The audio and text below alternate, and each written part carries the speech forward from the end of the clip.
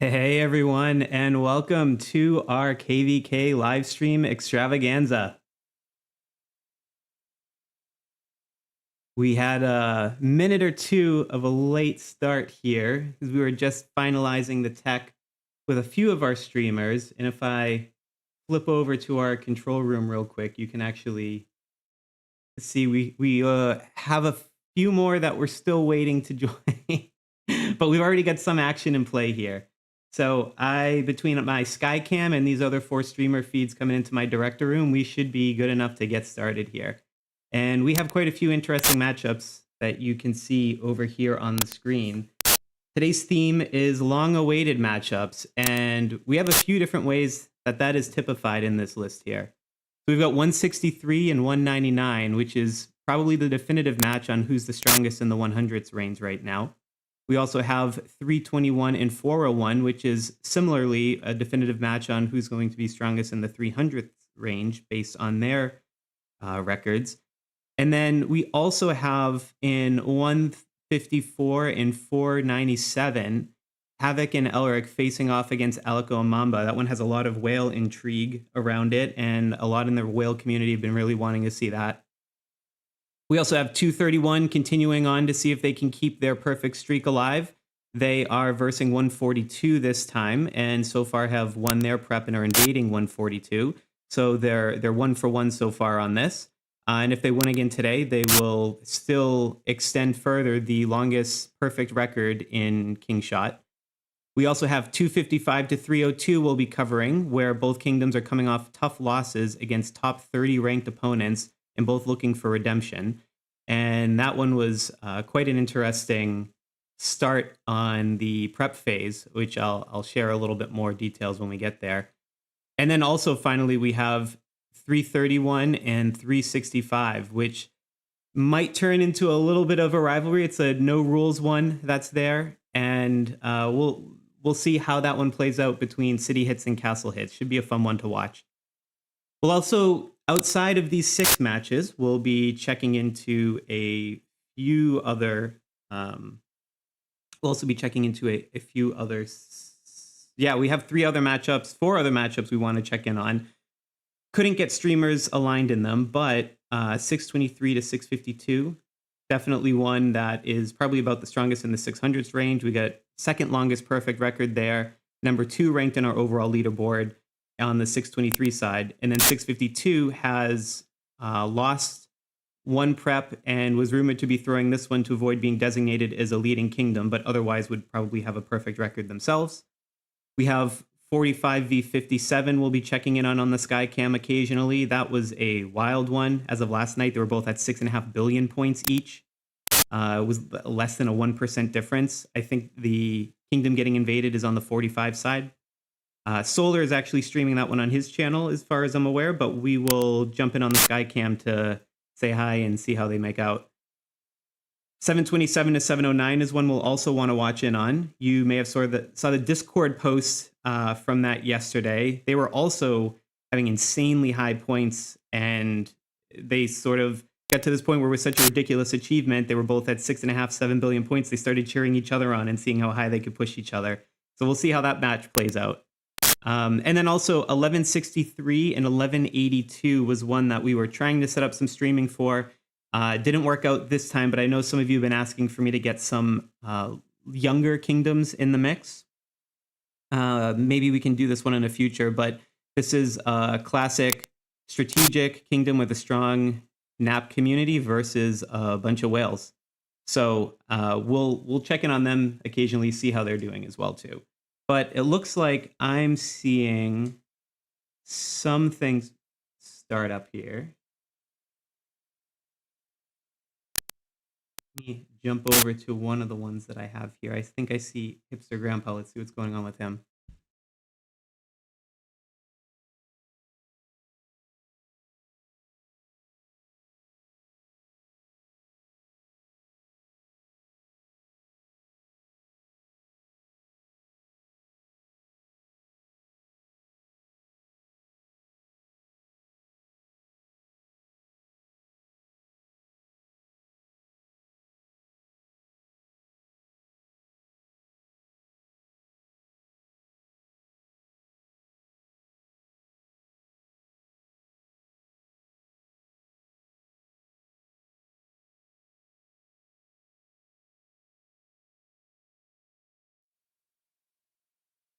All right, I'm going to jump out of that because there's some chat going on. Let's see in our control room. We've got another one connecting. I got to figure out whose ID that is, and I'll hook up their stream, but I can do that in the background while we're watching a different one. We should also check out our leaderboards. Whoop. I don't know if you have had a chance to check out the updates to our Kingshot Optimizer leaderboards. But if you step into a kingdom now, we have it integrated with upcoming transfer group predictions. That was a big release this week. But just as always, has all the same stats and everything that you'll want to see. We'll be pulling it up from time to time. But just so you know, there's an entire integrated transfer module here. So you can put in, whether it's next week or a future one, you can put in your own kingdom. Check out who's going to be in your group at different KvKs in the future, see all of their records, sort and filter. It'd be super helpful not only for this transfer, but also planning who's going to be in your groups available for future transfers. So thanks a ton again to Cosmos and ZBrave. The three of us, to make this happen, had to do a lot of iteration and data crunching across thousands of different kingdoms, ages, and all the past transfer history. But we feel pretty accurate with the predictions as they came out. We're quite happy with it. And some of the other matchups today, if you go on there, you can always see the spotlighting matchups. These are the ones that I've mentioned that are being covered. Some other interesting ones here. I called some of them out, some of them I didn't. Might be worth checking in on. But if you want to follow along too, feel free to check out our Kingshot Optimizer matchups pages. I'll be referring to this back and forth as we go through. But now let's see what's going on with some of our other streamers. Got a few minutes in coming up to battle.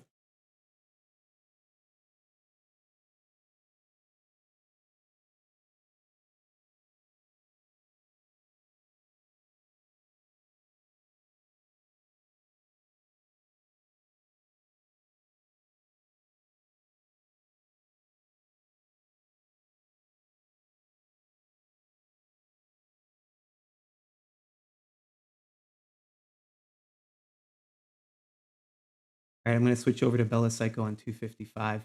I'll start giving you more of the backstory on some of these. Let me just connect some of our other late streamers joining into my director's room.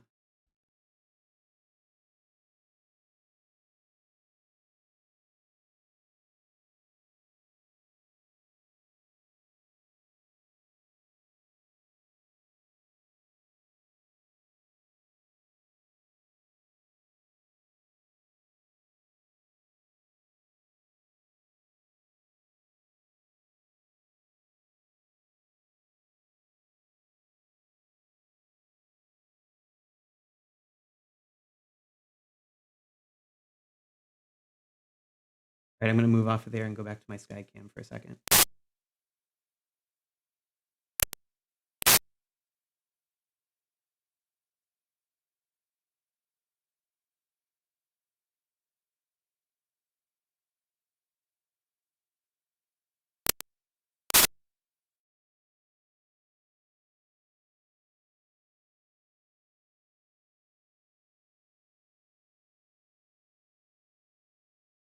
You can actually see I'm currently set on that 1163 castle, but I was checking on how they were doing right before I joined.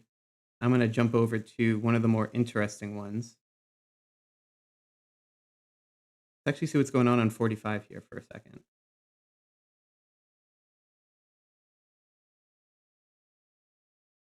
Yeah, there's a lot of pre-city hitting and reinforcement going on there.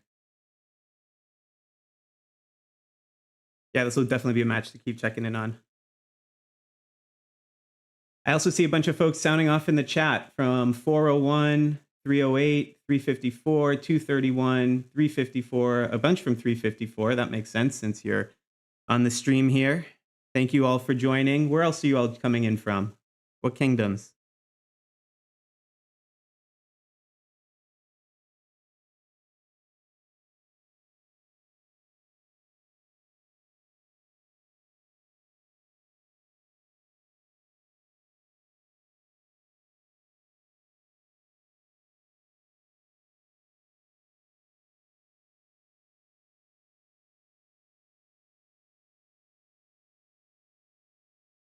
1440. That's down the list. Is this the first KvK for you from 1440? 93, hello. Thanks for joining.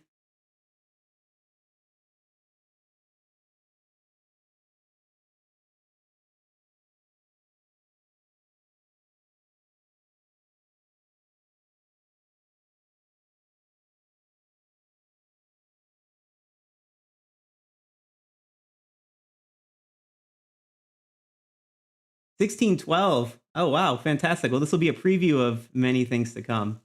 401 again. Yeah, 163 versus 199. Which side are you on there? Well, actually, you know what? I think 163 is a good one to watch the intro to. So I'll jump over to Hipster Grandpa here, and we will let this play out at the start. See the scramble for castle on this match. This is a very intense one, I suspect it will be. While I'm still getting the rest of the streamers' feeds linked up to their respective profiles now that they're joining in the director's room.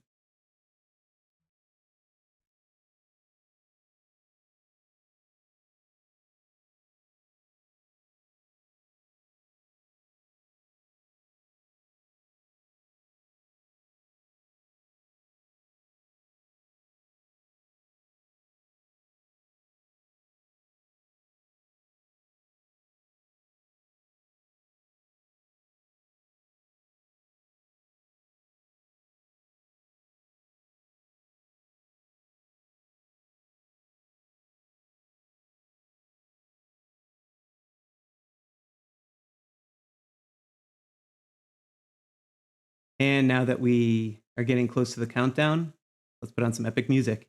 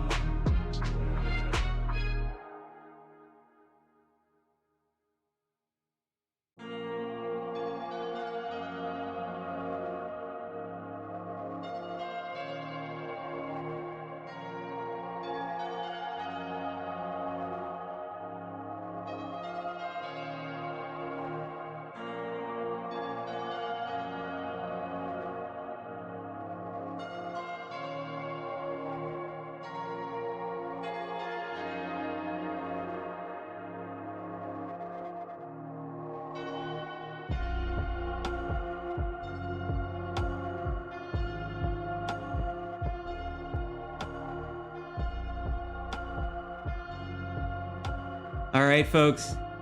I am back after getting another one of the streamers set up and into the feed. Still waiting on 2 more to join, but that's okay. We've got a bunch already connected. Let's just continue. Catching up on chat here. I see some other people joining in. Oh, I see also 1440 has not had a KvK yet, only the second castle battle. But shout out to Guapo418, who also goes by Forsaken from DRW on 1440. Thank you so much for joining. We also have someone from 535. Looks like 1057 checking in, although they're a little anxious about their upcoming battle today. And someone saying all roads lead to 231. And I've heard this a few times, but if you're from 231 and you're watching, tell Monster to connect his feed because I'm waiting on that one. Anyway, thanks so much, guys. Let's go jump around a little bit here and see some of the other matches that are unfolding. And I'll start giving some commentary on the setup for each of them as we go through.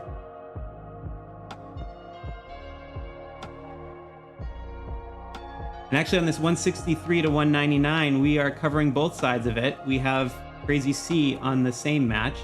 This one is quite interesting. As I said, this is probably one of the definitive matchups for Strongest Kingdom in the 100s. K199 is coming off a major win over 255, which we saw on our last live stream. And 163 is coming off a major win against 116. And as I said, we've got ones on both sides of the match, just like we had with one match last time. I believe that was also the 199 match. And on this one, we have, like I said, on the 199 side of streaming, we have Crazy C. We have lots of friends actually on that side from past streams. And even those like Furion who haven't directly streamed but are involved with the decisions and allowing us to. So shout out to him and thanks. He's a number 8 ranked player on that server, and also someone you can thank for his continued high level governor gear and charm contributions to our data validation on Kingshot Optimizer. And 163 versus 199 is considered by many to be the probably biggest battle in a little while. Particularly at least in this range. You have 2 kingdoms that also pulled in a ton of whales in the last transfer event. We'll see exactly how that plays out in this transfer event.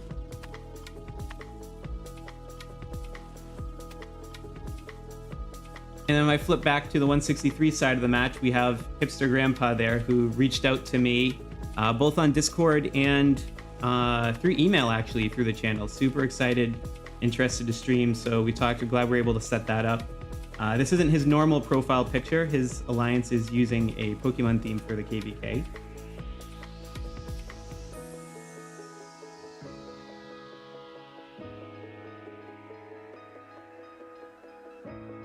So from what he's explained to me, they had a previous fight versus 165 that was their first loss in both prep and battle. And again, this is the 163 side of it. They lost prep by just under 1 million points. It was neck and neck, came super close. Then the battle was a 20 million difference. They learned a ton from it, itching to put it into practice on this one.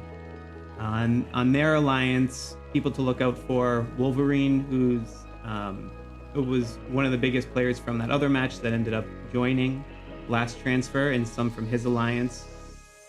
Another thing I've heard is there's a player called Inspector who goes around giving everyone's islands safety and quality reviews. Hipster Grandpa's glad he's got an A+. Maybe I might be able to check in on some of those later in some downtime on my Skycam. That could be fun. And there's a lot on the 163 side. One big alliance, a lot of them hop around in between each other. They're feeling reasonably confident coming into this battle. And as a matter of fact, let me jump over to it in my Skycam and we'll see. Let me just pull up their kingdom. We can check out some of the occupation times here.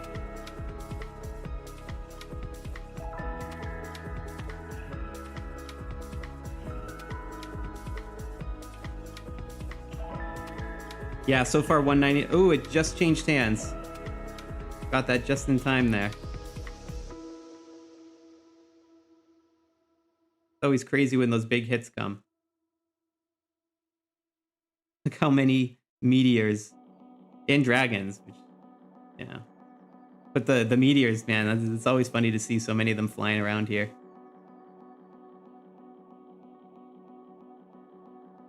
And this is full. They can't even all fit in the zone.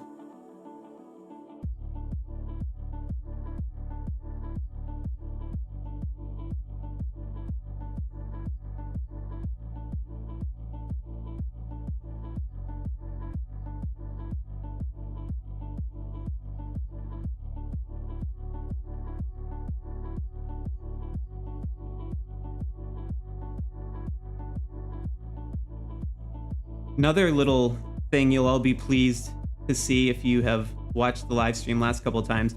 I finally have my screen set up for the Skycam with a proper capture card. So I'm not using the same system that I had for the streamers coming in, which means my phone will hopefully stop overheating. It's happened now with 2 different phones. So that should give us a little bit more consistency to be able to jump around matches, particularly later as folks start shouting them out in chat when these matches start to get a bit more determined. All right, but let's check in on another match. I'm seeing some flashing red light happen over at 365. We have IP here.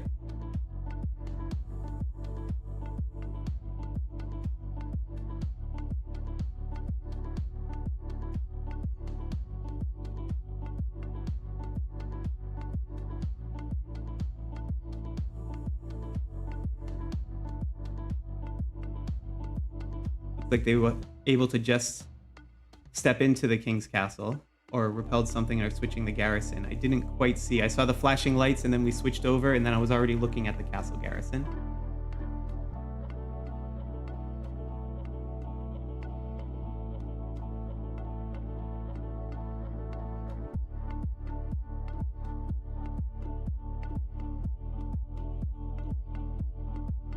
Raylan Reader, that's a great question about using a simulator to play the game. So just to be clear, I when I record, I use an emulator, which is a bit different than... Actually, let me just pull away from this for a second. Give him a little privacy while he's talking. I do use an emulator when I record the videos for my channel that allows me to have the mouse pointer to click and everything. But we have to be careful when we use the word simulator because there are some folks who have tried using automated synchronized clicker devices, and that was quite an uproar over the last KvK that led to a lot of action in the community, and Century Games eventually banning like 1,500 accounts that were using bot networks. But I do when I record generally. The reason I don't while I'm here is because those emulators take a lot of system resources, and right now my computer is not only encoding the stream, but combining all of the various feeds coming in where I'm essentially like the host of it instead of a server hosting it. So it just chews up so many system resources. But it's a good question. And I use BlueStacks, and some of the streamers here are actually using BlueStacks because it's a little bit easier to connect their signal in that way. I've heard others recommend, I think it was Mumu, as a lighter weight version on system resources if you're interested in using that as an emulator. But BlueStacks is one of the longer ones that's been around.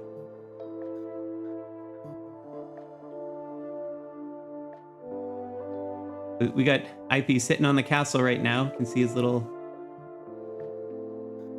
icon above it, and they're preparing for an attack coming in. Oh, they're going with a really heavy infantry ratio.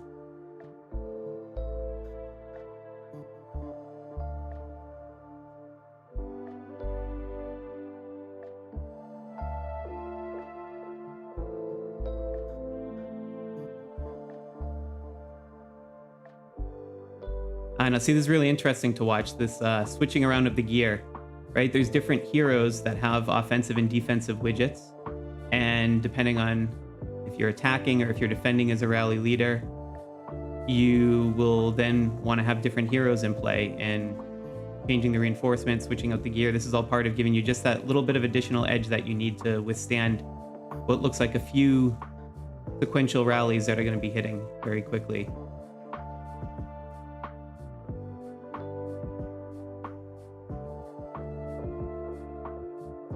But cool, we got to see that one live. We'll see how it plays out any moment now.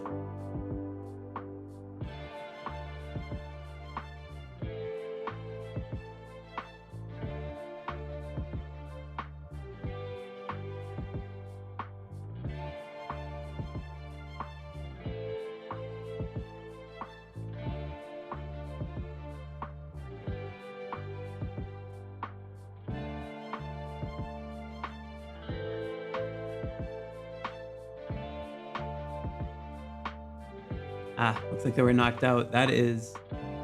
Oh my goodness, look at some of those stats. 2200 on infantry lethality. Yeah, and all the bonuses and everything are in. Full widget bonuses, pet bonuses being full. That's quite high.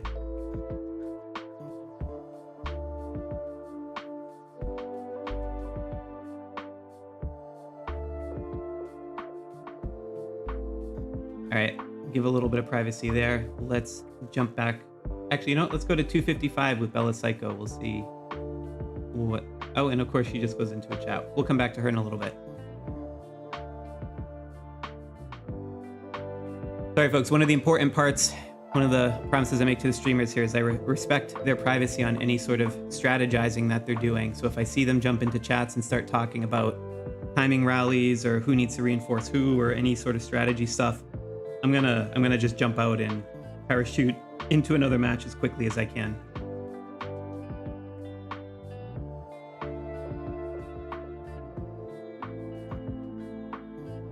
So I see a question in the chat about 685 purposely losing prep to remain an ordinary kingdom, and if I have any insights to this.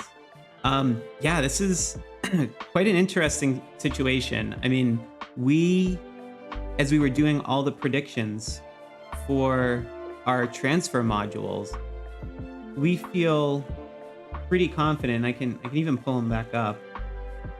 You know, we feel pretty confident that we can predict, you know, what group each kingdom will be in. I mean, we have the data set to actually go further out than June if we wanted to, but some of those kingdoms haven't even been made yet. So it on the lower end, it kind of gets a bit weird. But anyway, what I was saying is the two things that we haven't been able to predict beyond like the ordinary and leading cap and what, but is like who's actually going to be an ordinary versus leading kingdom. And we have tried a bunch of different analyses so far on looking at our match records and looking at them within different transfer groups, within hidden cohorts that we believe the game clusters and synchronizes activity to. And what we find is sometimes, even if you get down to that level of these like hidden cohorts that we've identified, which power some of this model, you sometimes find none of them within one of those cohorts as a leading category. And sometimes there's 4 or 5 in one of them. So we've seen on average, it's about 5% of kingdoms. I think it was like 4.96%, something like that on the last transfer window were designated leading. But we haven't yet been able to find a direct causation. Anecdotally, we're hearing that a lot of kingdoms are trying this. I also mentioned, in addition to 685 that you said, I mentioned 652 is trying this. I think this will be helpful in telling if, you know, as we get more data, maybe we can crack it, but it's just one we're still trying to work our way through.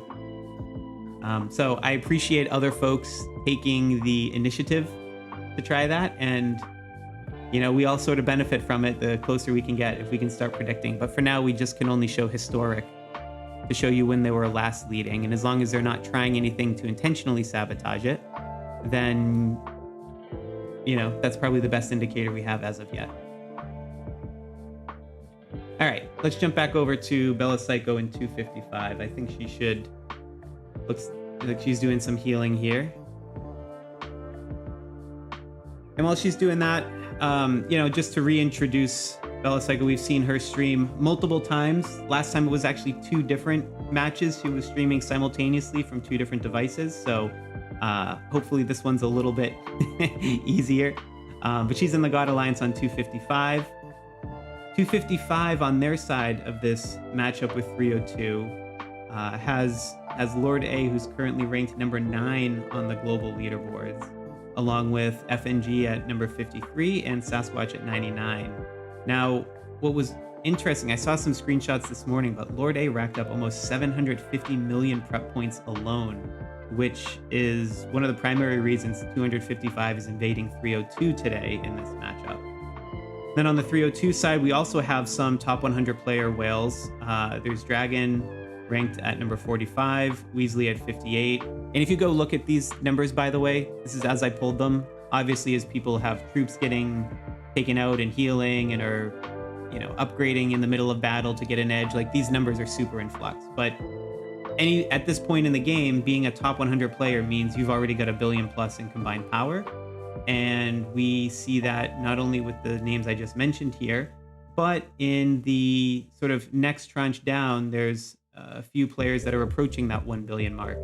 So this is just another big matchup with potential for a lot of really big hits, interesting battle reports. Will be cool to see how this one plays out.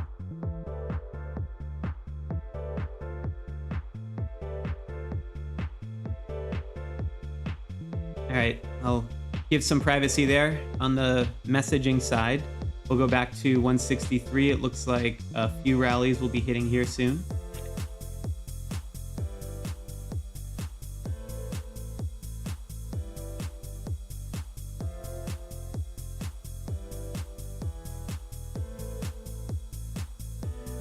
We'll stick around and watch these and then potentially jump over to another one. Actually, so we see these rallies coming up. Let's look at it from the 199 side.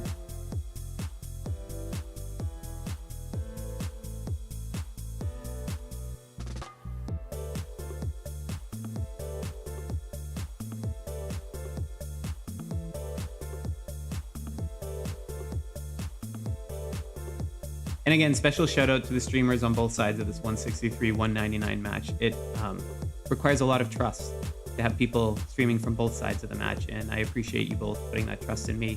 I will continue to do my best to jump away whenever I see anything relating to strategy, but really appreciate you working with me on this one. This is just a cool matchup that we'll be able to check in from multiple angles.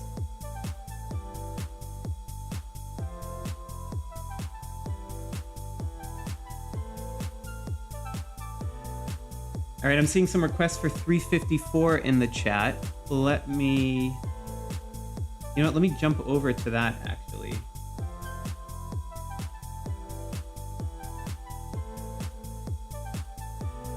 So we've got Toad streaming this one, who seems to be checking some of the battle reports right now. But let me give you a little bit of background on this 354 to 497 matchup. So 354 has Havoc and Elric. These are the number 2 and number 3 ranked power ranked players in the game, respectively. They both had a little bit of availability issue in the last KvK and are thus recovering from a loss. Meanwhile, 497 prior to this swept 424 on the last KvK and have risen quite a bit in the rankings as a result. And on their side, they have Mamba and Alico, who are ranked 43rd and 76th, respectively, in the global rankings. But again, we're still talking over billions of power for each of these players. So this will be a major matchup. And again, this is one I've heard quite a lot in the whale community that they're interested in seeing how this plays out, how this battle goes. So we'll definitely be continuing to check in on that one.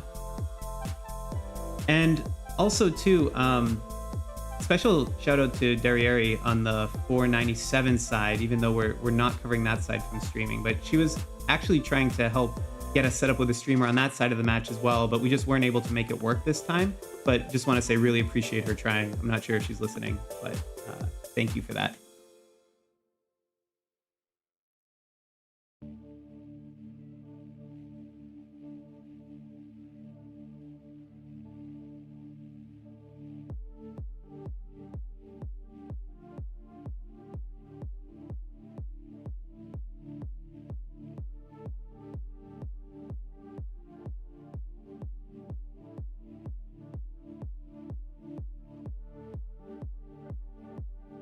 Hey, Derriere's in the chat.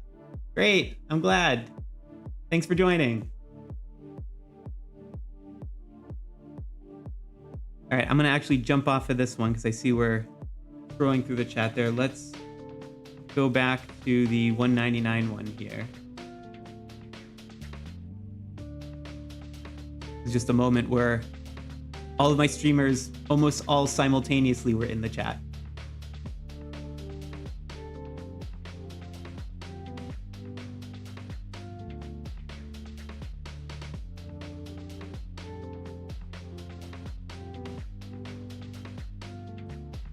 All right, I think Hipster Grandpa's got a little bit more action. So the thing with the Crazy C live feed coming in is I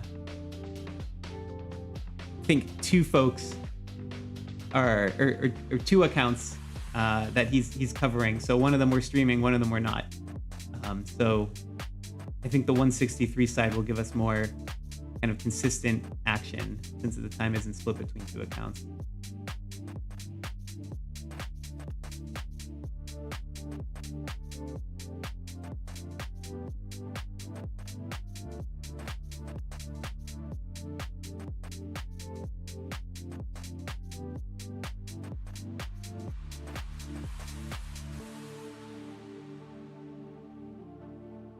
Oh, Raylan, thank you. I appreciate the compliment. Yeah, really appreciate the sentiment. A lot of work definitely goes into it. And yeah, thank you. Glad to know it's appreciated.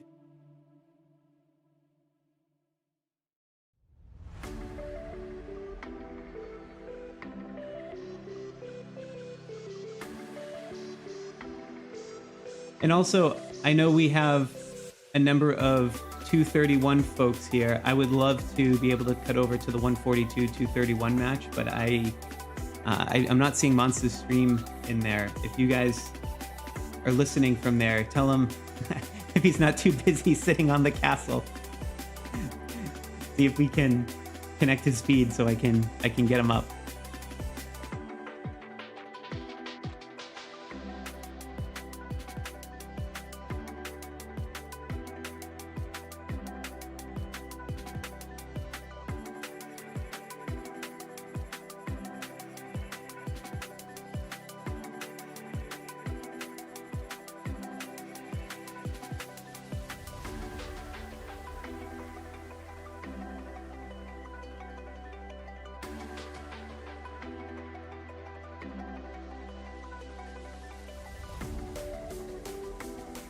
And I'll mention this since I know we have some players from younger kingdoms who are in here.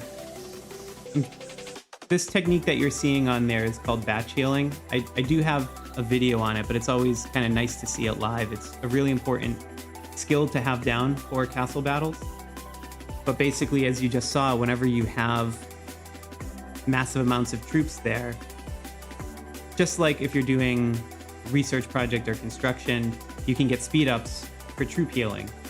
And because of that, if you do smaller increments, they heal instantaneously. And you can even still see the messages. There's 36 instantaneous auto helps coming through.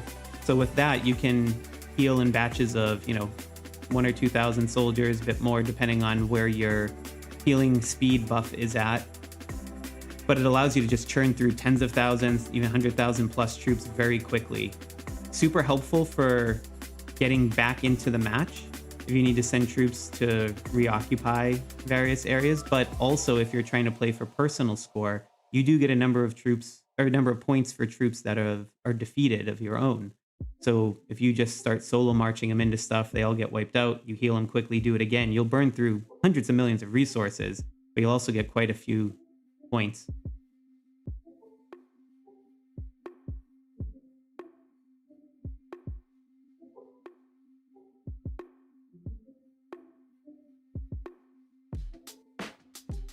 All right, let's switch back over to Toad in 354 because I am seeing a bunch of rallies that look like they're going to be going for that castle very quickly. As a matter of fact, while we have his screen up, let me see if I can get my Skycam set up so we can get a closer look at some of the occupation time on how this one is playing out so far.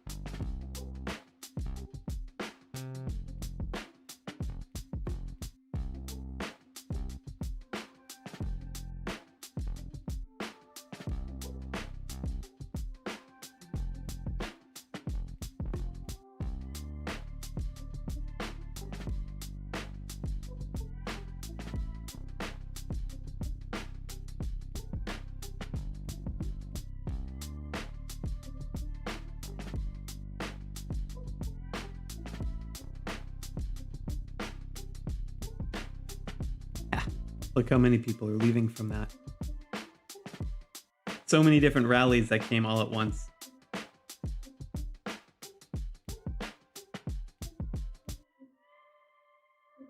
And Toad's going to show us some of the battle reports on these.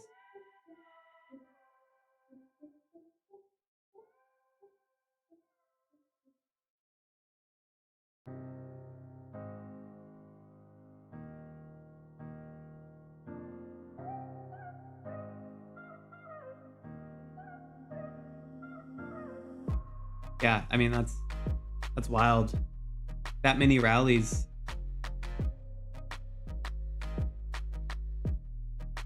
That took quite a lot of rallies to knock them out. That was great coordination we just got to see happen.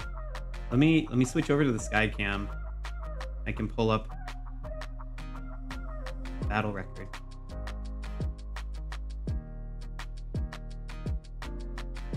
So you can see on the 497 did take it, but you also saw all those battle reports. 354 held on quite a bit. I mean, and that's probably what it's going to take given the asymmetry of just having Alaric and Havoc on that side.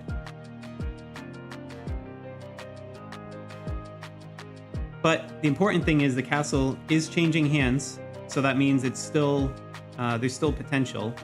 But the real challenge here will be to the extent that 497 is able to consolidate, having to do all these different rallies and not necessarily knowing which alliance will take over, being able to bring that time together.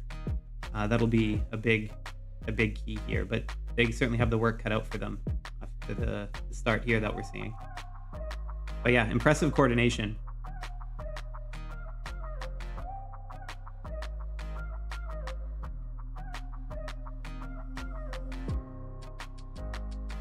I'm seeing in the chat 401 had an 8 rally hit. Oh, my apologies.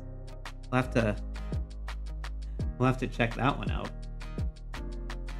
I unfortunately, Bry's supposed to be on streaming as well on 321, but I'm not seeing him connected into the room.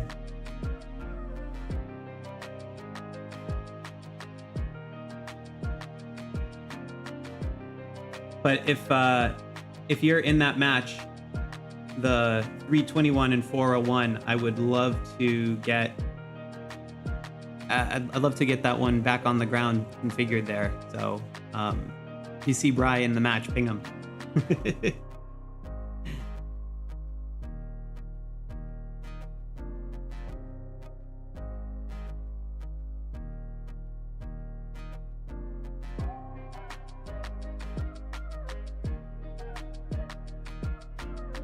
Oh, I think we actually got Bry. He's pinging me on Discord. I'm going to jump over to another match and see if I can get this set up in the back end with him.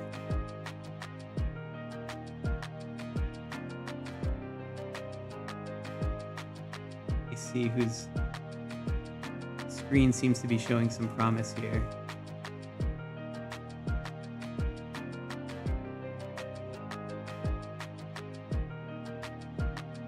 Seeing Code showing more rallies. Oh. Never mind, they're organizing. I'll let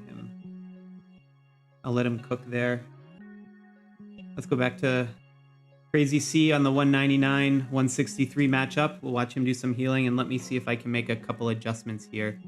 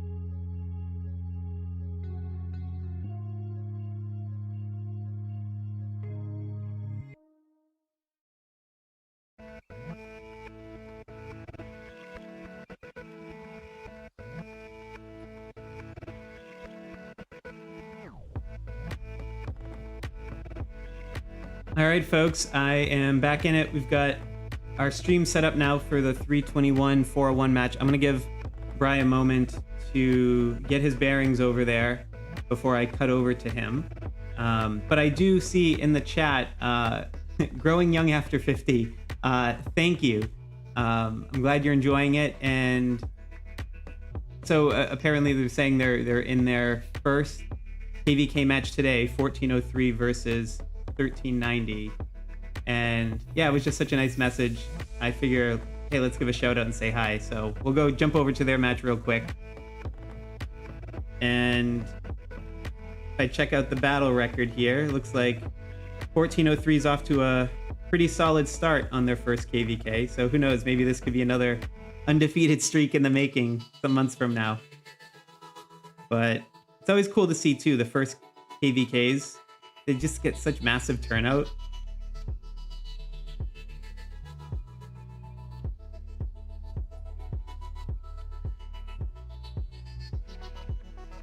It's also interesting to see a black hole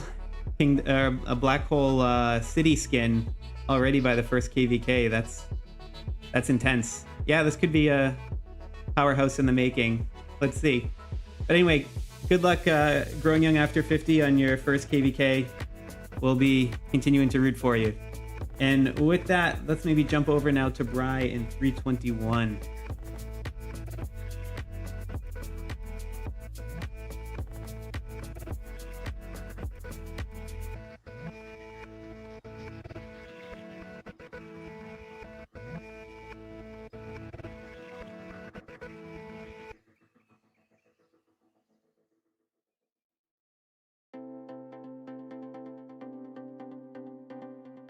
So as I was saying a little bit earlier on, 321 is versing 401, we'll say battling for the top ranks in roughly the 300s range. 401 is 401 is undefeated across 6 preps, and they're 5-1 in battle. And then Kingdom 321 is 5-2 in prep, but they're undefeated in battle. So they both have, perfect records on either side of it. And 401 is coming off of a big win on the last KvK versus 354, which we have on the other stream. And they're now ranked at number 6. Although from what I understand, Havoc and Elric were not present for the full match. So it'd be interesting to see. Obviously, you can't really account for that in rankings. But the results are what they are. And, still at the same time, 401 is home to Xuan and Xing, which I had said last time. They're ranked 13 and 15, respectively, in the global leaderboards. So there's also quite a lot of power in that kingdom as well. Will be interesting to see how this matchup goes compared to their record. And then on the 321 side, they're ranked at number 13 in our overall leaderboard. They have yet to lose a single battle. Like I said, they only lost 2 prep phases, and even those were back in October and December. So it's actually been, quite a little bit for that. On the 321 side, like I said, we have Bri streaming for us. We actually connected on the Turn of the Century Discord, so shout out to that. When I was actually reaching out looking for someone to cover this match. Now, 321 only has Big Mac in the top 100, who, when I checked last night, was ranked at number 95. But remember that a deep kingdom behind a whale can still outmaneuver bigger whales once you're talking over 1 billion power. And we've definitely seen that happen before in matches that we've covered, as well as other matches in sort of Kingshot history. But 321 is, told me they're pretty used to being underdogs and coming out ahead. So we'll see how this matchup continues to evolve.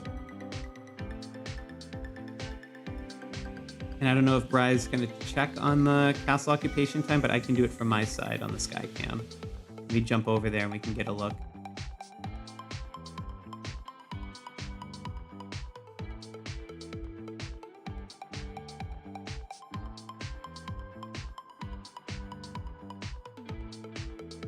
Yeah, and check out some of these battle reports.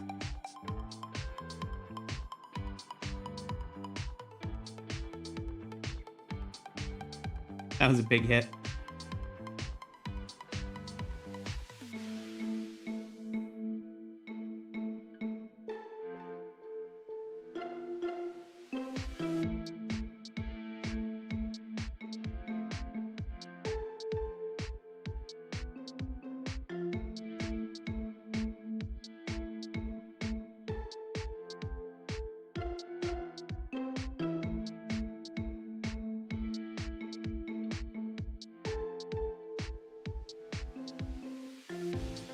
So I'm hearing a good point in the chat from Beth H about losing prep for the first time. That's right. We are in fact in Kingdom 401 for this battle, which means they no longer, as of a couple hours ago, have a perfect prep streak. So that said, let's take a look at how the battle is going so far here.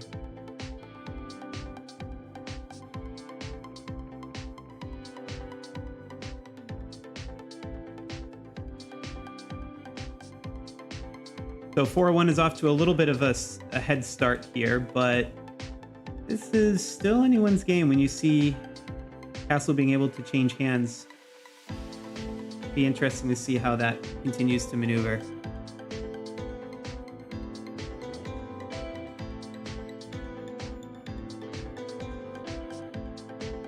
And especially too, when you see a lot of different alliances that have lower occupation time, it's usually just a sign that there's a lot of advanced rallying techniques going on to recapture the castle.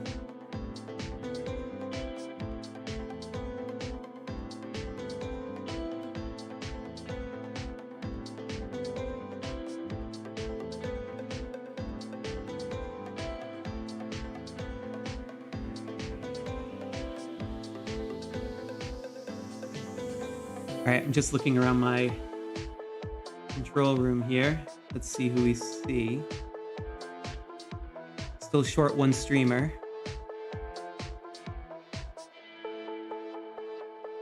I'm seeing Toad seems to be showing us some battle reports. I'm going to jump over to him at 354.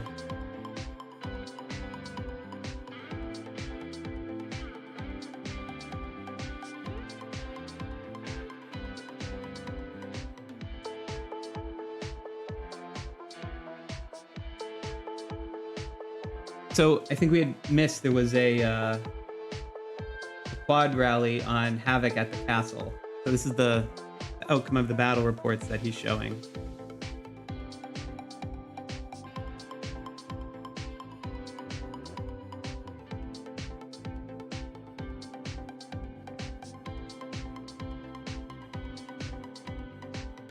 But I suspect we're going to be seeing a lot of that in this 354, 497 matchup. I mean, if you're trying to move Havoc and Elric off of Castle, either of them, I mean, that's just probably going to be at least 3 or 4 rallies every time.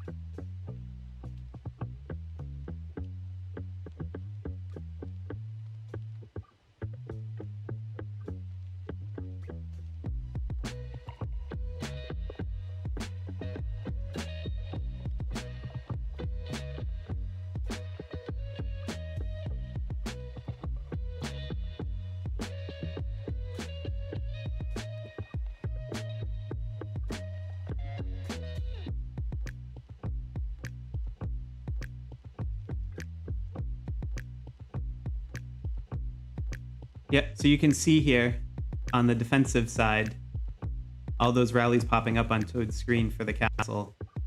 So that is Duo timing them. They got Mamba, they got Alico. Those are, again, they're big players doing it. They're having to sync up quite heavily to be able to dislodge them from castle. And even there, if I just jump over to my Skycam quick, where I have the castle record up, right, we can still see 354 is sitting on the castle, and that was even after that last quad rally. So even 4, sometimes they're getting it, sometimes they're not, but they definitely have their work cut out for them for this match.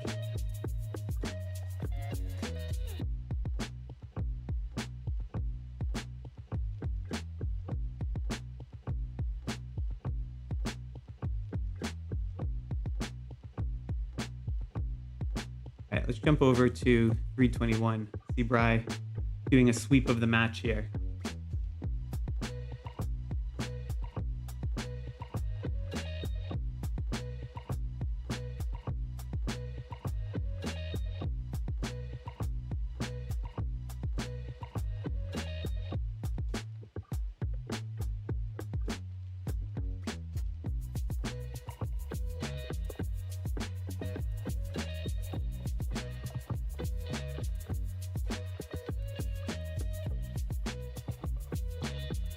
Bissinger, I see your comment in the chat there on the 652 match. It's 652 versus 623. I was under the impression, not 643.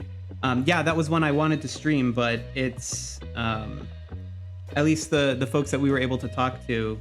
Z-Brave knows a few of them in there, and they just didn't feel comfortable in the stream yet, just because it was such a high-profile match for them. 623, by the way, has the second longest perfect record, and they're ranked number 2 in our overall leaderboard. So I can actually even pull that up if I go back to our rankings table. Here, I'll do that quickly. Actually, yeah, we can see Bry rushing in to get the castle. Maybe I'll hang on a second and I'll talk about the record.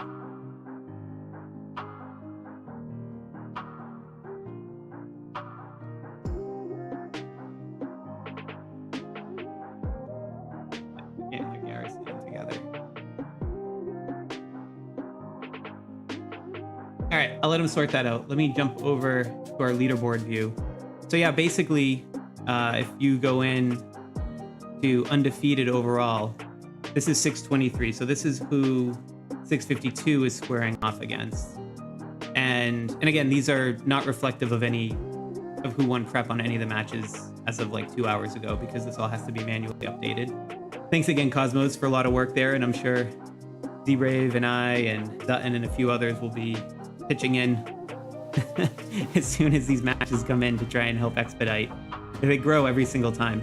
But anyway, 623 is the second longest perfect record after 231, which is, extremely impressive when you consider these are, it's only 3 matches, right? Because this is both prep and battle counts as a win. So that means over 5 KvKs, this would now be their 6th. But if we focus to battle, then this is where 652 is on here somewhere, I believe, because they've only essentially thrown prep, but they would otherwise have had a perfect record. Maybe they're a little further down. I can't seem to find them. Anyway, that matchup is one that we wanted to get streamers for, but we just weren't able to in this case. But maybe in the future. We can also check in on them on the Skycam and see how that's going. Actually, you know what? As a matter of fact, let's do that.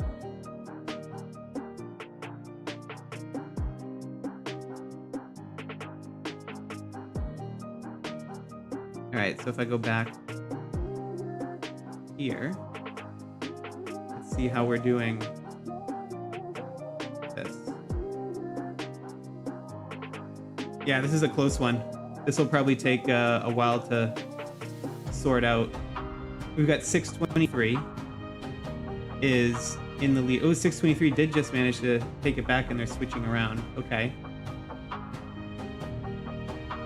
But yeah, 623 is off to a start over 652 on that battle.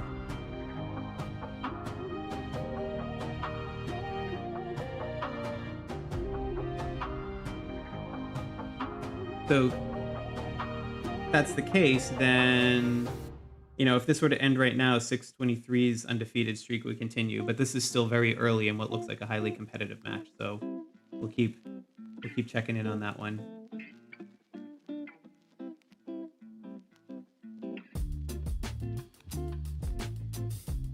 All right, let's go back over to 255. I see in the control room, Bella Psycho had a bunch of attacks and explosions going on screen.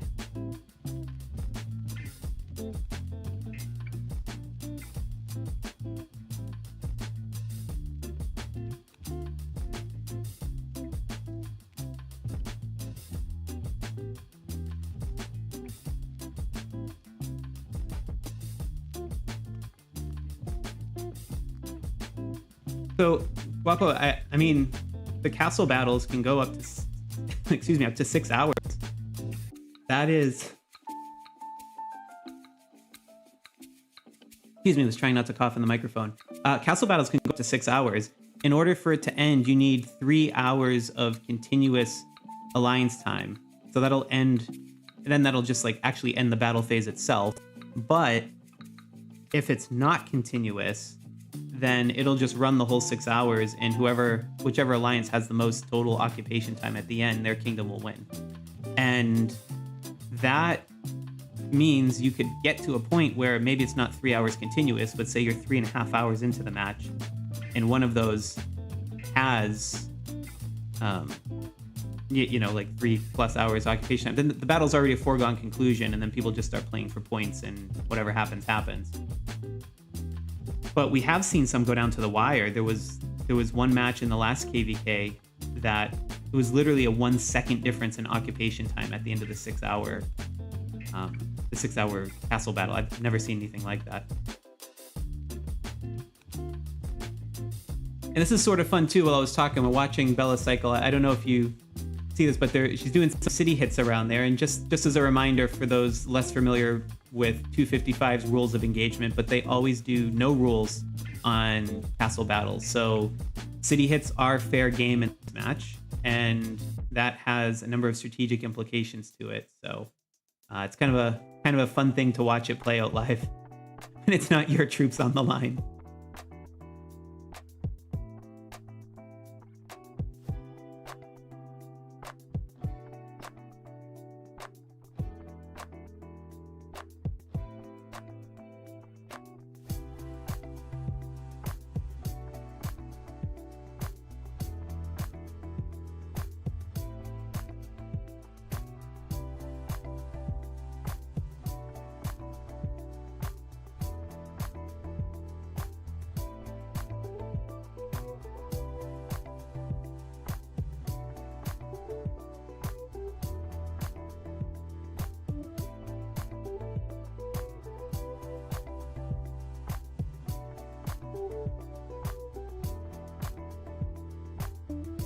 All right, we're going over to Toad on 354 here. So he was just giving me an update on Discord while we were watching Bella Psycho, and I was just talking there. I missed, but there was quite an interesting series of rallies there. There was a quad rally that was coming. They had Elric on the castle with a counter rally right after them. Supposedly it was a beautiful volley. They lost the castle on the third rally, but Elric took it back on the counter rally and then was able to hand it back off to Havoc.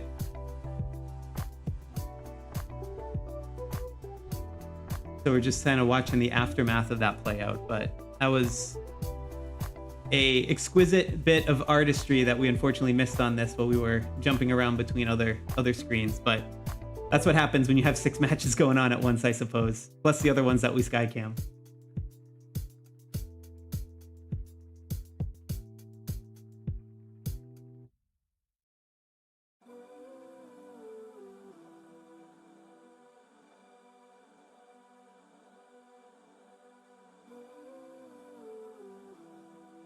All right, I see on Hipster Grandpa's screen, I just saw a bunch of rallies timing there, and it looks like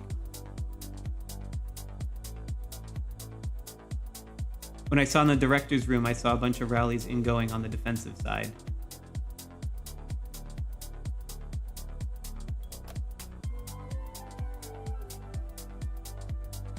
Wow, Elric was timed almost 1 second after Mamba's rally. Wow.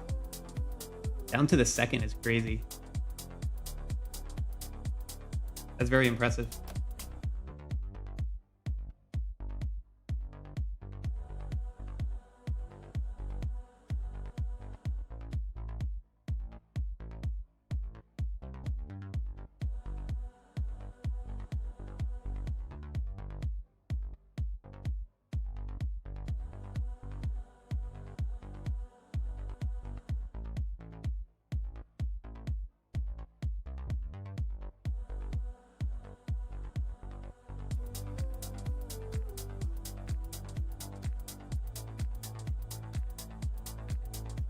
So I think what Hipster Grandpa was doing right there,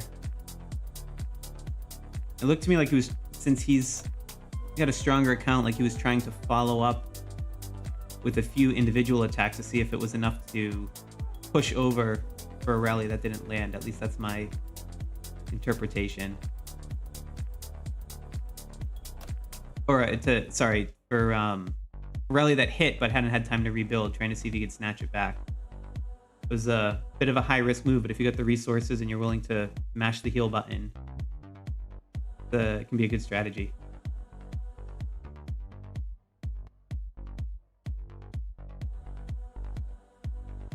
All right, on Crazy C, I'm seeing some flashing red here. Probably with the castle. The other side of that Hipster Grandpa attack that we saw.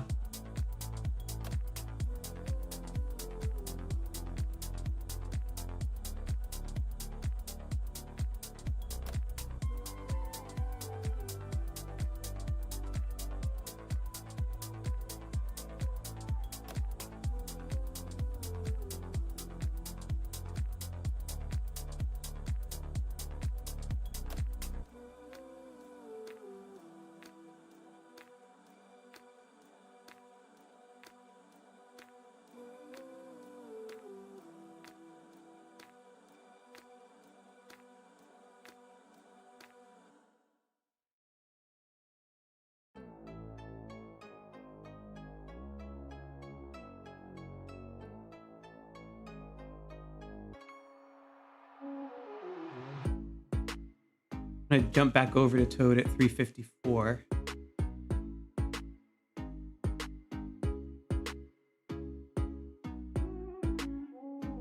I had just seen in the director's room, it looked like some more rally timing over there.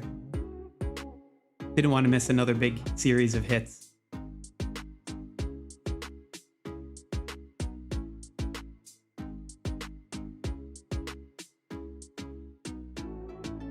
Yeah, so there's a turret one in there, but there's a lot coming for the castle very quickly.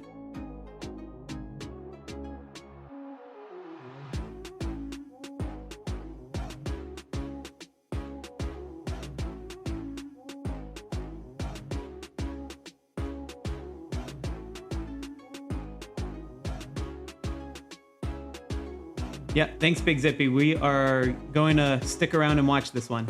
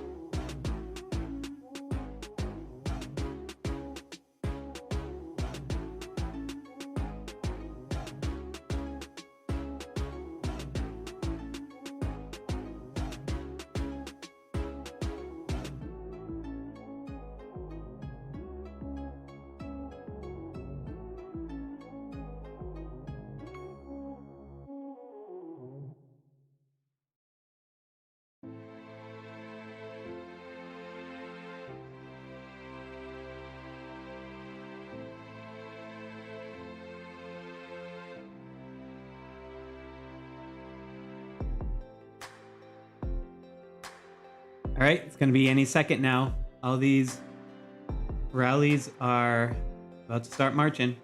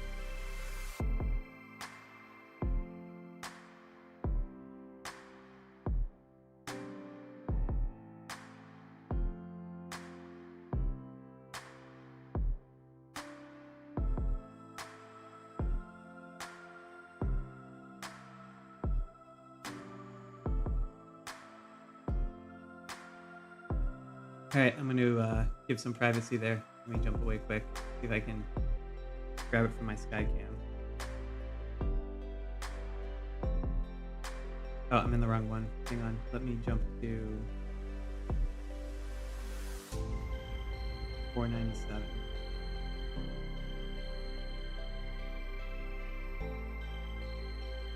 Just want to give some privacy there while they were talking about strategizing.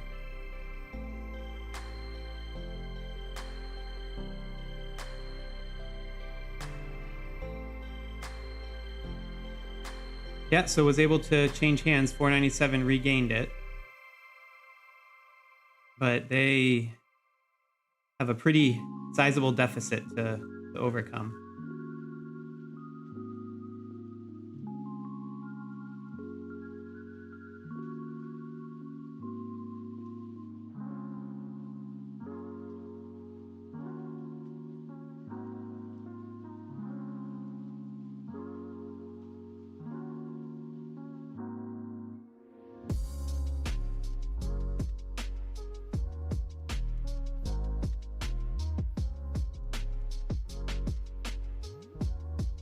All right, let's jump over to Ipy's screen.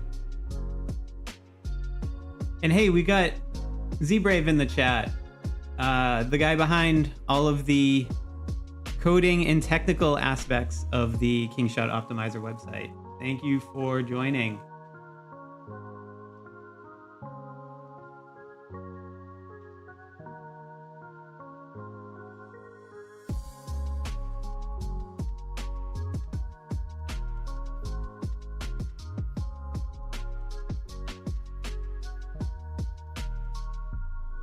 All right, I think he's figuring some stuff out here. I'm going to jump over to Bella Psycho, who's looking through some battle reports between matchups on the whales.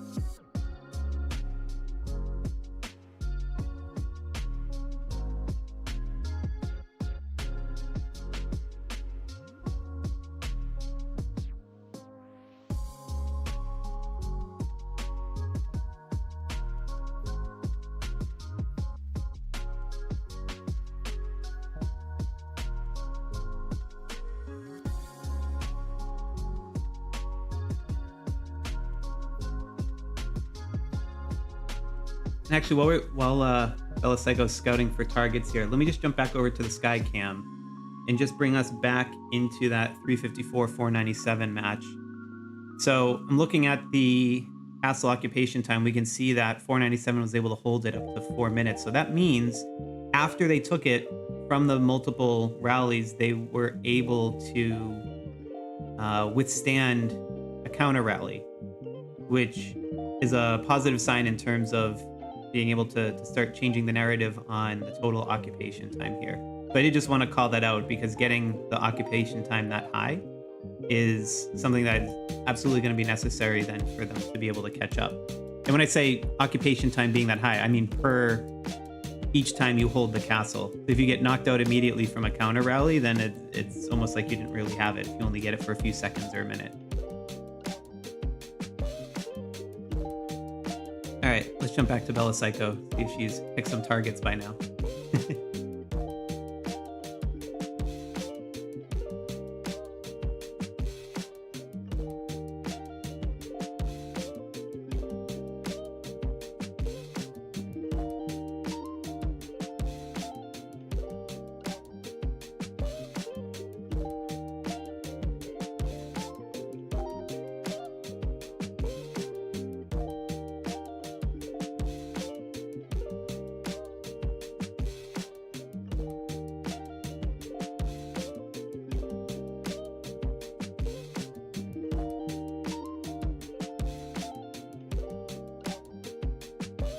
So I don't know if I'm too late, but I've been seeing in the Discord chat This 199, 163 match. Here we've been talking about quad rallies, and our streamer on the 199 side was saying that there was a 6 rally set up on the castle there.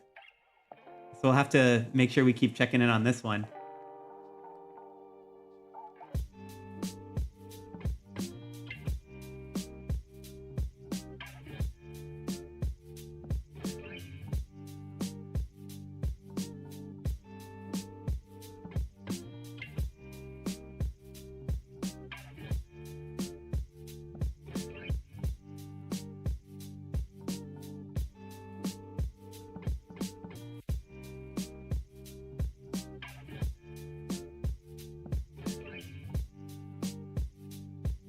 Let's jump over to it from Grandpa's view.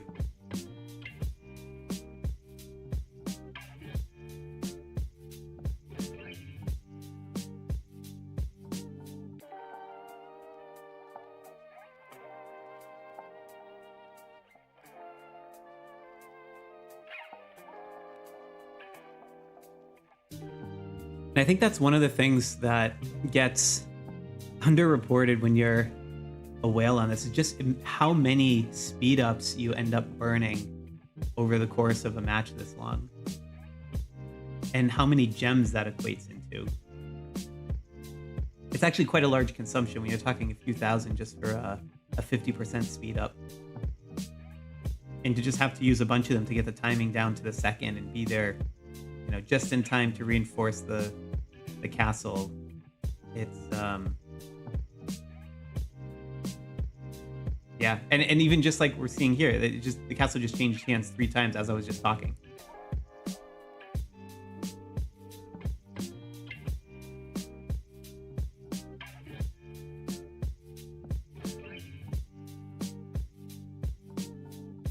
And I see Z-Brave in the chat. Just targeted a city instead of a turret for a solo attack. Whoops. That one's gonna hurt. I hope you get that 90% troops back at the end of this.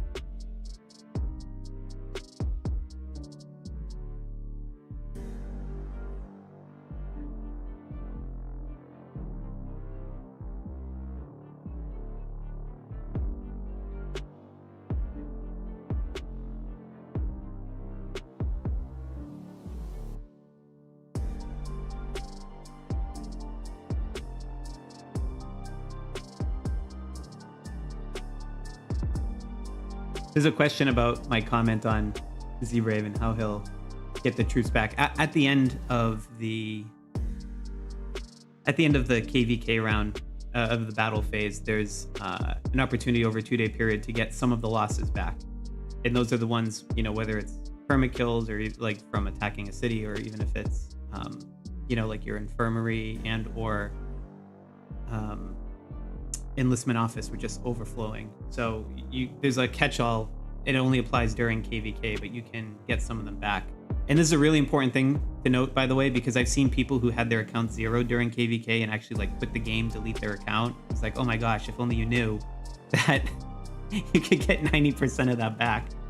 It's crazy. So anyway, don't worry. KvK has a little bit of special rules so you can get some of the investment back after all the troops are dying on it. So I still haven't been able to get Monster's feed in, but you know, it is one of our matches, so I figure we should jump over, at least with my sky cam, over to the 231-142 match. And it looks like they're shuffling the garrison right now, but let's just see how this one's going.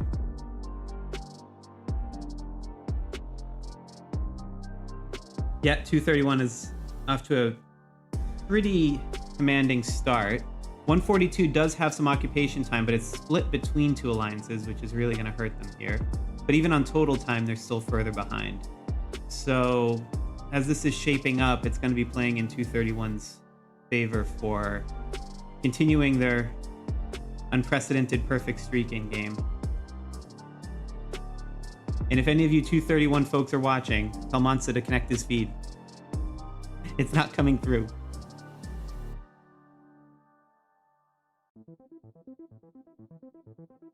Oh, and here we'll zoom in. We've got Cosmos there. This is the guy who is behind a lot of the KvK data. I should say all of the KvK data at first. Z-Brave and a couple others have started helping because it's such an intensive manual exercise. But basically everything Zoe is saying in this Kingshot optimizer records here, we call it out there, we call it out here on the live stream. It's all powered by a lot of work that Cosmos has done. And we get to see him here, wave to him from the Skycam, while 231 tries to continue their undefeated streak in what is a reasonably large battle.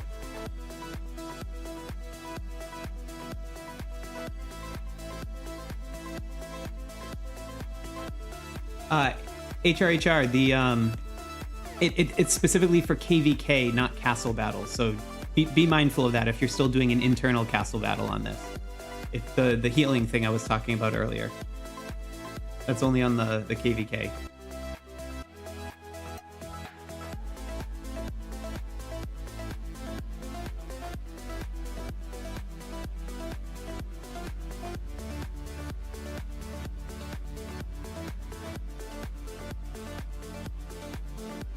Actually, you know what? If you guys don't mind, I would like to jump over to my city, over in Kingdom 21 here, and see how we're doing, because I've been at this for an hour and I have no idea what our castle battle is doing.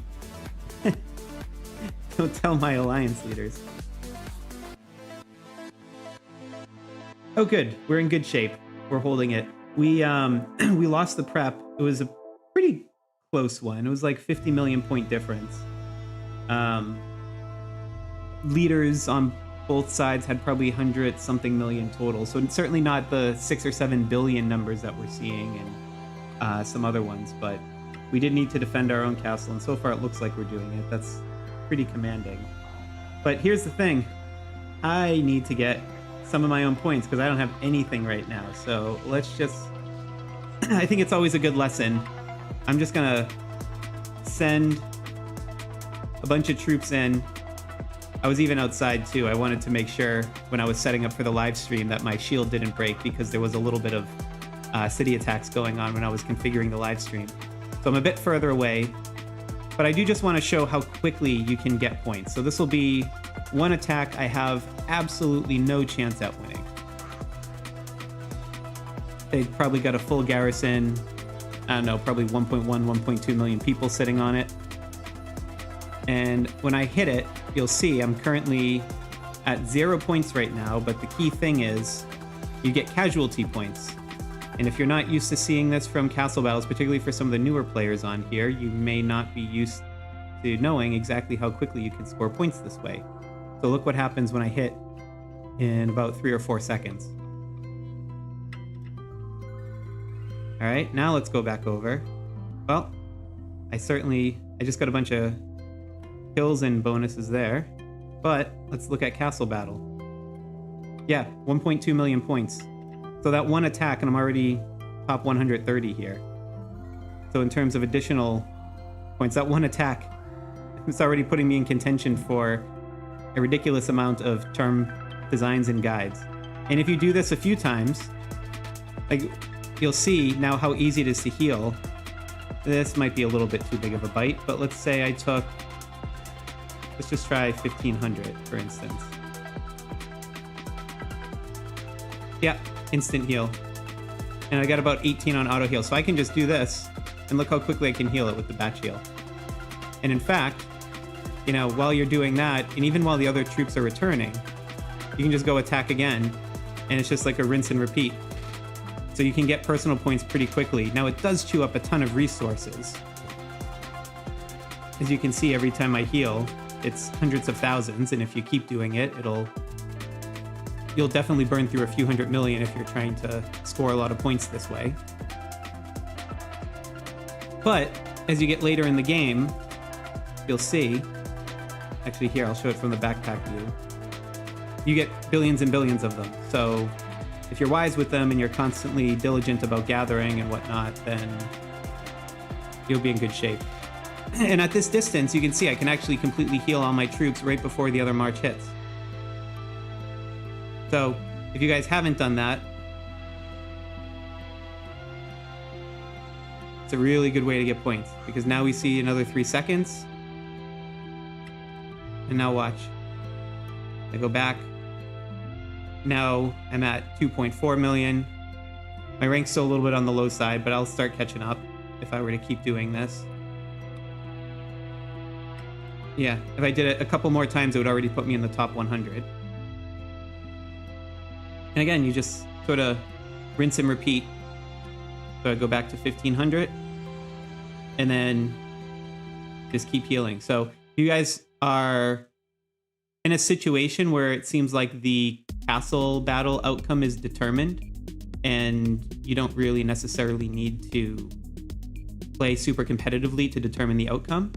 This is a great way to just rack up the points and get a whole bunch of extra governor charms. And the question, which kingdom am I in? I'm in 21. We're defending our castle right now. All right, let me check out my control room. Let's see who might be interesting to go jump into.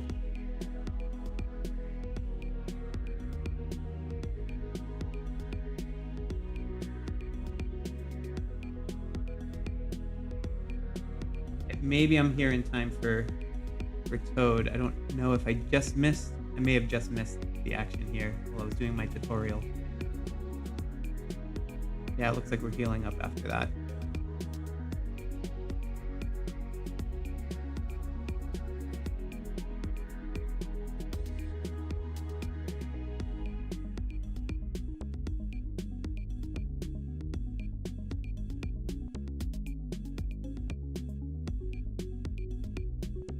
All right, let's go back over to Hipster Grandpa on 163.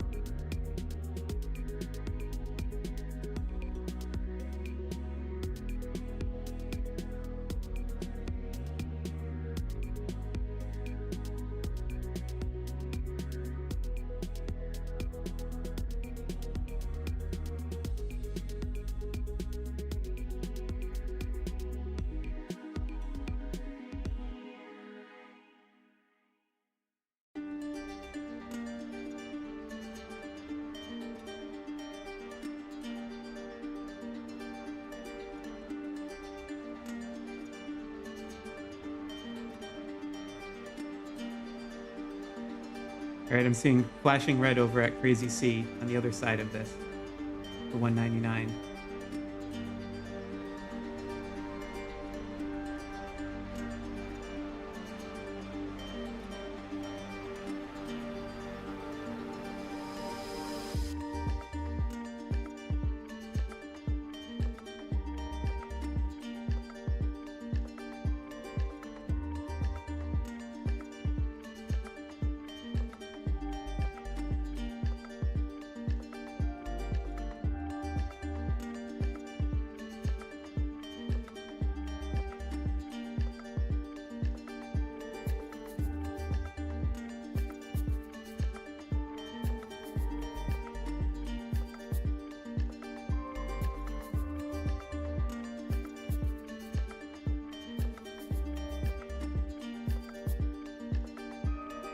Hey, the guy Vince, I will...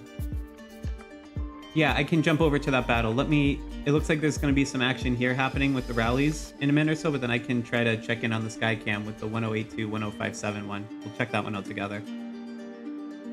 And Jewel, when you say, can you share the report, to which match are you referring? Is it to the one that I was sharing from the solo marches for that tutorial, or did you mean you want one of our streamers to share a report?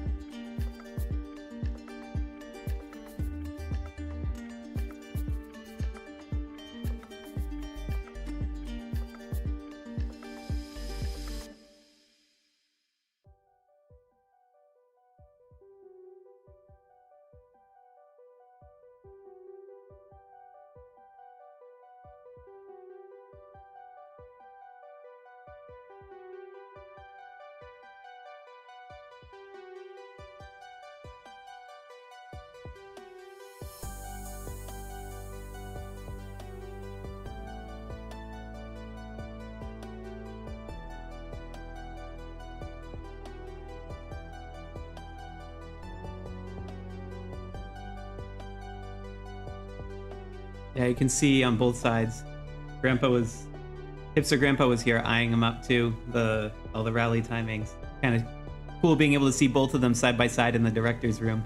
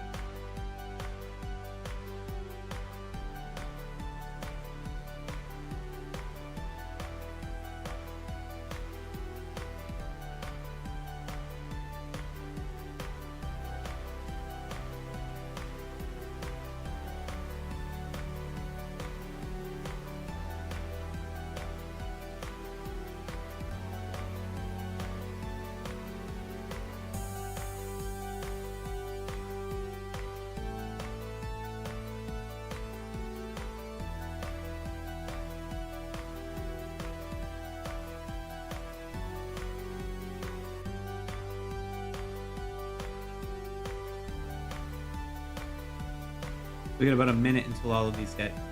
Actually, while we have that minute, let me jump over to my sky cam because I did promise the guy Vince I would do a quick flash on screen of the 1082-1057 match. And it seems like 1057 who is the invader, meaning they won the prep, has a bit of an advantage on 1082. Yeah, it's close. Still anyone's match this early, but it's not as close as I've seen some other matches at this time, where it's literally just, you know, less than a minute separating them. But still within reach for 1082 for sure. All right, I'm gonna jump back over so we don't miss anything here with the attack timings. Yeah, we still got about 25 seconds before those rallies launch. We'll see it play out here. Maybe I'll get my sky cam in too.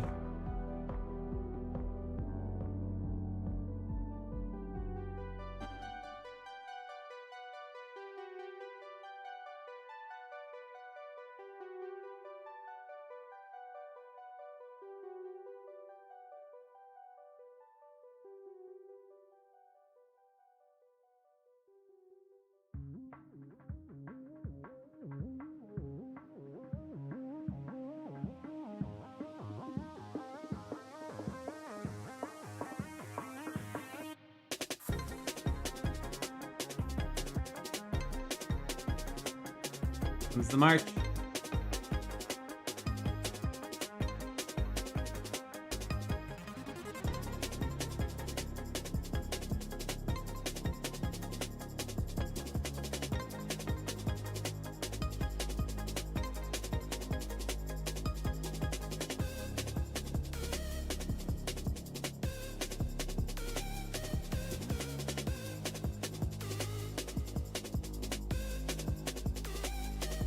Jump back over to Crazy C's view.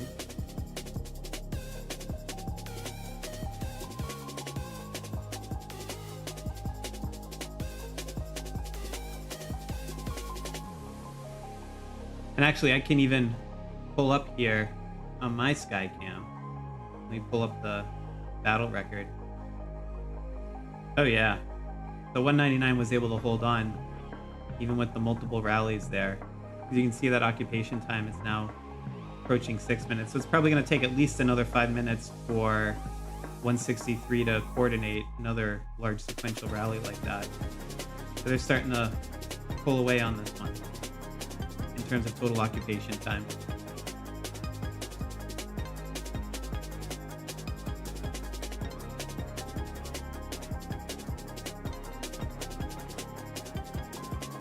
All right, we got Bry, who was able to reconnect in 321. He had a screen freeze going on here. So let's jump over and see how the 321-401 match is going. And I can also assist from the Skycam side while he's doing some counter recon.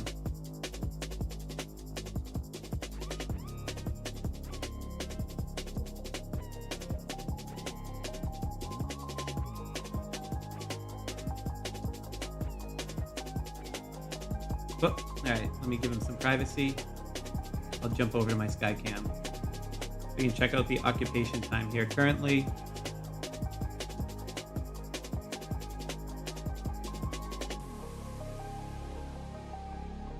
.401 seems to be pulling it away a bit, but it's still close enough this early.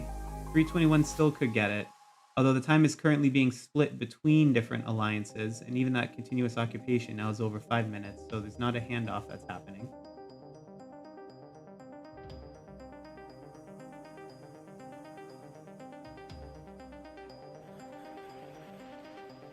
And just as a reminder for situations like this, it's about the total occupation time for a single alliance. The single alliance that has the highest total occupation time is the one that will win the match for their kingdom.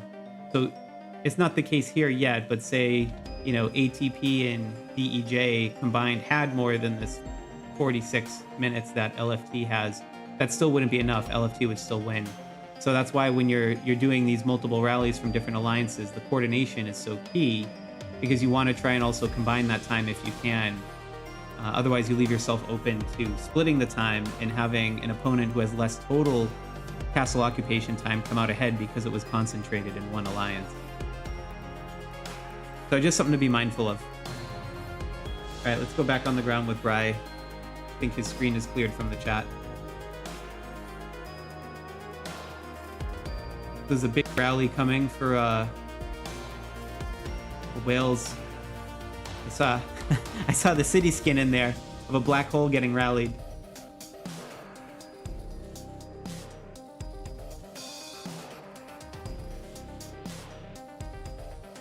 The guy Vince, yeah, it's a good question. It's definitely on my to-do list to make a video of castle battle strats, both for scoring individual points as well as for team tactics and how to think through some of that stuff. It's just finding the time, man. Finding the time. But yes, that is one I would like to do. I think it's one that's missing from my guides collection for sure. Maybe someday. Let's see.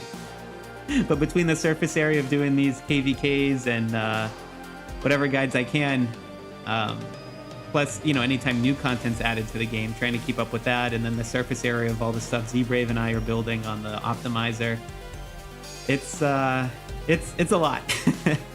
But yeah, I'd love to at some point.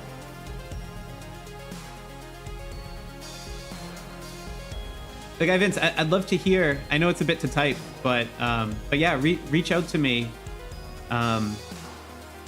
Either, I mean, if you want to share some of the things here, the different opinions you're hearing, maybe we can discuss. But I would also feel free to reach out to me on Discord or something. And it's helpful to have another hand of someone trying to write some of these guides and such.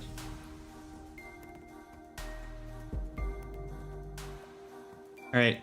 I got a message from IP. I don't know if we're here in time. It looks like it's Liz, but he said quad going on Discord. I'm assuming that means a quad rally.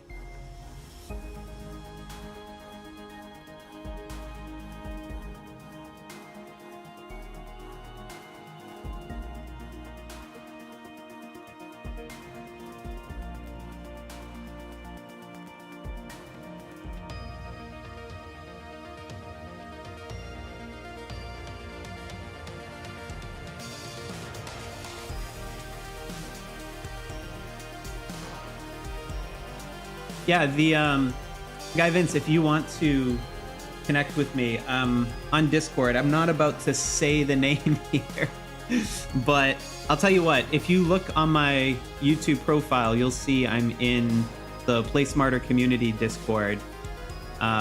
Who's the sponsor of this, by the way, but I hang out there all the time. Z-Brave's there all the time. It's the same Discord we also use for Optimizer as well. So if you come find us there, we're there. Frack is there from the Frackinator tool. A bunch of other folks are always there answering questions. A number of whales help each other out too and compare strategies. There's some really good thinking, pushing the boundary of trying to figure out how mechanics work in testing. So you'd be in good company there. So come join us on the Play Smarter community. And also too, I think at this point, just as their sponsor, should say thanks to them. Again, if you use their main business, the Paxify business, for getting discounts on your in-game spend, if you use creator code Sloth at checkout, a small portion of that does go back and support the channel. So look, I know decision on spending as well as using these types of discount services in general is quite a personal one. I have had many of them reach out about potential sponsorships, and I can tell you after kicking the tires that Play Smarter community /Paxify, they're the ones that I would trust the most after all of those interactions, if it were my account. So in any case, yeah, if that's something you do, great. If not, plenty of other ways to support the channel. And we're just happy to have you here watching and hanging out and having some fun, seeing some cool battles.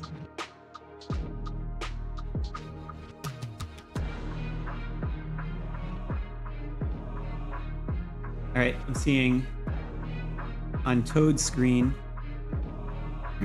I think I just missed it. My control room feed is on a slight delay, but he was just showing a bunch of garrison attacks on the castle when he was looking at the preview panel. So it looks like maybe some more interesting rallies are about to hit on the 354-497 matchup.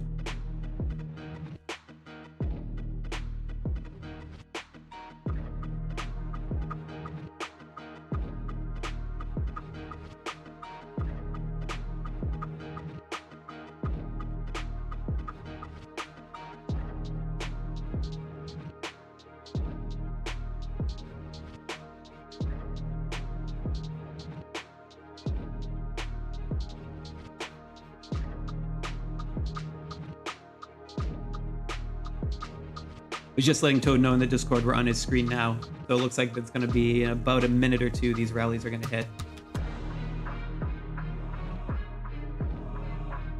And he said 13:39 server time.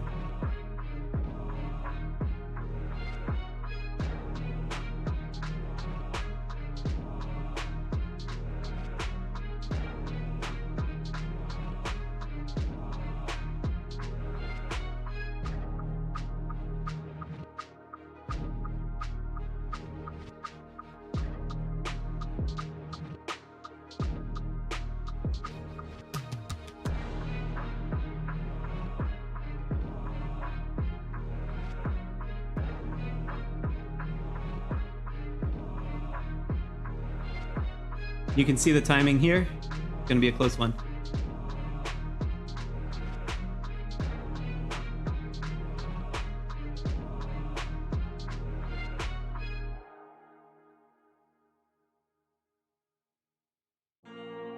I gotta say, we are seeing really good rally timing in this match from Alico and Mamba and the rest of the 497 crew. I can't stress that enough. Like, to be able to get garrison occupation time on the castle against both the number 2 and number 3 globally ranked players combined is no easy task.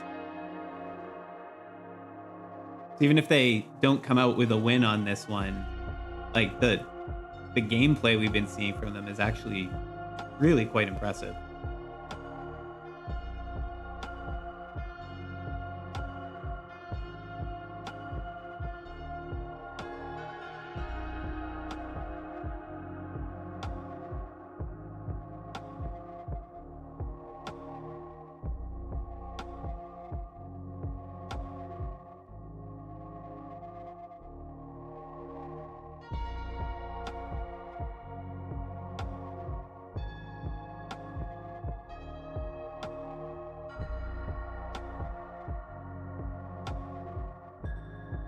Yeah, let's check out some battle reports here.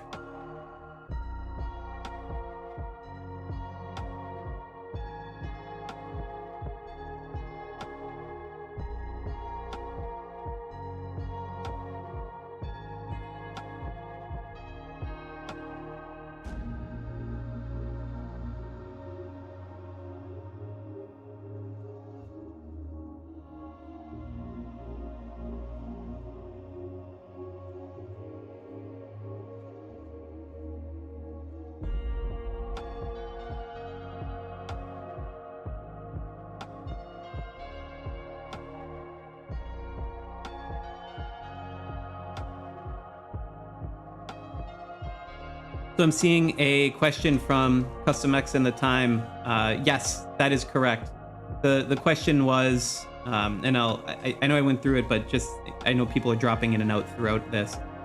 If you have two kingdoms, or sorry, if you have two alliances from the same kingdom that are splitting their castle holding time between each other, and another alliance from another kingdom that they're versing that has its own, all the holding time is concentrated in one. The way that the game determines the winner is by the alliance that has the most holding time. It does not aggregate them for your kingdom. So if you're splitting between two alliances, even if you have more combined total time than the other kingdom you're facing off against, you have to have an alliance that has more holding time than any single alliance from that opposing kingdom. And I've definitely seen matches in the past, even when we were looking at it, where the time being split between two different alliances for a kingdom was what made them lose as opposed to win the match.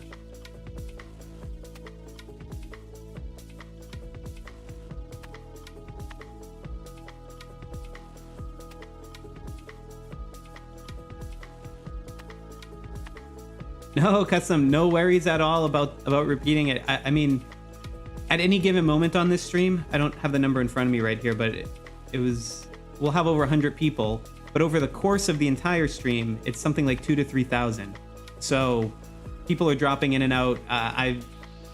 fully expecting to be repeating myself on some of these sorts of things. So no worries at all, and thanks for asking the question. And just for everyone else watching, you should feel absolutely comfortable asking anything in the chat.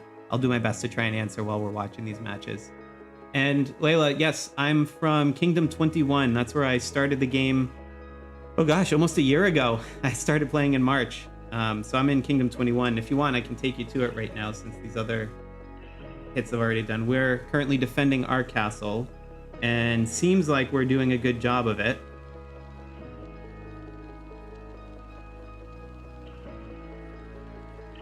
Yeah, I think we'll hold it off. So this one, we slightly lost on the prep side. But this has been a good server to match up a bit against 65. They seem like a pretty cool group. Haven't had any real issues or anything. Just been a fun competition. But I'm glad to see we're holding our castle for this one for sure. Yeah, Derriere. Elric and Havoc together, that's quite a matchup. That's a tough one for sure. All right, I'm seeing a lot of meteors flying around on Hipster Grandpa's screen a second ago. Let's see what's going on here. Did the castle just change hands?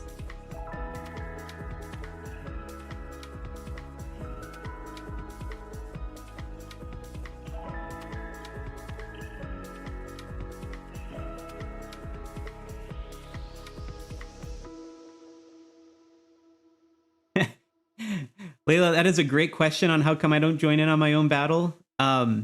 If I could show you, I am currently running a control room with all these different people's feeds coming in that need constant tech attention, plus managing the stuff here and having a cool conversation with what's going on in chat, talking with these folks on Discord to jump to interesting stuff. I just do not have the esports capability to be able to play my own castle battle on top of that as well.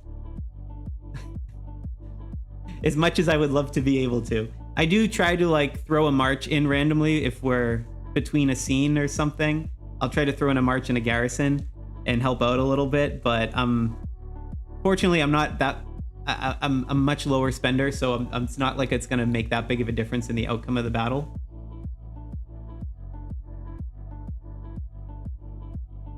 But yeah, I need to just focus as much as I can on all the other tasks here I'm managing.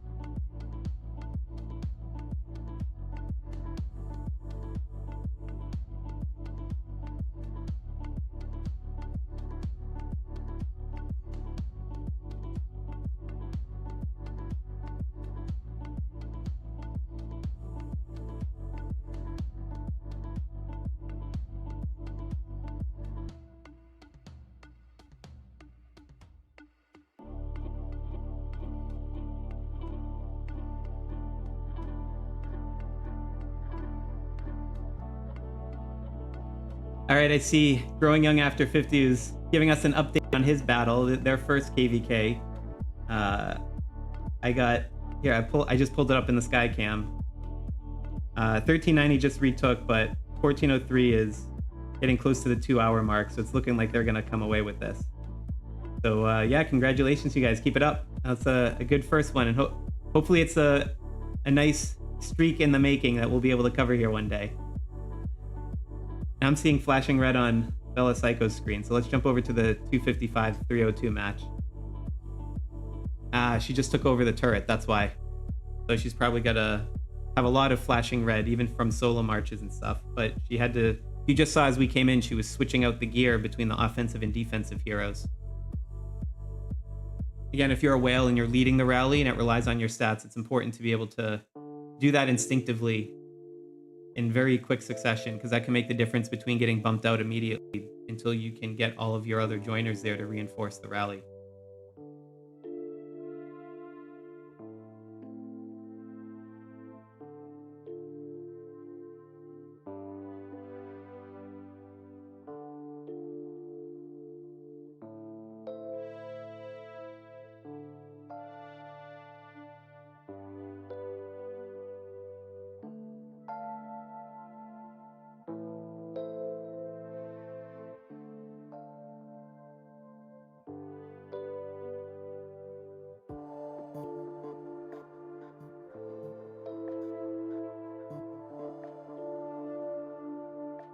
The castle full of cavalry.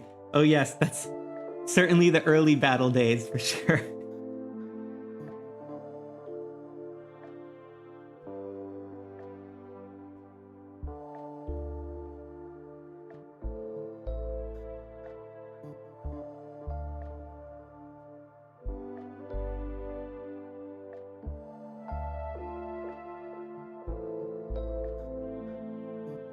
Wow, I don't know if they're maxed out or pretty close to it. Yeah, level 19 charms, T6 with 3 stars, early gear level 20 charms, 22.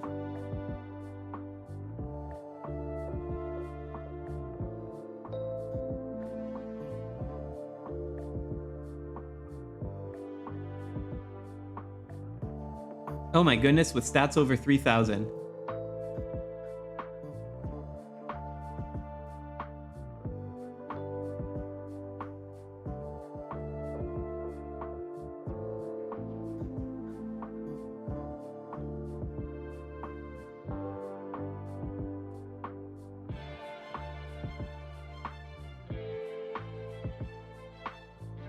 Now see this. Excuse me, just had to cough off the screen or off the microphone.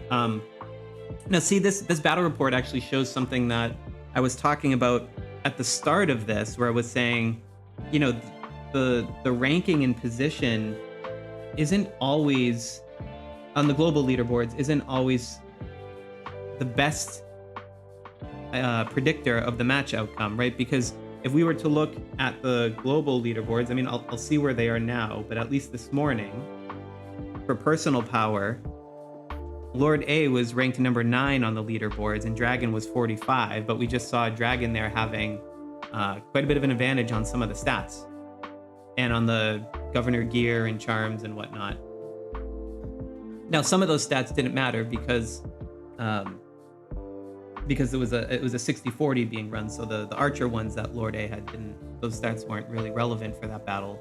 But even on some of the infantry and cavalry ones we saw. So that just goes to show you, you know, once you start getting over that 1 billion power mark, a lot of that strength ends up being troop strength. So it's really hard to tell. And that's why if you're scouting opponents, a lot of times instead of just looking at personal power, you actually look at the other indicators of account strength. So like how far along someone is on Mystic Trial, particularly the Radiant Spire, where it's kind of combines everything in your account. But you could also look at it overall, or you could look at it for specific things. If you created an account on that server, like a spy account, you could see how people are doing on tech versus governor gear versus charms, and get a sense of what the rough profile is and how much strength is, you know, actual strength versus just inflated troop strength. And I'm not saying that's the case with necessarily any of the people here, but I'm just saying once you get to billions and billions of power, like you have a lot of everything, and the distribution of that power between buckets can be quite high. Like even if I were to go to the Skycam for a moment and show my power, like I've got 273 here, but almost 200 million of that is troops, which, you know, that's how I score a lot of points on events as a free-to-play player, is just building massive amounts of troops. And you can see that on the squad, where I have, you know, 2.2 million total. It's great if you're in Swordland and Random Whale sends a solo march to you and blows themselves up because, you know, they're true gold 8 and you're only true gold 4 or 5, and they think they can hit you and you get all of your personal points in a moment. That's kind of fun. But other than that, for a thing like this where you can only do one march, it sort of doesn't impact the power. So you need to estimate around these. Now, if we're just checking in on the 199-163 match, I see the total occupation time is still very much in favor of 199, but we do see 163 grabbing it and building up a very respectable amount of holding time, given that they're against the number 2 and 3. Oh, sorry, I'm on the wrong one I'm thinking about. No, 199 is not the Havoc and Auric server. That is Furion, who's bounces between like number 8, 9, 10 in that range. That's also a really good holding time against, again, another like top 10 globally ranked player with a pretty deep roster behind him.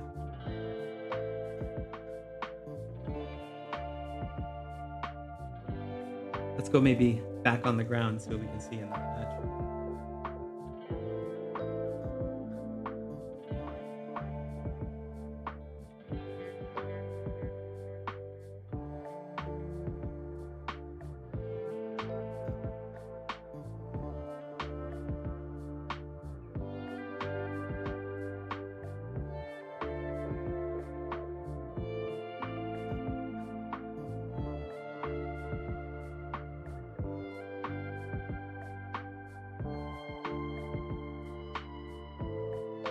Big series of rallies in very short order coming up.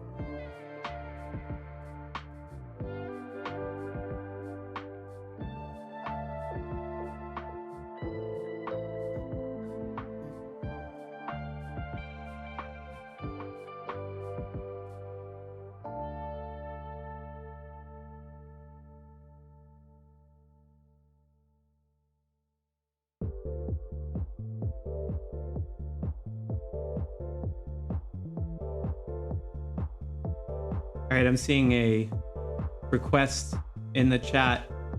Check in on 304 versus 298 from Essie, who's in 401 in the 401 battle right now against 321 on her main. I will do that in a moment.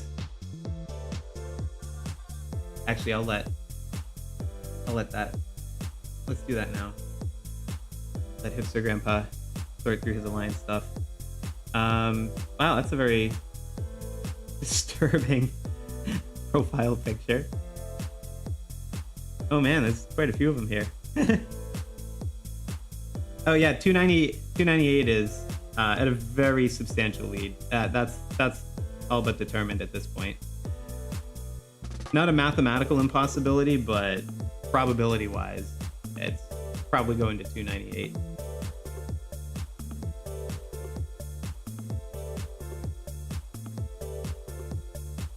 All right, let's see who else's screens are up that isn't in a chat right now. See, speaking of that 401 321 match, we can check in on Bri here. Oh, and now he just jumped into a chat.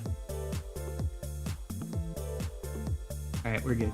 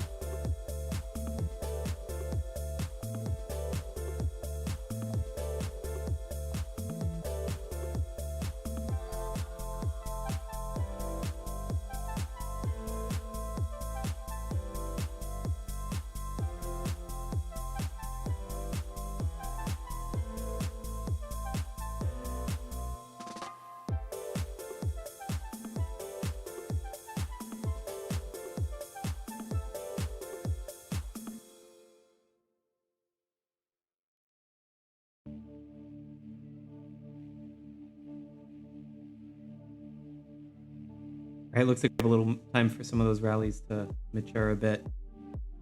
Let's see who else here. Let's maybe go back to the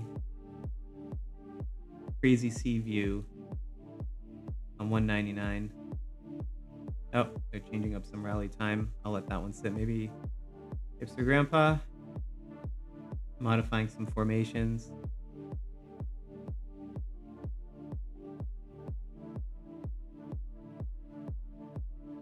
All right, let's go back to Bryden.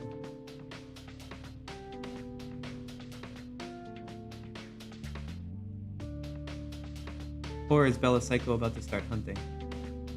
Yeah, she's hunting. Let's give that a watch, see what happens.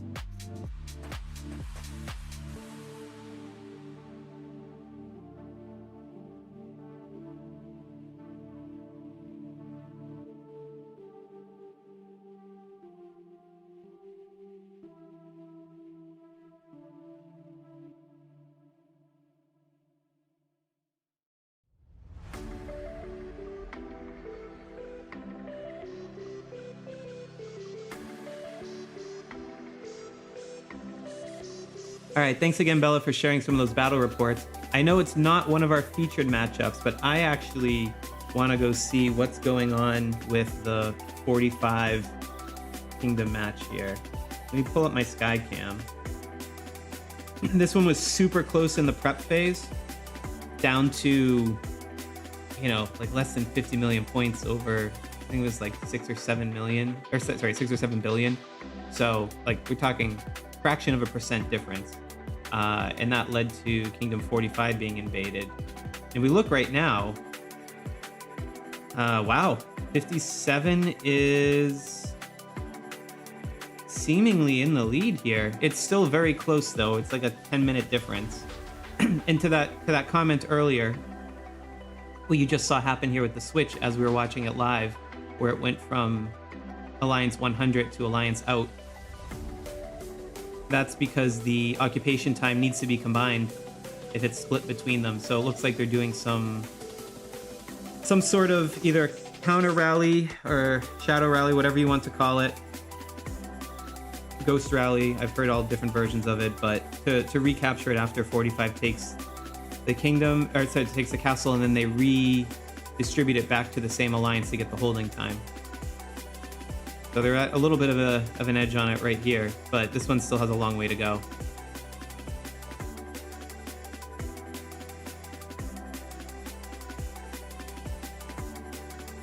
All right, let's go check in on Toad on 354.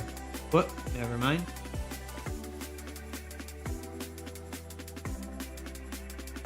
Switched to chat just as I went over.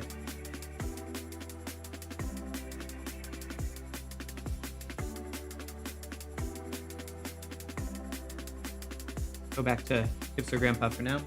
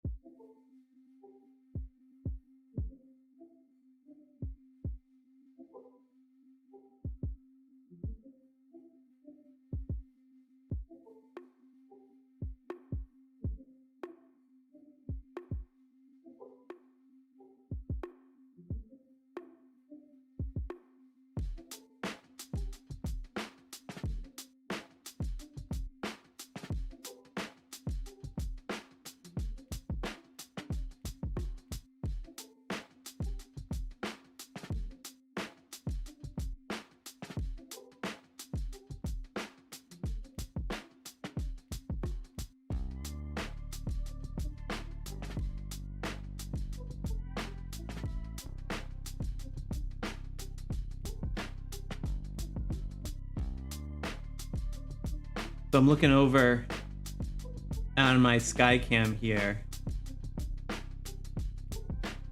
on the 255-302 match. And I think this one's starting to get into a bit of decisive territory. We look at the holding time. 255 has it for an hour and 20 minutes. And 302 has only got it for 15 minutes. So this one's definitely looking very much in 255's favor. And if I look at the turrets, we see our streamer Bella Psycho holding down one of the turrets. They have 3 of the 4 turrets currently. And from reports that I'm kind of getting on the ground here, it seems that like even though Dragon can beat out Lord A from the castle, they can't really accrue any of the holding time in the center due to counter rallies from Purge and FNG that are being organized by 255. So that's why we're seeing this this result play out the way it is, despite us seeing the strongest player in 255 being a bit outmatched on the battle reports. There's just a really interesting dynamic here, going back to the point I was making earlier, that the total power is directionally helpful, but what ends up winning is both the strength that is not necessarily related to troop strength, as well as really good team-oriented tactics here, which is cool to see. I mean, yes, there's obviously a spending component to it on the top end, no mistaking that, but within striking distance, there is actually a lot of room for strategy as a differentiator. So it's cool to kind of see that play out on this one.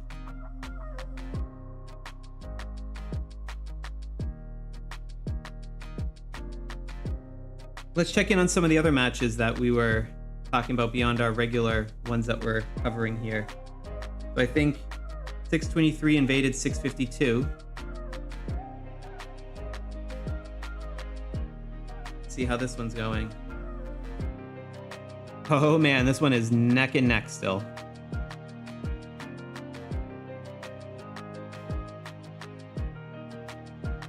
Yeah, it's a 4-minute difference here. And this is certainly, you know, this is definitely one of those matches where whoever wins this is probably undisputably the strongest in the 600s range.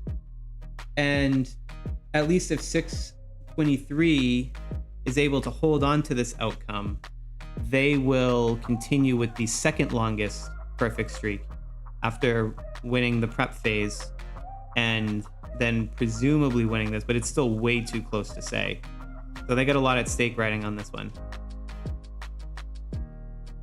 And speaking of undefeated, still haven't been able to connect Monza in, unfortunately, but let's see what's happening over in 142.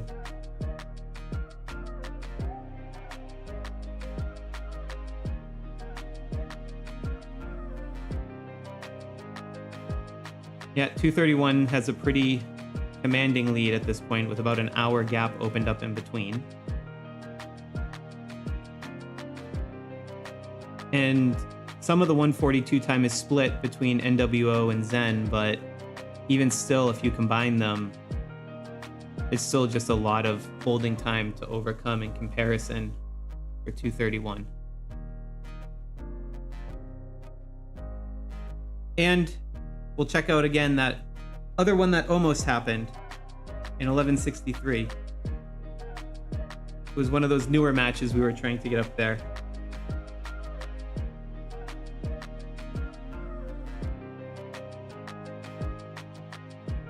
And 1182 has a pretty decisive lead on that one.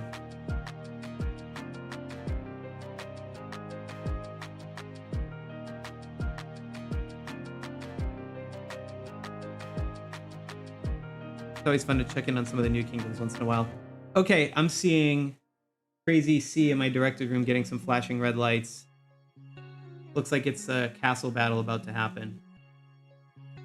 We might have a minute or two. I'm also seeing flashing red on Bella Psycho. Let's check that out, maybe come back in a moment.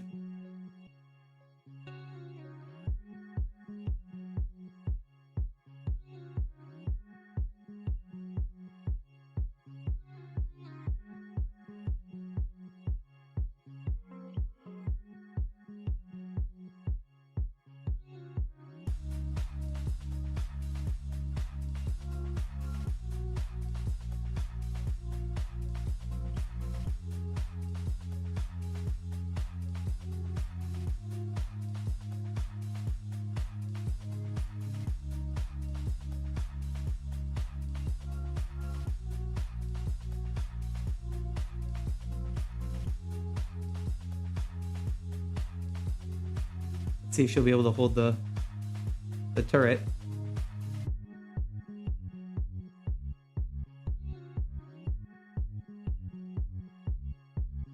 And it looks like the answer to that is yes.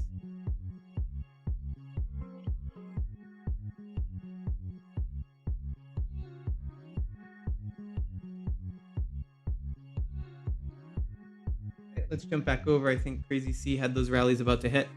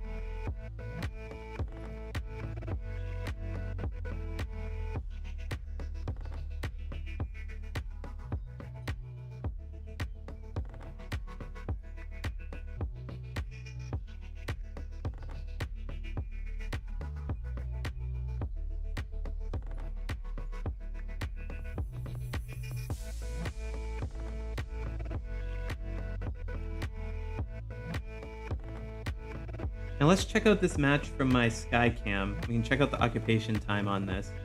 So 199 still has a pretty significant lead, but as you can see, 163 just took it back right as I was switching over to this.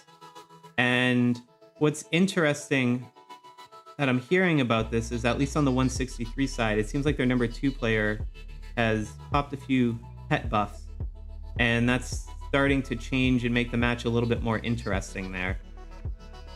So this one, and just from a strategy standpoint, that's also really important because the pet buffs only last for a couple hours. So depending on the timing of when you do it, if it's a little bit later and say the enemy that you're facing, theirs have already fallen off, that gives you an advantage during a later point in the match. So it seems like that's part of the strategy that they have going on here, and we're seeing that result in a little bit of catching up on occupation time, with 163 starting to climb back a bit. Now it's only a 20-minute difference. And also, if we look at the occupation time split to some of the other comments we had in the chat, you can see 199 has it split between 2 alliances. They actually have an hour and a half of holding time. But because that time is split between KvK and FAM alliances, it's actually leaving a bit of a door open for 163. So this match could still take some different turns as we continue watching it. So we'll have to keep coming back on it. Let's jump on the ground on Hipster Grandpa's side of it. Looks like he's doing some batch healing after some of those hits. All right, we'll give him some privacy there. Go on Crazy C's side of the match.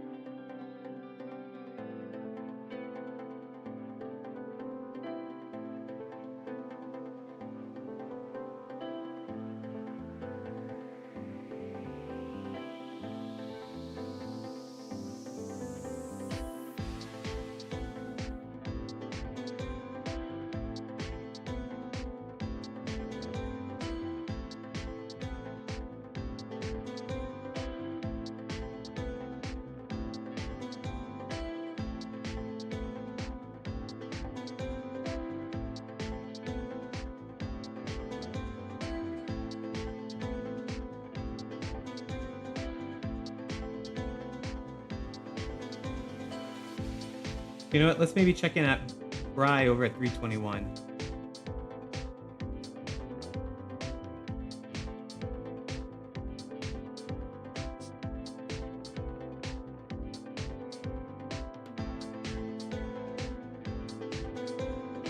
I have a request in the chat on 219 versus 175. So right now, 219 has a pretty significant lead over 175. About 45 minutes. Then they've got a second alliance that's held it for another 30 minutes. So 219 will probably pull ahead on this one, but let's see. Well, just flipped back. See how long they can hold it, but the match would need to change a bit from what it has been to get a different outcome. And I also saw someone here asking about Kingdom 3. I am not sure who they're actually facing today. But yes, there we go. So they're at Kingdom 6. That makes sense.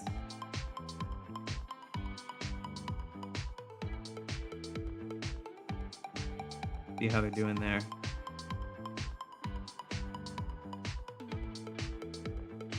Yeah, this one's looking pretty dominant with MI6 again, just camping on the castle.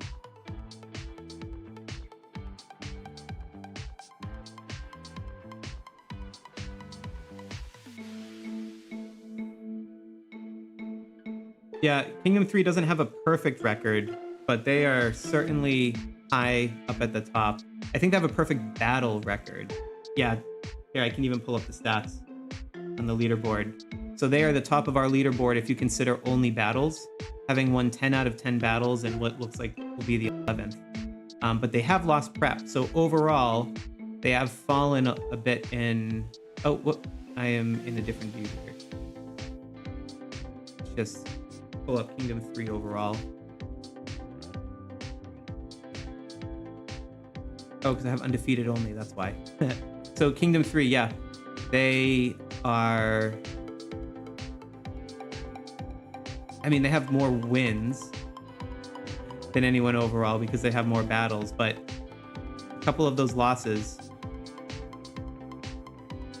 There was that one against, I think in prep against 45. Yeah, they lost prep in 45 and then also lost prep to 12, which 12 is also a highly ranked kingdom, but they've been pretty dominant on the battlefront for sure. And if you guys want to check out the stats, it's the KingshotOptimizer.com. KvK rankings, you can see under Kingdoms. We have that as well as new transfer prediction windows. You can predict your transfers all the way out into the future. So you see right here, I've got my Kingdom 21 in. I know in April, I'm going to be in Group 1 with these kingdoms. Estimate this transfer cap. We have it all the way out until June, but we actually have the data going further, but some of the ones in the transfers further out don't exist yet as kingdoms, so it's hard to fully delineate the groups. All right, let's jump back.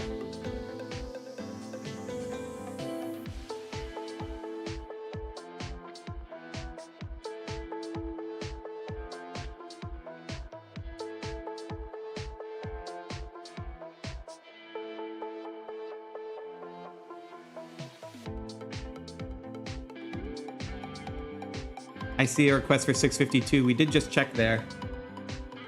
I think this was still pretty neck and neck. It does seem 623's pulled a little bit further ahead from when we last looked. It was a bit closer, but this is still anyone's match at this time. You can see this continuous occupation time, the 14 minutes. When we last looked at it, it was like 5 or 10 minutes ago. So 623's found some way to hold on to the castle. And that could make sense at this point because roughly 14 minutes ago, if you popped your pet buffs right at the beginning of the first rally, so, 4 or 5 minutes into the first rally of the match, that would be 2 hours ago, they'd be expiring. So I wonder if pet buffs has anything to do with this sort of change in outcome between 652 and 623. Might be another one to keep checking in on, see if they pull away. I'm also getting a request on the K1000. I'll check that one out, and then I'll get back to some of our streamers on the ground. Oh, they're in 946.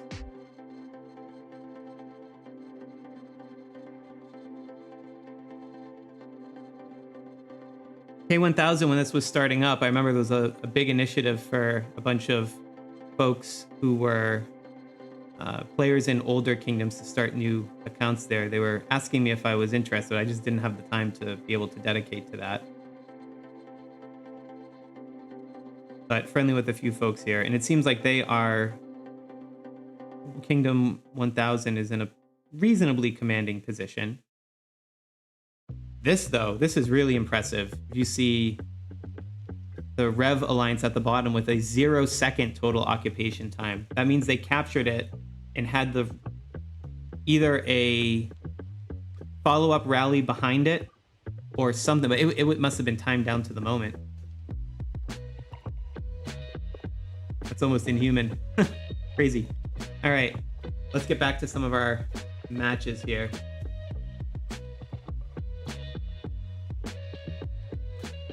We haven't checked in on 365 in a while. Let's see how IP's doing.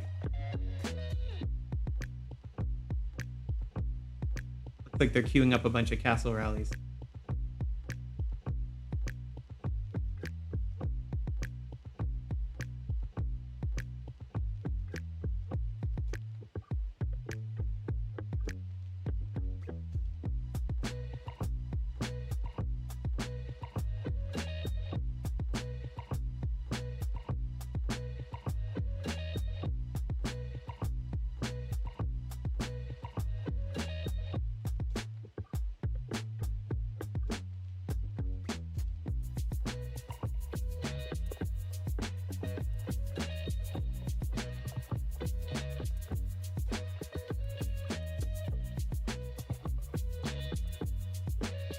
So again, if we go back to the Skycam, I have the holding time for this match in play.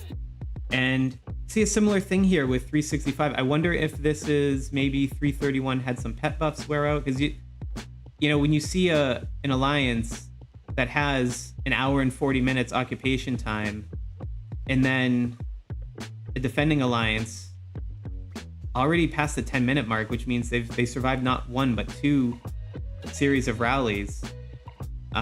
That's something that could signify a change in the wins in the game. And this is a point where it happens roughly 2-ish hours into the KvK match, because those pet buffs become unavailable for some of the players who started with them, and for some of maybe the number 2 or 3 players who had held off on it, they suddenly become much more powerful because those pet buffs, remember, are multiplicative on your stats. So particularly if you're a whale, that can make a big distinction if you suddenly get, you know, an extra 10% lethality on top of, you know, 1,000, 2,000 as your base stat.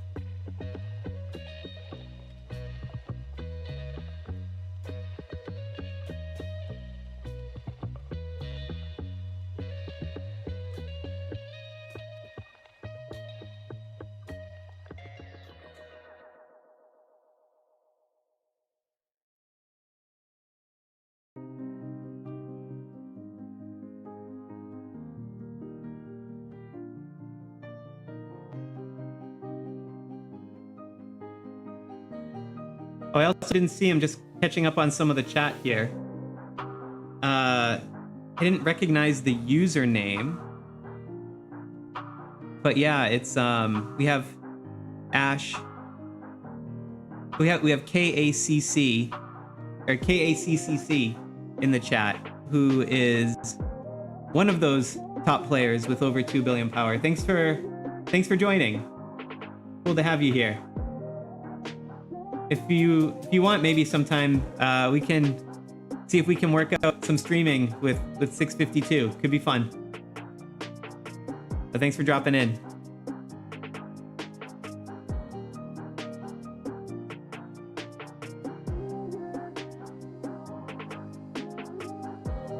All right, let's see what some of these other matches are. Checking out my control room and who we might want to jump in on. I see IP checking some battle reports. Let's see.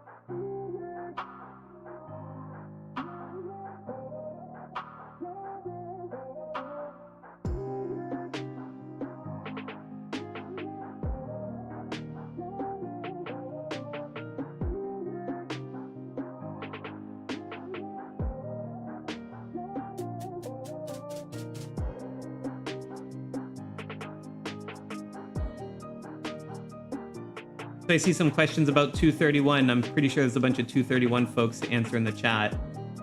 In terms of what makes them special, I can just bring us over to the leaderboard. Let me just show you.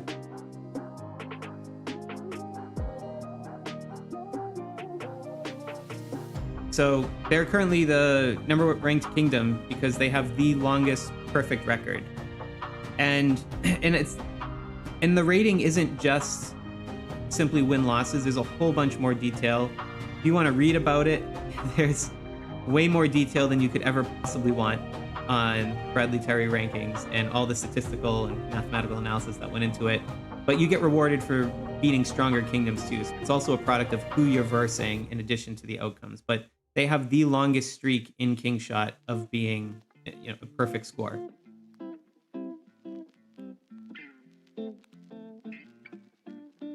So we were supposed to have Monster streaming for us, but we seem to not be able to get his feed up for this. So I'll have to keep checking in on it on the Sky Room. But and you can see.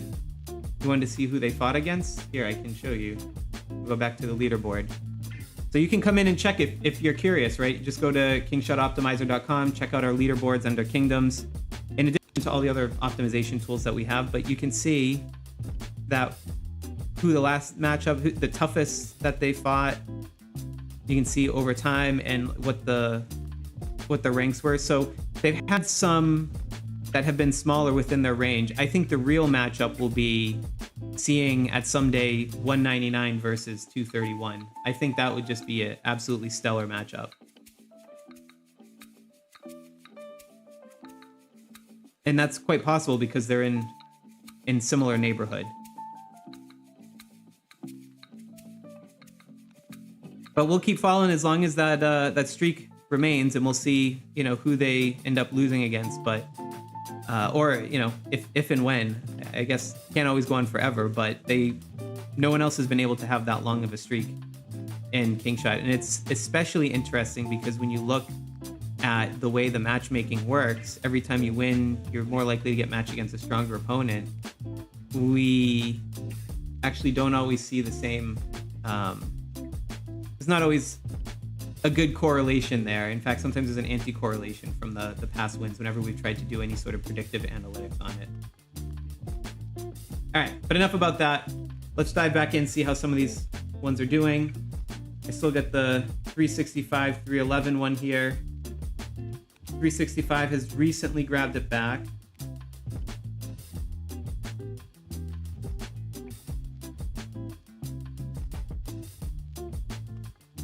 Maybe we'll see on the ground. I think IP's just healing right now, so maybe we can go to a different match. See, Hipster Grandpa was checking out some battle reports, making some formation adjustments. We can give him some privacy. Let's look at it from the 199 side.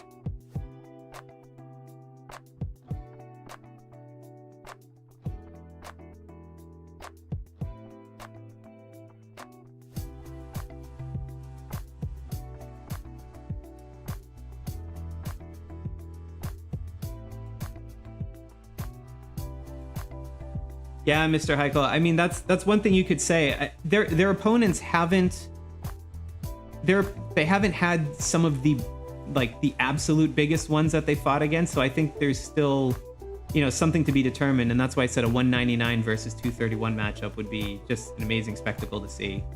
But I mean, the ones that they fought against they sort of had, particularly early on, just this continual underestimation and keep beating kingdoms that had stronger players than them. Now the question is, how much does that scale if you match them up against 199 with Furion and a bunch of those other folks?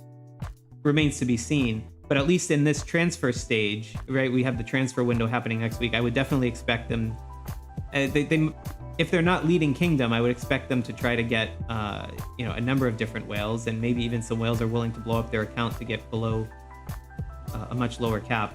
Remains to be seen.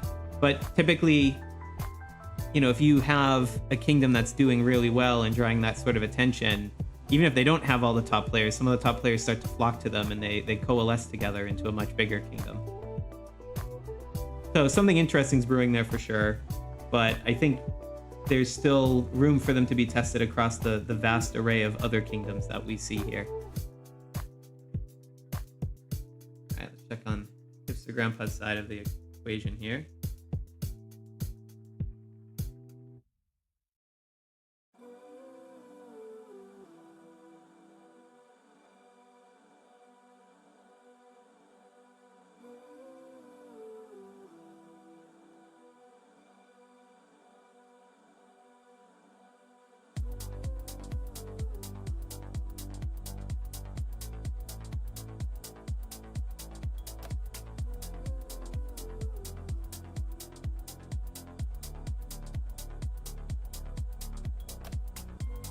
Yeah, that's actually a really good point. You know, the apologies, just had to cough off the microphone. 142. I see Cosmos is in the chat here. That's a really great point and something I probably should have mentioned on the voiceover. But even though 142 has a bit more of a mixed record on KvK, they actually have two massive players with Skullcrusher and Lucian, and both of them are ranked top 20 global in the Mystic Trials. And potentially Skullcrusher has not one, but it might even be a second maxed out March. And you know, and Lucian was also in 135 while it was a leading kingdom before moving to 142. So, you know, there's a bit of a smaller player base, but overall there's just massive power of those two that's making the matchup more challenging. And we did see 231 have a bit of a commanding lead there. So, you know, we keep seeing these situations, right? Even though it's not some of the big power on the leaderboard. Remember the earlier conversation we were having, you know, 30, 40 minutes ago. Oh, and let me jump off of that screen while they talk. But we were talking 30, 40 minutes ago how power on the leaderboard isn't necessarily everything, particularly as you get to the top end. And sometimes when scouting, you'll specifically use the Mystic Trials. In fact, I think I can even pull it up on mine if I go to my Skycam. So like if I go to Skycam, right, this is where you see, you know, Clyde being at the top, right, by far. We were talking about strength of Kingdom 3, right? You compare that to personal power, and he's down at 20, right? So, and you see 3 is pretty significant winner. So here, if we kind of keep going down through the Mystic Trial, we do see some of the big names, but like here's Lucian on 142, and I guess Skullcrusher changed his name to Don Giovanni, but also, you know, arguably through this metric, which is really testing the non-troop strength of your account, they're two top 20 players that 231 is fighting against in this match. So even though, you know, like the rankings, because they haven't been as successful in past matches, it's still quite a tough matchup.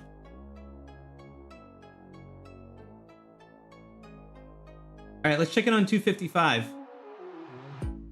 Whenever I see Bella Psycho looking around for cities without a shield, I know something funny's about to happen. Got to do something while defending the turret, I guess.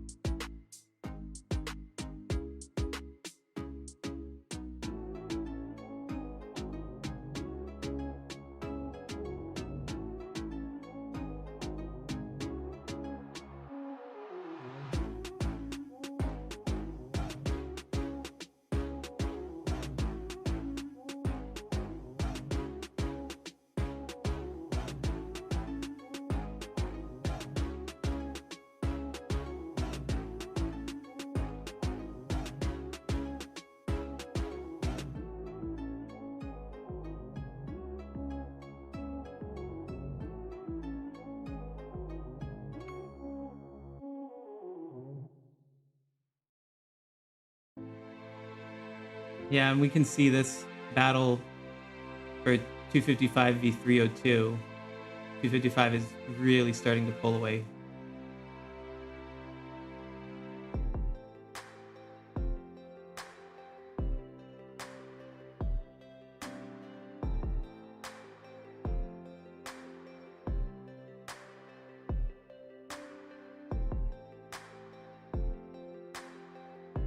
Jump away from the chats. See Crazy C's checking some battle reports out.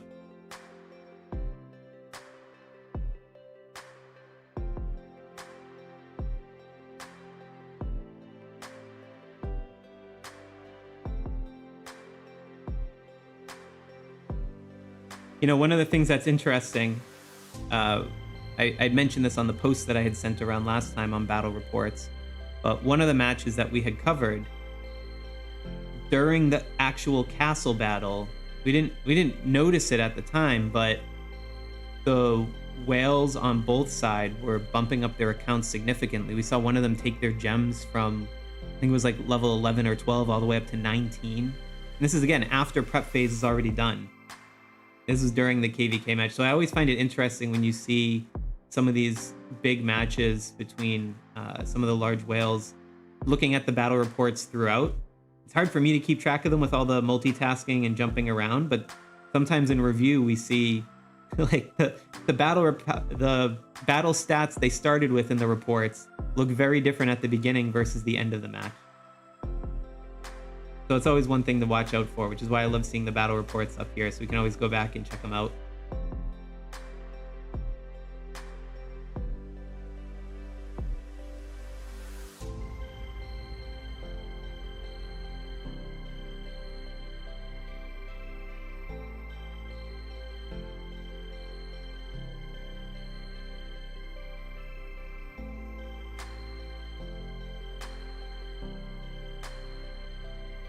I see Bella Psycho sharing some more battle reports on her side. Maybe we can go jump over to them.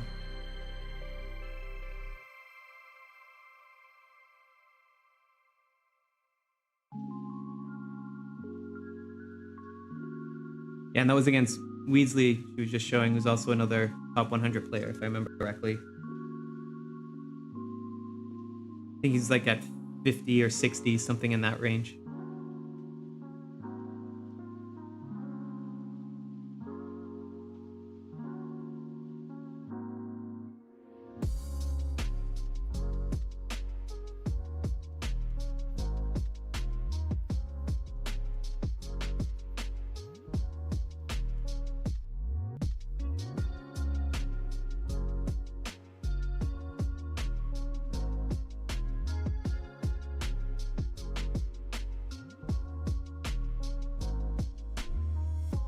All right, let's check out what's going on in Bry's match over here. So if I'll pull up Skycam on my own on 321.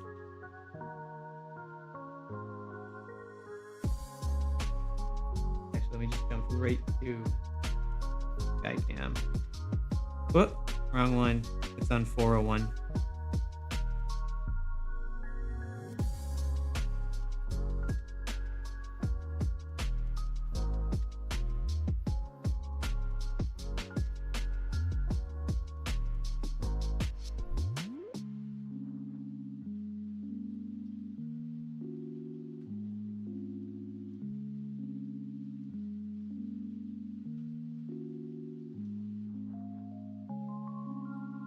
Yeah, we see 401.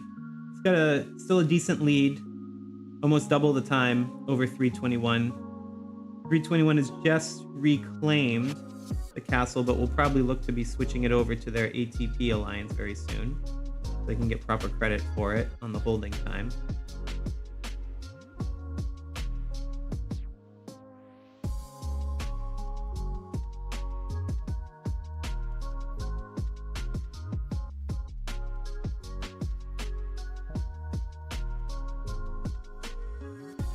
We have an unoccupied turret. Oh, there it is. I was gonna say, you don't see that one often.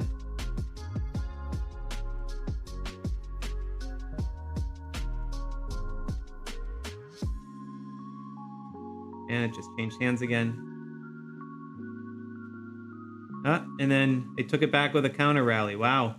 This is just going back and forth.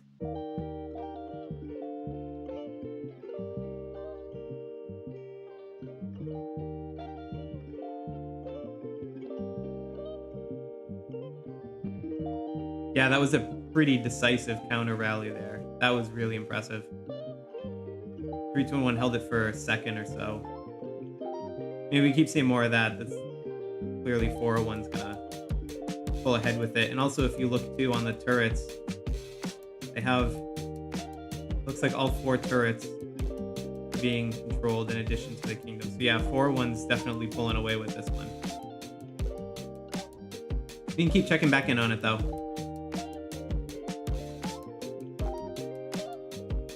Alright, I think I see stuff blowing up on Bella Psycho's screen. Maybe it was just all the comments flying around, leaving the castle.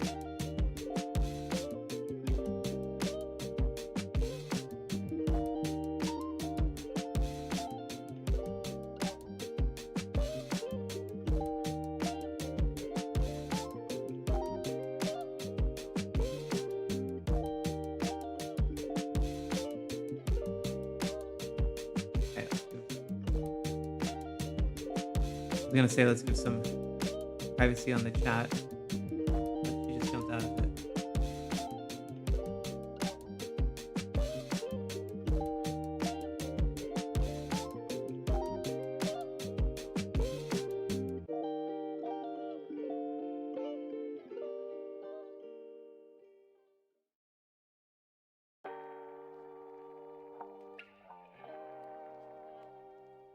All right, I've been at the stream for 3 hours so far. I'm gonna step away for a quick moment. We'll leave Bella Psycho's screen up because it seems like she is, saw her hunting a couple towns there. That'll be a fun thing to leave up. I'll be right back.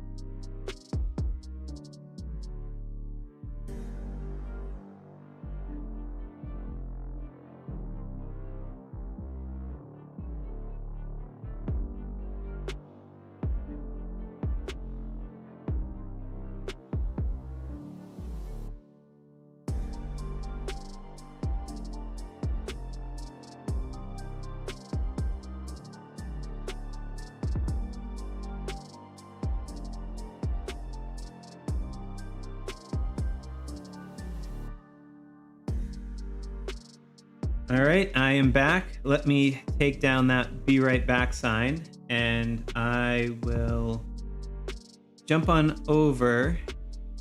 Let's see what screens make sense in our control room to go check out. I see Toad showing some interesting stuff. Looks like if I was seeing that correctly, a defensive rally for a black hole. So, Black Hole Kingdom, or Black Hole City, I should say.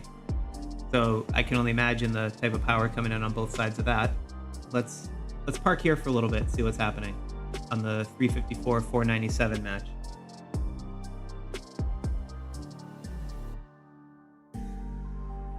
And again, just a refresher for 354-497, right? 354 has KvK and Elric. They are number 2 and 3 ranked by power. We also did see them when we were just looking at the Mystic Trials one, so it's real power, although I'm sure there's a lot of groups in there too. And they, coming off of a loss on the last KvK, but both of them were actually having some availability issues, so this is probably a better representation of the power that they have than the last KvK. And then on 497's side, they swept 424 in the last KvK, had jumped up quite a bit in the rankings as a result. They have Mamba and Alico, who are in the top, call it 50 to 70, 50 to 80 range. I think Mamba was 43rd when I checked last night. But it was expected to be a major matchup, and it has been.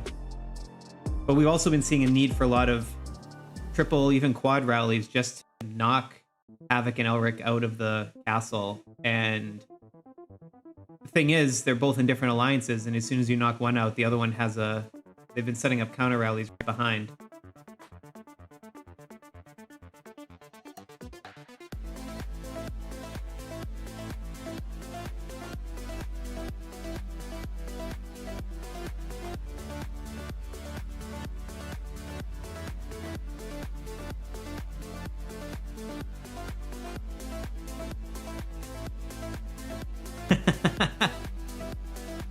All right, Toad. That's funny. Changing his name to Cameraman.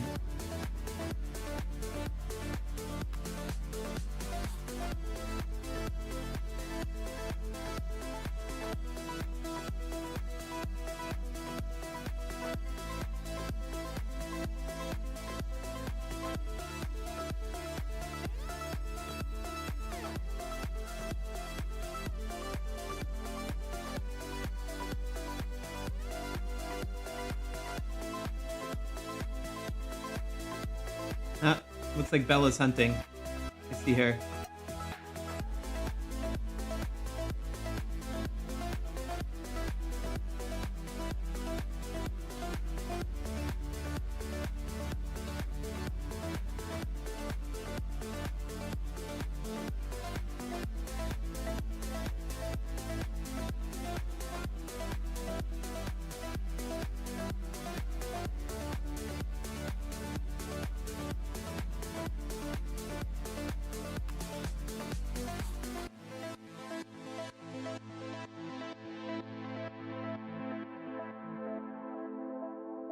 It's fun to watch.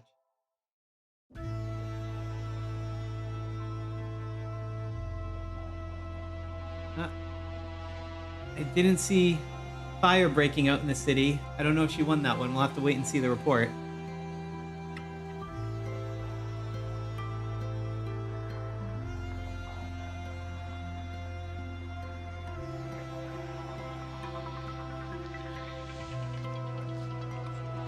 Yeah, Kingdom 45 and 57 is a good one. I think Solar from 45 was trying his hand at his first time streaming one of the live matches on that account they set up after all the botting stuff that he and Bootleg and the rest of 45 were pushing so hard for to get Century Games to address. And fortunately they did. So now he's like, oh, what do I do with this channel? So I know he's streaming that one. Maybe in the future there'll be a way we can jointly stream or something. I'll have to talk through with him, figure out the tech piece of it. But we'll check in on them on the Skycam momentarily. All right, I'll give some privacy there for the chat. Let's go back to code. Or should I say cameraman?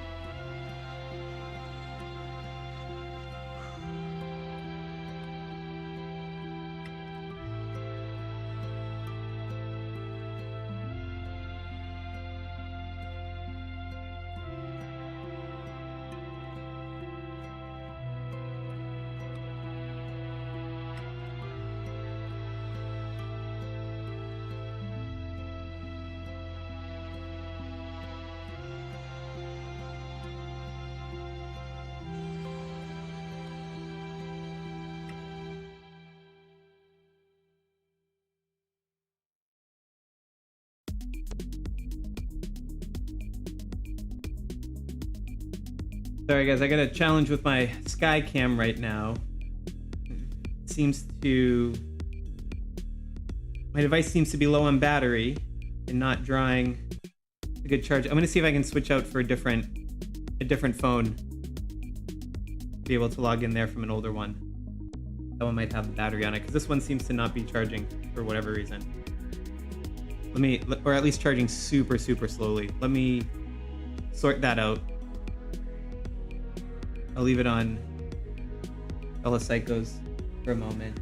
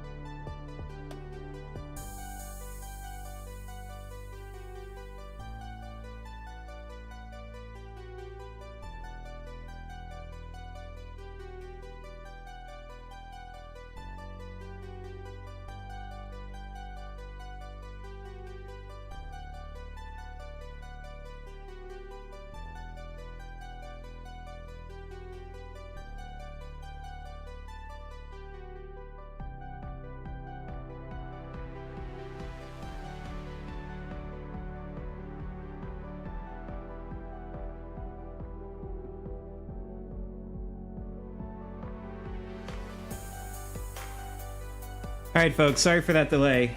For whatever reason, the device that I'm using isn't charging quick enough. I got my old device set up with the old technology for the Skycam, hoping it doesn't overheat, but I've got it. And I'm seeing a lot of questions in the chat around some other matches that we've been kind of loosely covering, even though we don't have streamers on the ground, that we wanted to check in on.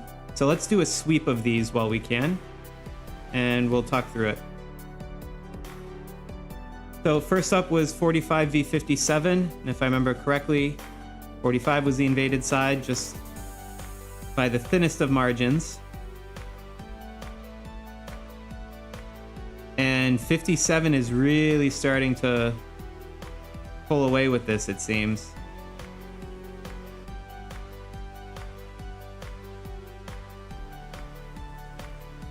Yeah, that will be quite a stunning outcome. The turrets seem to be evenly split, but the castle time is speaking volumes there. All right, and I'm also seeing Z-Brave mention 623 to 652. I think it was 652 because they had tossed the prep so that they wouldn't be leading kingdom. And oof. 623 is really also starting to pull away with this. It was neck and neck earlier. We checked on him a few times, but 623 is really starting to pull away.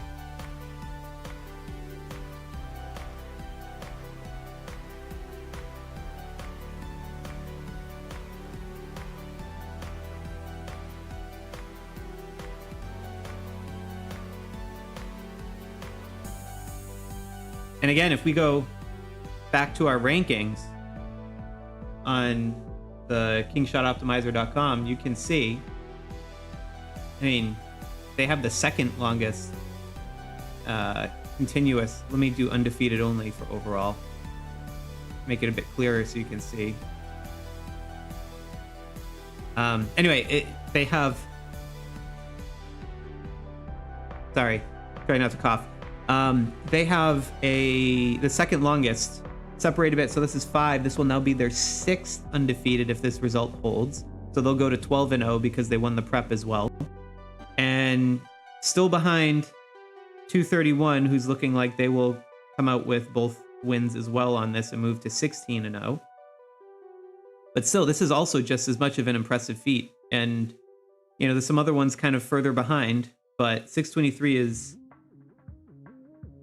The matchup they're against had 652 not kind of thrown prep on this and on the last one, they would also be right up here on the board. They were before the end of January results came up. But yeah, that one's a really impressive one.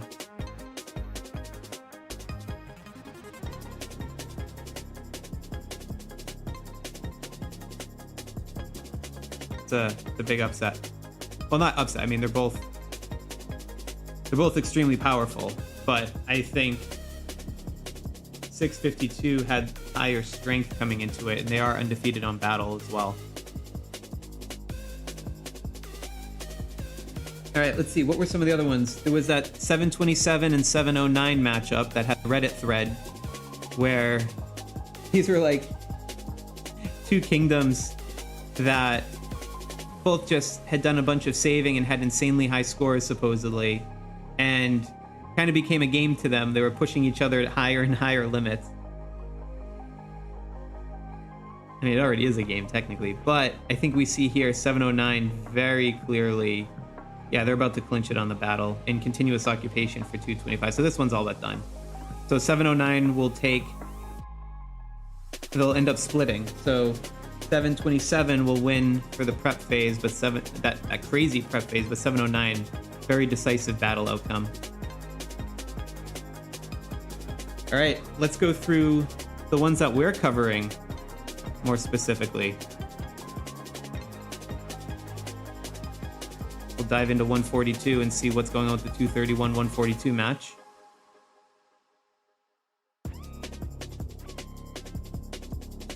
Oh yeah, 231's pulling away with this one for sure.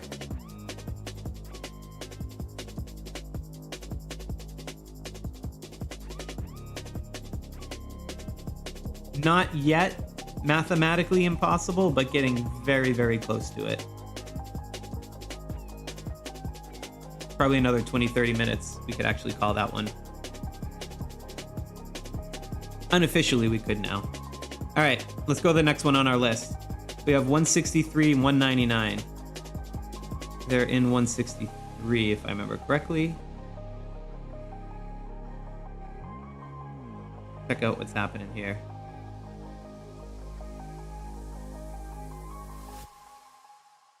Yeah, so 199 has really pulled away. I think there was a moment, I forget if it was this one or the other one we were looking at, but it looked like 163 might be starting to catch back up a bit. But it looks like 199 is really taking a bit of a commanding lead here with essentially 3 times the occupation time. It's just split between 2 alliances. If this was all in one alliance, if it was all in the KvK alliance instead of split between KvK and FAM, they would actually be at the 3-hour mark by now. Well, almost.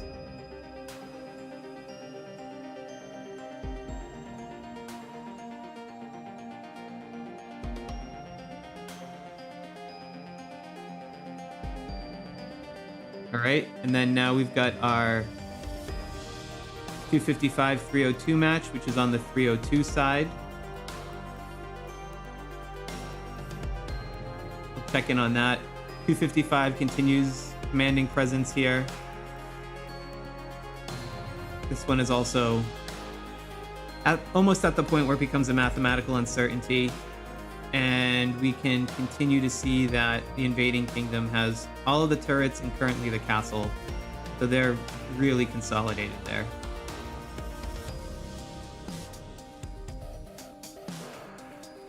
Okay, next one is 321 and 401. I think it's on the 401 side.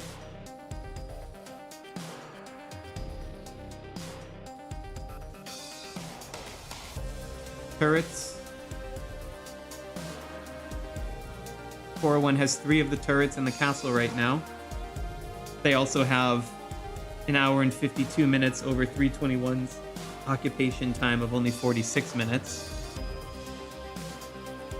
This one's also starting to pull a bit away. But again, never want to call these until it's a mathematical certainty. Because, you know, people might have to drop out of a battle at some point, have other commitments, or, you know, pet buffs wear off and someone else has been holding them and triggering them. You never know how these things can go. So, but that one is looking reasonably secure. And then I think it's 331, if I remember correctly. Yep, 331. Let's check it out.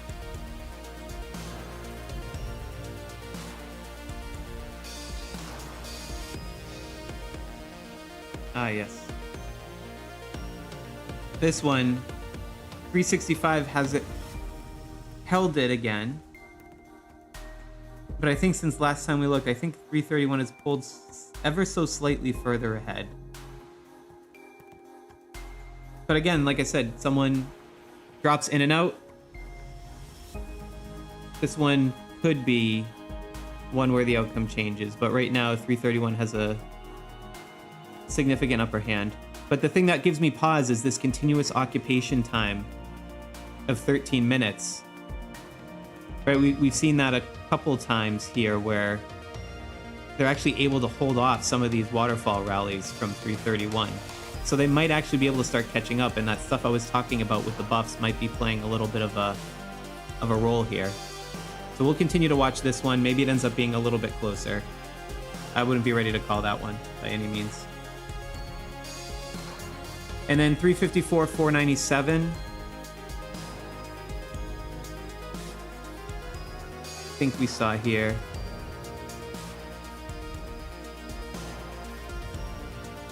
Yeah, 354 is really pulled ahead significantly here.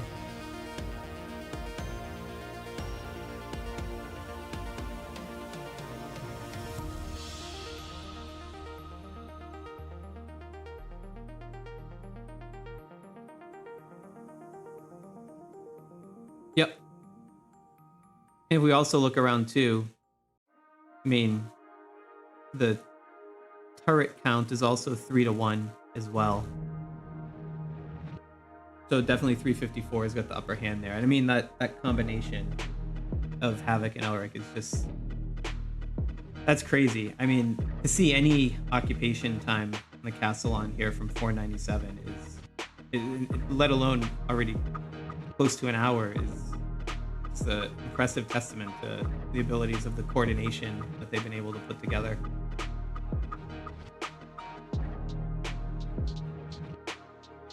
All right, well, that's the sweep. I'm not ready to put any king slots up on the board on the winning side yet, but we're getting pretty close on a couple of them. I see Hipster Grandpa looked like a number of rallies that were getting close in sequence. You can see the timer that was dropping there. Let's watch some fireworks.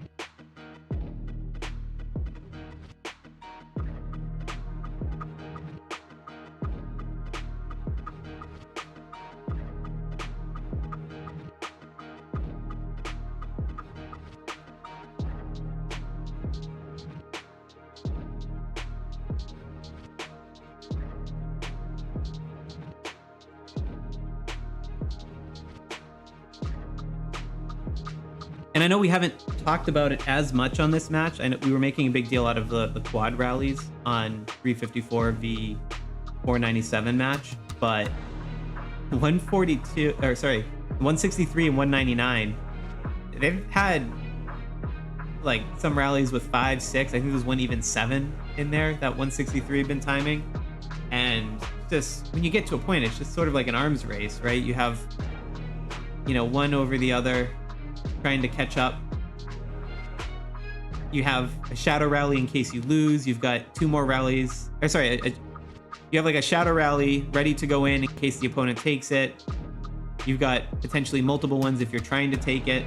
And it starts to like hurt your brain a little bit if you start thinking of all the permutations when you get sides throwing 6 rallies at each other, because you want to insert yours in the right spot to maximally disrupt and hold and reinforce as much as you can, but at the same time, you still have it's not just having to hold in the middle, it's having to hold at the end too. And if you knock the opponent out too early, then you have your own rallies hitting each other if they're from different alliances within the same kingdom. So it gets very confusing, and you really got to plan it out. And I know a lot of these folks, particularly in these kingdoms, they've just done a ton of practice on it, but it really hurts to think about.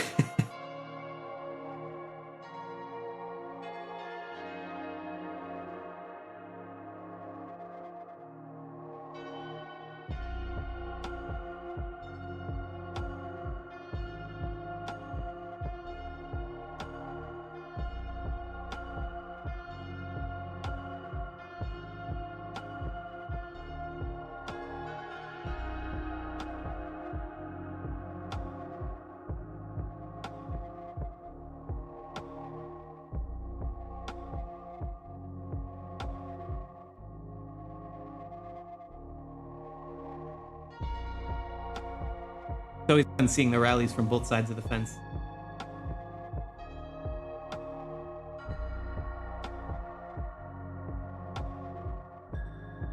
Remember, every little tweak on these garrisons can make a difference when you have multiple rallies coming in. Do you have the right troop compositions across all the members that are in there?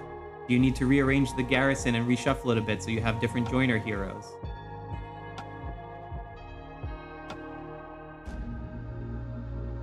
Do you have the right troops with the right gear if you're attacking or defending? It's just like constant tweaks and switching. Quite a feat to be able to pull off.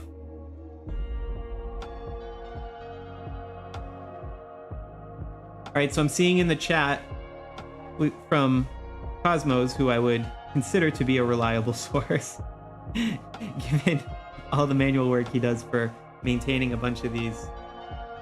But I'm seeing him say that Kingdom 142 has called the battle for 231. Let me see on my Skycam. Let's just go back to it and check out our current.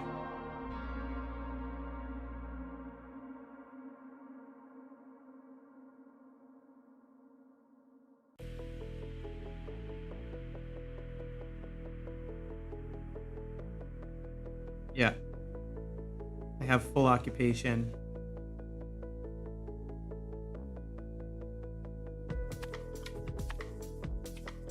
We see almost 2.5 hours to 26 minutes.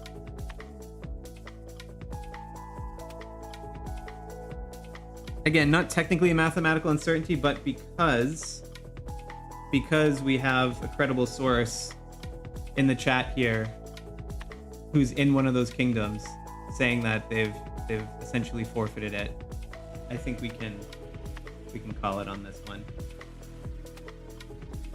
So we're gonna put Crown Sloth on, or King Sloth on 231 side to commemorate.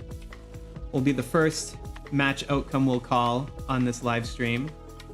And for those of you who have been here on past live streams, hopefully you all remember what happens in that case, but this is the time where, to celebrate the first match being called, we give out 5 free channel memberships.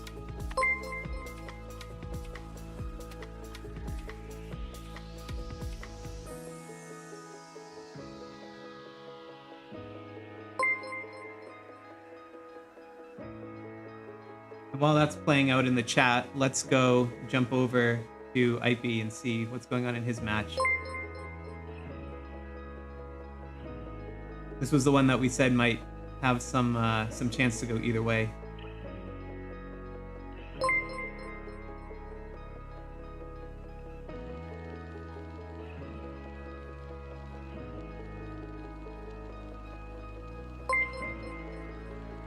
And for those of you who just received channel membership, just give you a heads up on what it actually entails. So sometimes I'll have members first for the content. I believe in keeping all of my content ungated in general.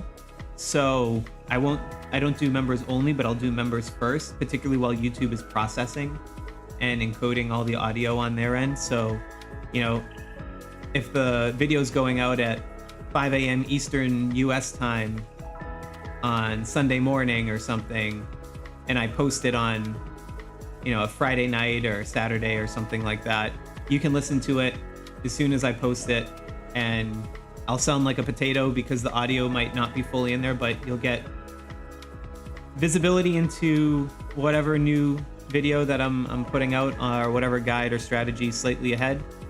I also, too, sometimes when Z-Rave and I are testing new modules for Kingshot Optimizer, sometimes I'll ping that group of channel members as supporters and say, hey, you know, we need some other testers to kick the tires on this new feature. We'll probably be doing something like that soon for an event point scoring feature that we have planning in the works.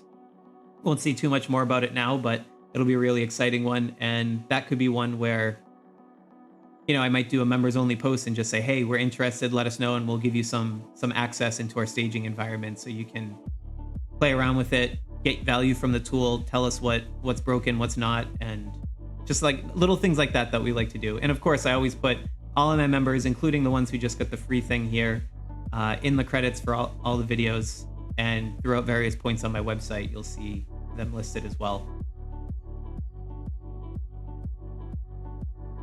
But yeah, congratulations, folks. Appreciate you sticking around on that for the stream thus far, and we'll be doing another giveaway when we call out the last match of the stream.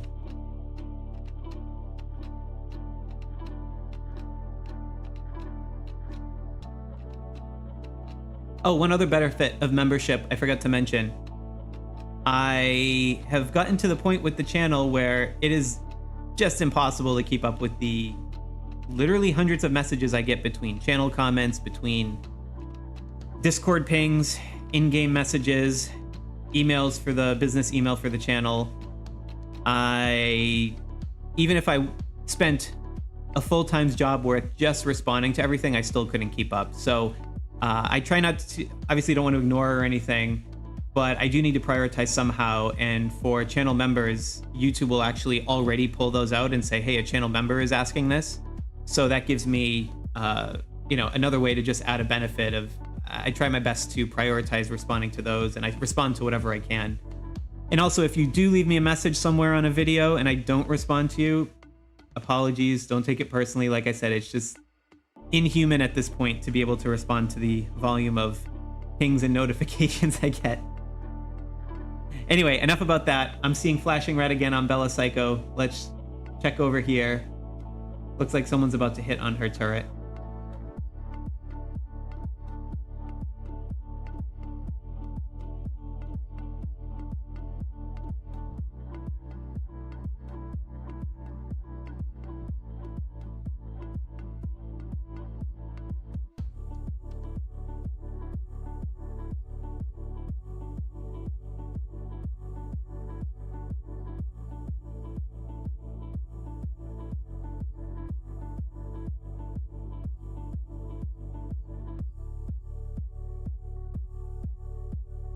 Yeah, it looks like they're sending multiple rallies at that turret. She held the first one.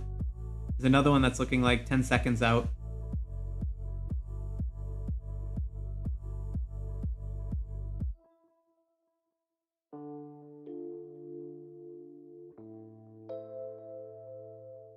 Wow, she managed to hold off on both of them.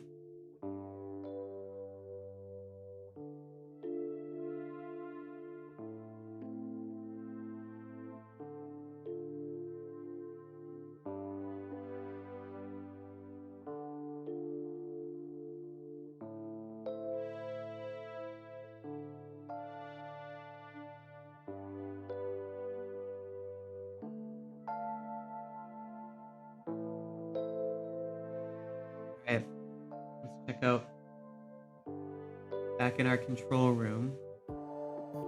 See what looks interesting here.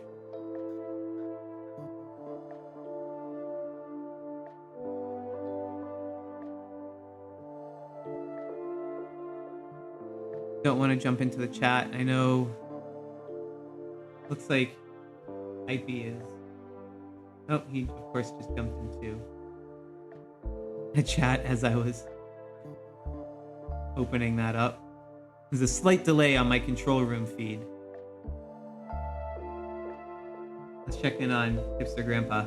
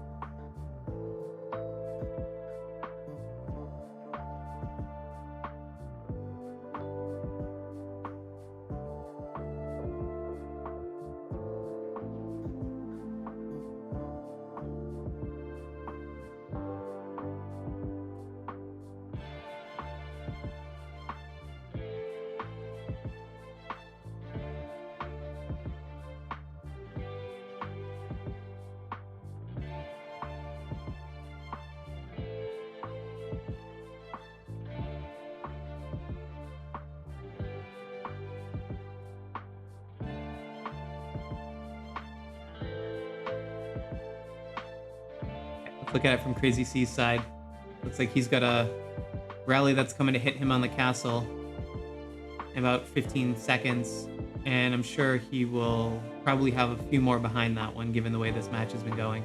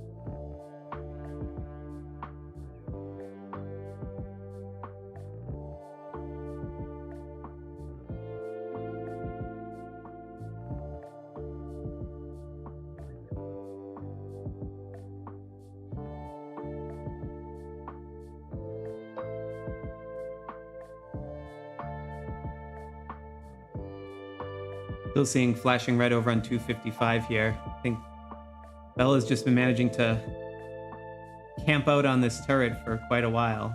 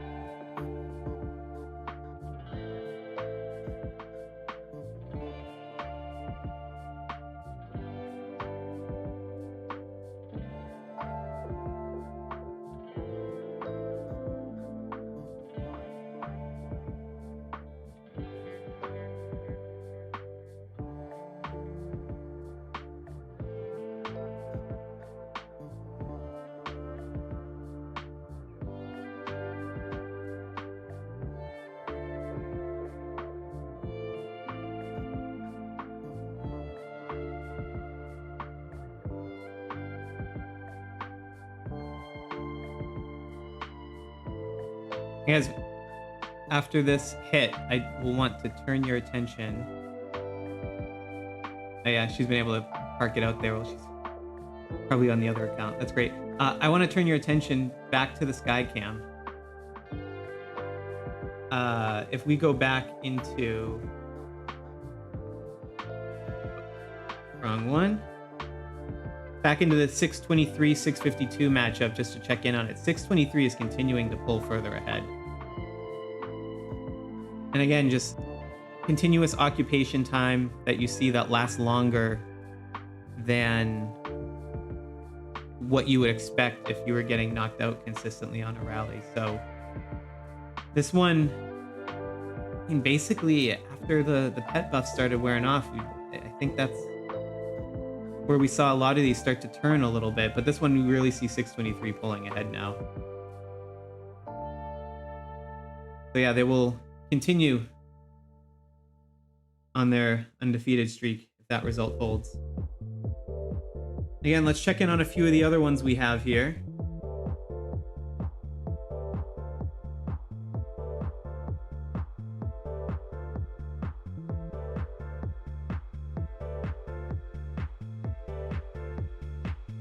Still have 199.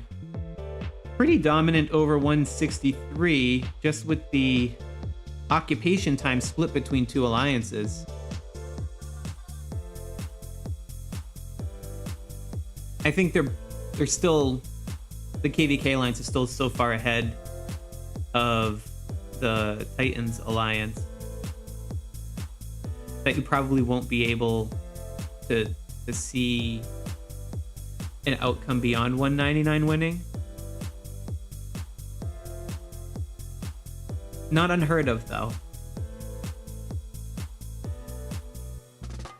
I think you never know if someone has to leave or whatever.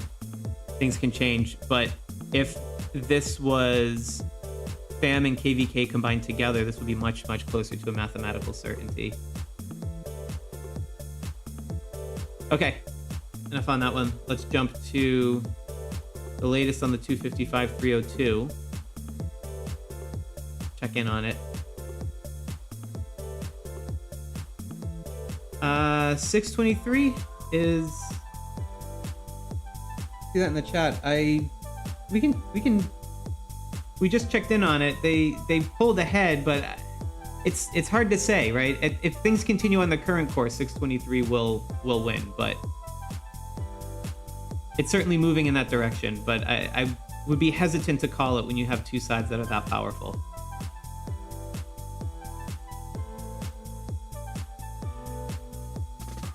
But yeah, in this case, 255 has just about, it's almost mathematical certainty here.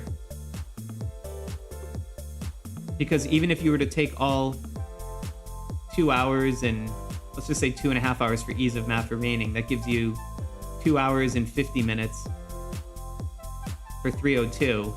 So this one's pretty close to being called as well, the 255 match. And just going back to that 623 thing, right? So let me just show you two different screens. So if I go to 652,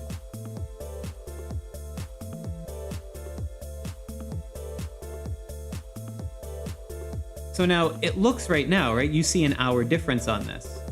And it looks like 623 is in a pretty commanding lead. And again, by the continuous occupation time leads me to believe it's going in that direction. But like these things can switch. And as much as it pains me to say it, let me go back to the castle battle over at 21 right now. The one that we're in. If I look at this battle record, I mean, we started out when I was coming and showing people doing the points, like we had held it quite a lot. We had like an hour and a half-ish lead, and then all of a sudden 65 just starts getting some continuous occupation time on this all of a sudden, 20 something minutes. So I don't know fully what's going on over there. I'm sure my alliance is figuring stuff out. Probably has something to do with the fact that the turrets are also taken, but like all of a sudden things just switched. And this was, with over an hour and a half lead on it, and now all of a sudden it's like back into question again. So when you see swings like this that are possible, it's so much can be like, hey, one or two big players, either finally arrived or finally left. I mean, it's over such a large period of time, and buffs have certain timers on them that it just makes me hesitant to call things unless I see it's a mathematical certainty or I directly hear from someone in the match, like one of the sides has conceded.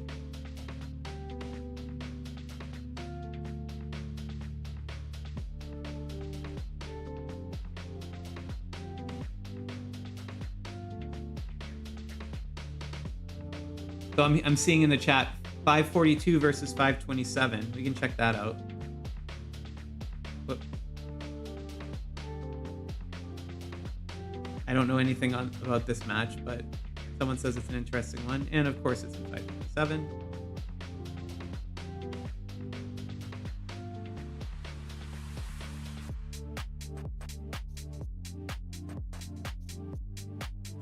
All right, let's get our bearings.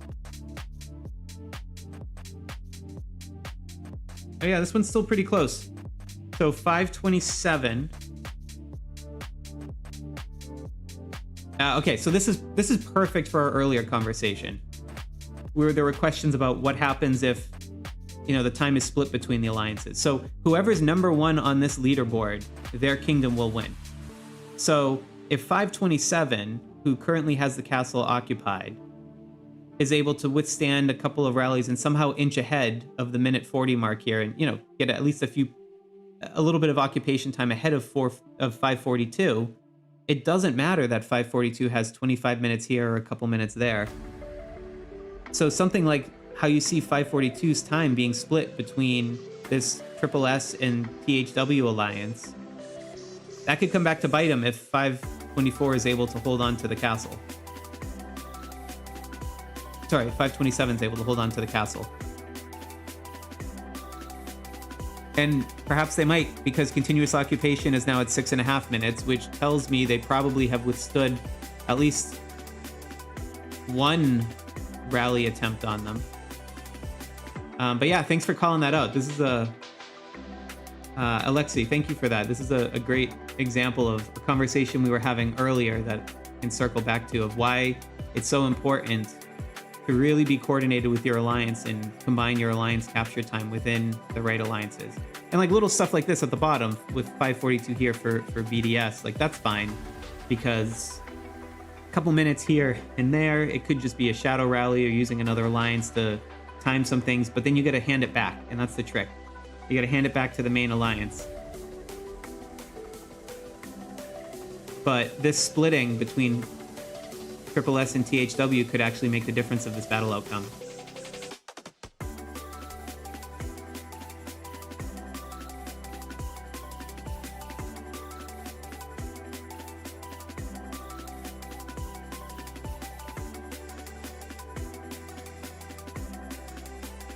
All right, let's check.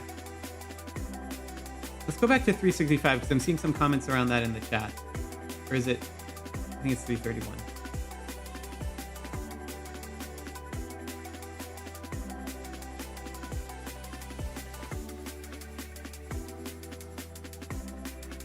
Yeah, so 331 still has the advantage, but again, you see things like this with 365. Once that continuous occupation time, 5 minutes I can see because it takes a little time to get a rally.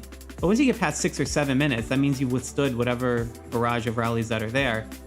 So when I see something like this where you can hold multiple, I think of it almost in time of like, how many rallies is it? Almost like in American football or basketball, so you say, or even soccer or European football. It's like how many possession game? It's a 2-possession game. It's a 1 possession. I think of possessions in here every like 5 to 6 minutes, right? So there's still a lot of possessions to go, but the fact that you see continuous occupation time get above that 5, 6, 7 minute mark, that's basically like they scored and kept the ball. Now they're getting another chance to put more points on the board. So that's always one thing I look for, just kind of trying to judge the momentum of some of these matches. But anyway, the comment that I was seeing in here from someone in the chat was saying in 365, and this is Namira Santos, in 365 we start counter rallies from other alliances as soon as 331 starts a rally against the castle, while HRD occupies it, so we take it back as soon as 331 takes it from us. Yeah, and that's you sometimes hear like shadow rally or ghost rally, but that's essentially what that's describing. It's a very solid technique, particularly in kingdom versus kingdom battles. You can also do it with a farm alliance in a regular castle battle internally if you're in the younger server. It's good practice to do for sure.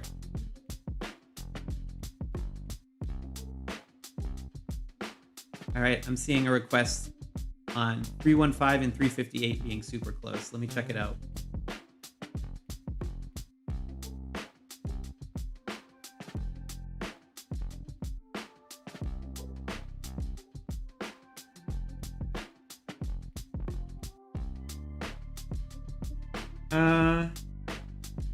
I don't know if I would say it's super close. So it looks like 358 has a pretty sizable advantage.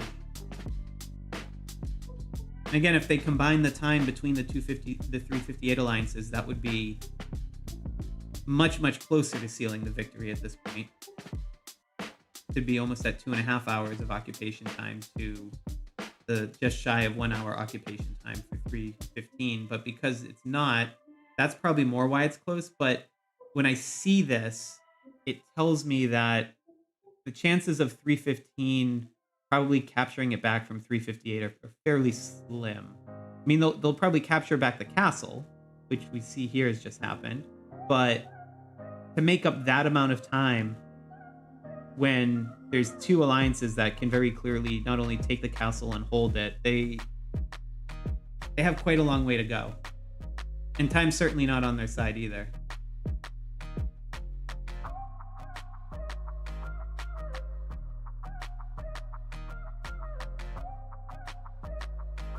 All right, let's check out what's going on. See in my control room. Psycho's healing with some flashing lights. Well, let's just take a quick survey of 163, 199 first. No, he's looking at chat. Furrion's sitting on the castle now. Instead of Crazy C this time, Furrion's the garrison lead.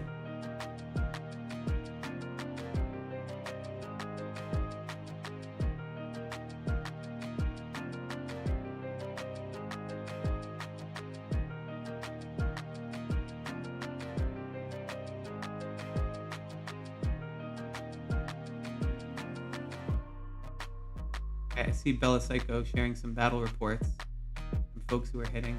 Oh, never mind. I'll let her go back to Crazy C for a moment.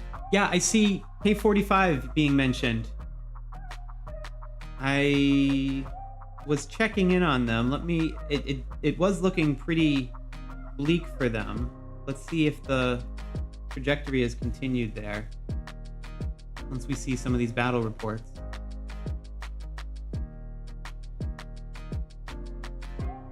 Man, Furrion is tough. My goodness. And again, thanks to Furrion, you see all those high-end governor gear and charms that he has as he was upgrading through many of those and over the last month or two and he'd be giving us screenshots of the material costs in between so that we were able to accurately program them for the high levels into our Kingshot optimizer for Governor Gear and Charms.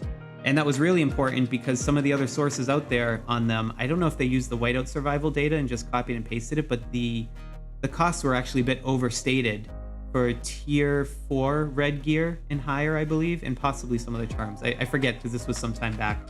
But we went through and had to manually verify a lot of stuff because the data floating around out there was actually wrong. So if you want to see for sure and, you know, check out your own upgrades when you do the next KvK and you're in sort of that higher level whale space, or you're just curious, check out our Kingshot optimizer on the gear and charms modules, and we have some of the updated data tables there that we share. Anyway, enough about that. Let's check over on the Skycam on 45 and see what's going on here. Oh yeah, this is becoming very decisive. Wow.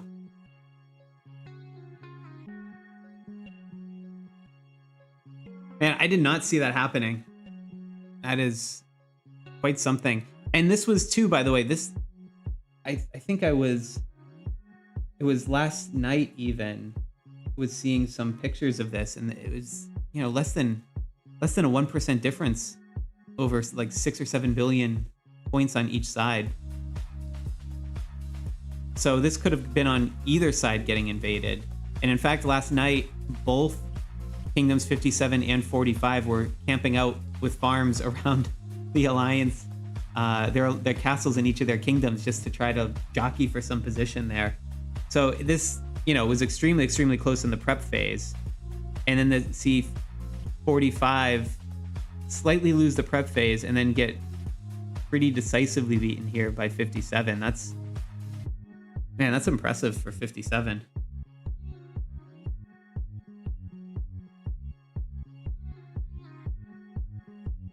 Actually, let me check over on the leaderboard. I want to just get a little bit more info on 57. Yeah, I mean, we have them from the last KvK. They rose 139 spaces to 70, or to 170. I suspect they're going to go up way, way more if they just took on 145. Yeah, they got swept by 90, but that's a number 12 ranked kingdom. Yeah, they're on the upswing. And this was, I think, right, KvK 8. What's the date on that? 1206. So there's this one. So 9 was, I think, this was the one where the last transfers happened. So they must have won that and then got some good transfers and have just been on the upswing since. But like really turning it around. Had a couple of tough matches in there. But this is very impressive. They're gonna be much, much higher in the rankings.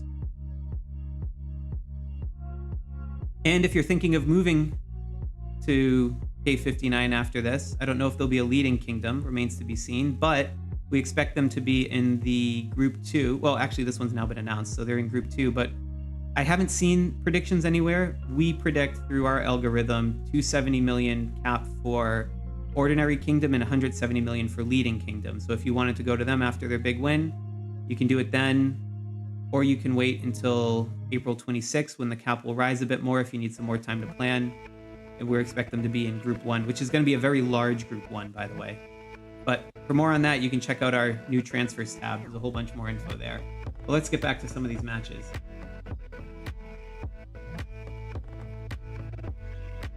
So yeah, as we were seeing here, 57 still holding on. And again, this is a multi-possession score because they're now over that 7-minute threshold. So I think that's going to be pretty decisive as far as the outcome goes. All right, let's check out a control room. Where do we want to jump in here?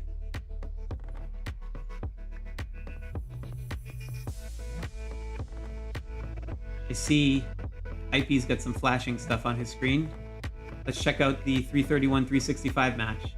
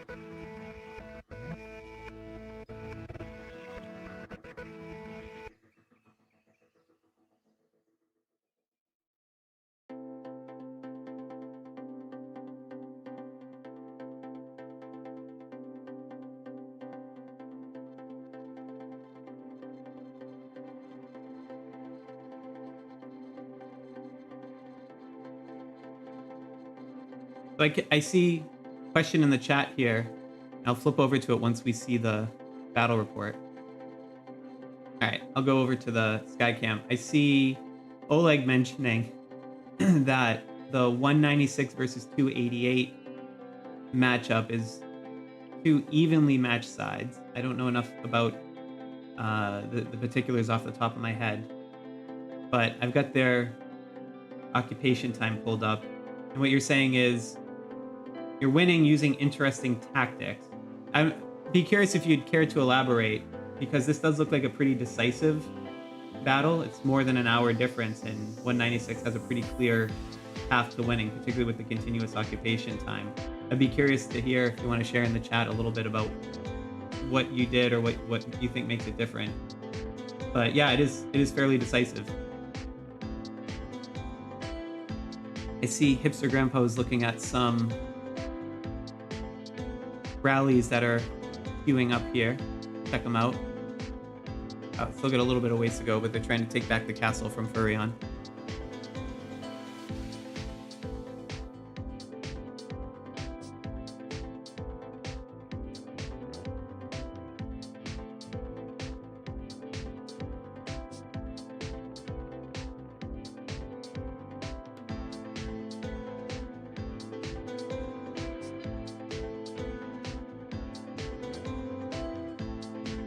Yeah, David, I agree with what you're saying about 199. I mean, it is quite a combination, especially how they were somehow not a leading kingdom in the past, and that enabled the combination of some of the whales to move over there. And I would really love to see a 199 versus 231 matchup, and that's something that should happen. They're close enough in number. I think that's gonna happen if both of these keep performing the way they are, because the record that it's gonna have to match them up.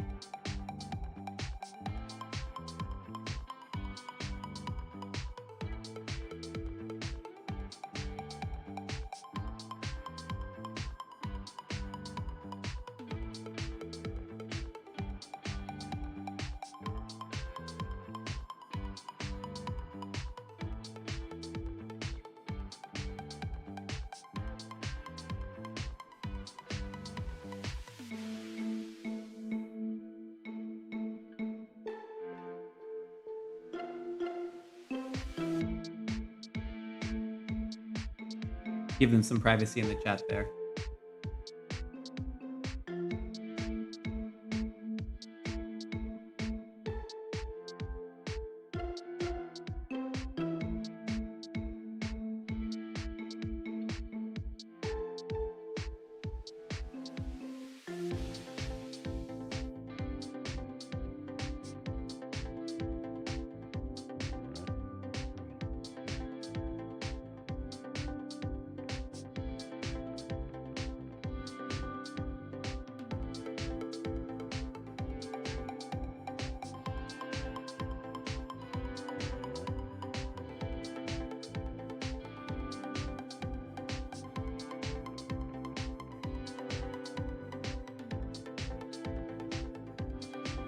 All right, let's go back to, I think it's safe for Hipster Grandpa's screen here.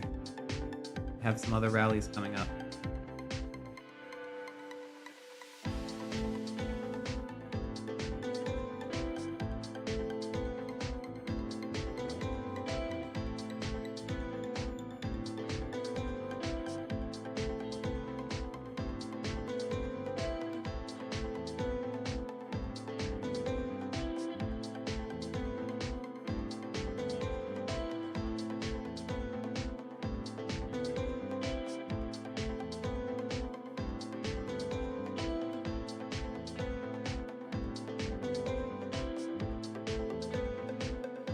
Actually, we still have a minute. I see on IP's screen, it looks like, oh, there's also some rallies there, but they're a little further out. So maybe we'll watch the ones on 163 first, and then we'll go jump back over to 365.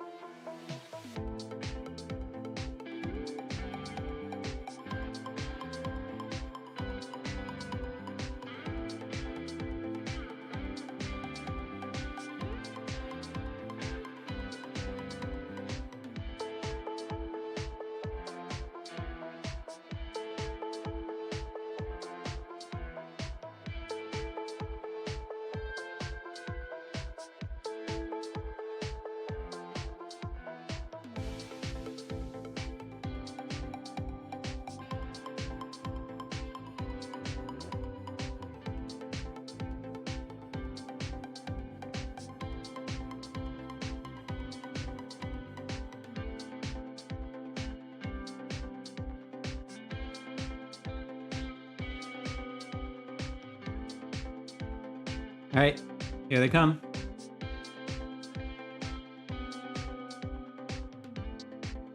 So on my Skycam too, I'm seeing the occupation time. Oh, they knocked it out. Okay.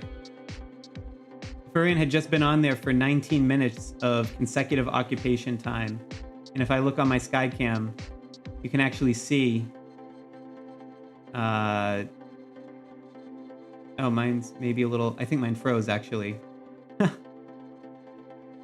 That's what happens with the old tech. All right, let me go to IP. I'll sort that out, and I'll show you the time in a second. But IPs are about to hit.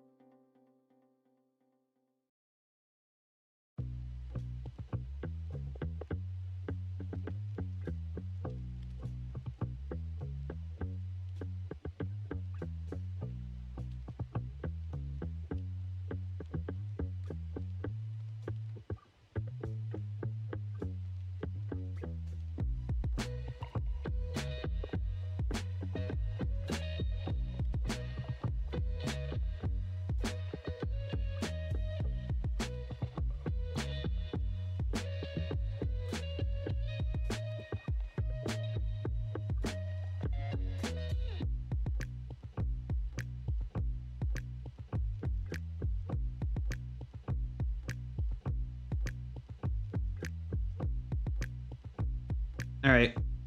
Well, that's going on there for the healing. I've got my Skycam set back up. Let's jump in to the battle record.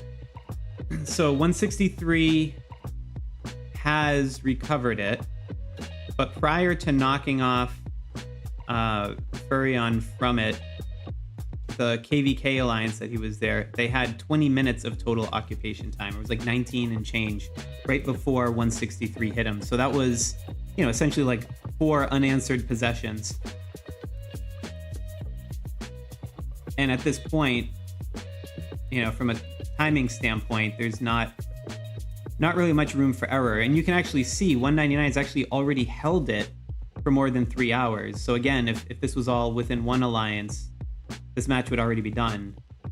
But it does leave the door open, although I think it's extremely unlikely when I saw 20-minute occupation time on the castle right before that multi-rally. But it was still really good for 163 to be able to pull that back, because that's quite a challenge against the strength on 199.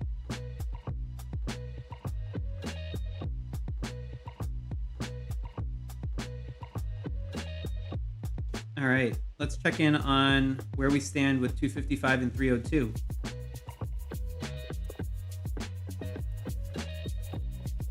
Well, this one is basically decided.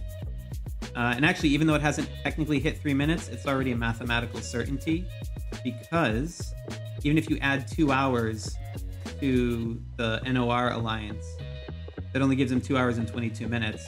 So this one actually could have been called a little while ago. We just missed it when we were in other areas. So that means that we're gonna drop King Sloth up for 255. So congratulations on your win there.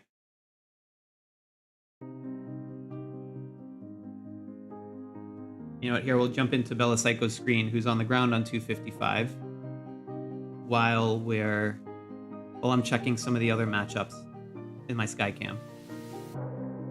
So congratulations, Bella and team, and also good work, 302. 255 is quite a big challenge.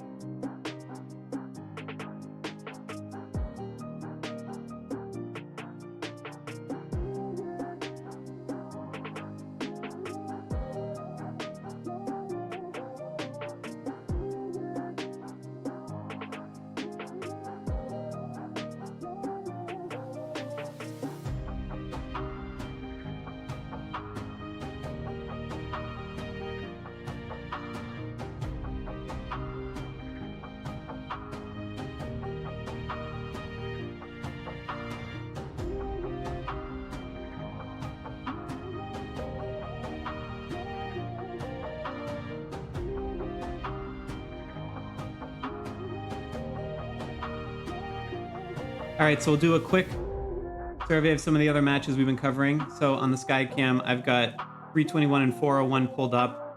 401 just retook it and is kind of cruising to a pretty clear path. I got an hour and 10-minute lead over 321. I've also, unfortunately, the feed for Bry has dropped on 321, so I can't get on the ground there, but it seems like this one is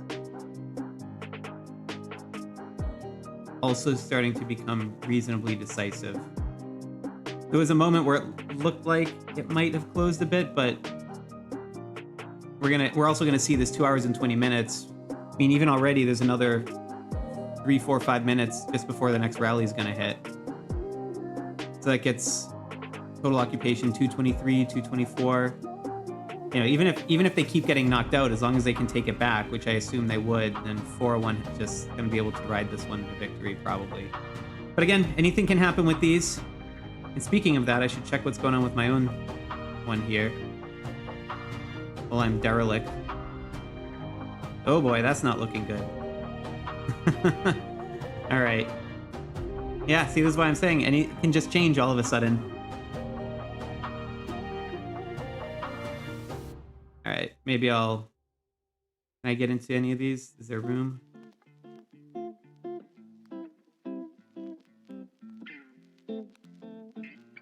Well, do I want to be on the defense side? No, I guess I can try and hit something. I'll get knocked out anyway.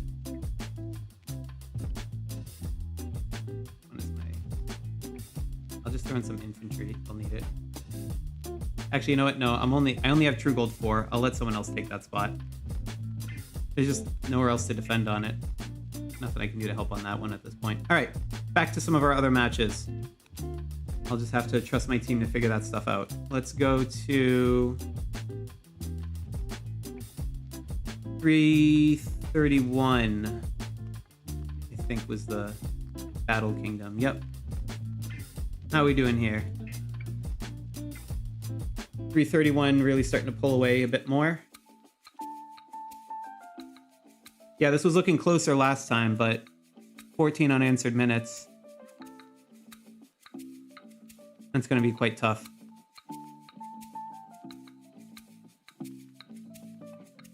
Ipey is in...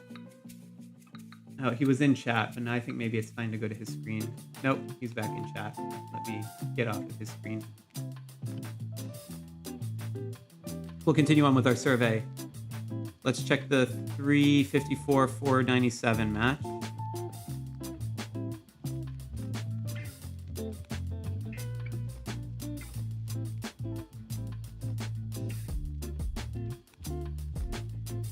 So 497 did just regain control, but look how close 354 is. They just need to capture 2 or 3 times over the next 2 hours, which with Furion is almost a near certainty.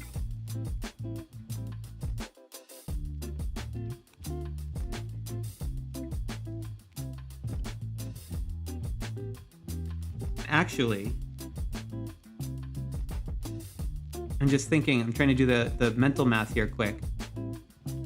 An hour and 54 minutes plus 52 minutes. It's gonna be 14 shy of 3 hours. Ooh, I think that actually puts them right below the total occupation time, even if they held it for the remaining hour and 54 minutes. I'm not sure of it. I'm trying to do it on the fly while I'm on a live stream and managing a bunch of other things, but let's just... I think if 354 recovers it, then I think that's one that we could call. Let's get on the ground and take a look what's going on with 354 here. Maybe oh no, sorry. There was a chance we might have had Havoc's feed, but we only have Toad on it.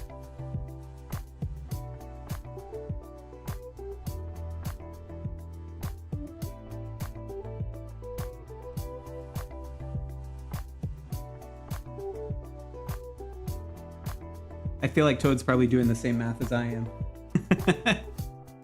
I'll let you take out the calculator.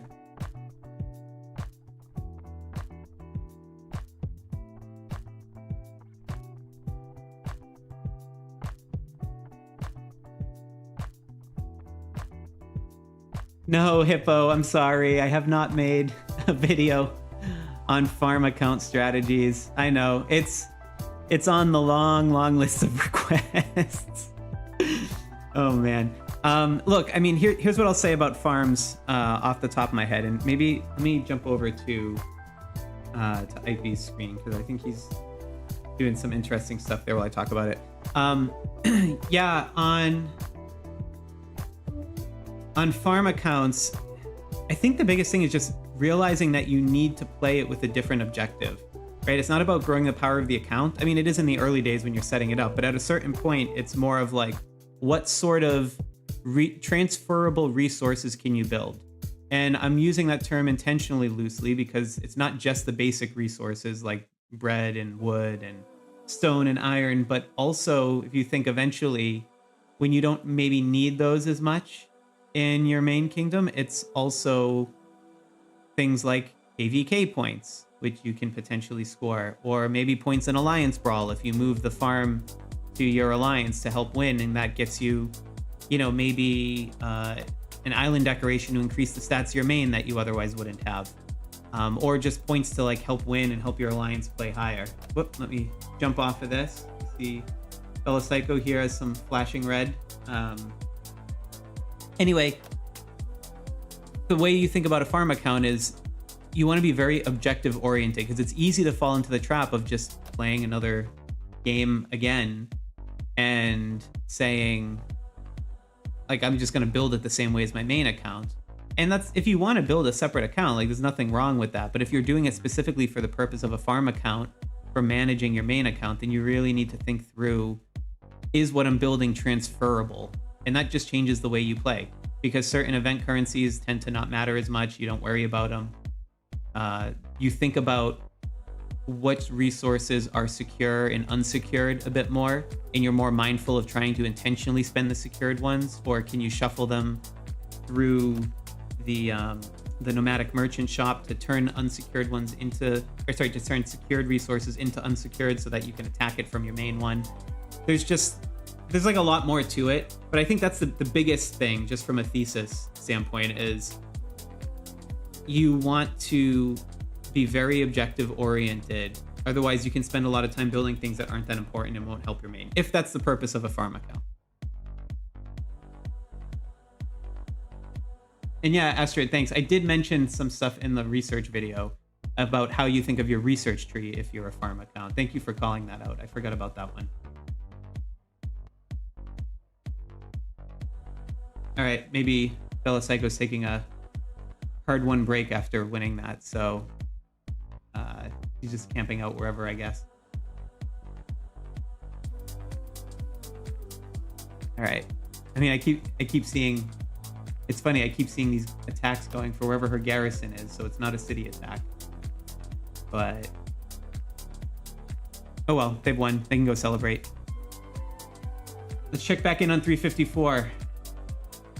We got Toad on the ground here, and let me pull up if I can see the current state.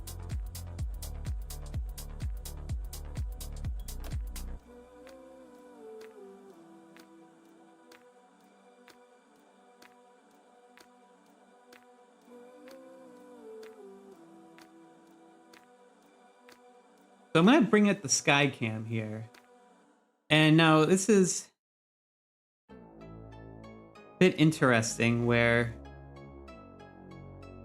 as I was saying before, if 354 took over and then they got the points, they would be able to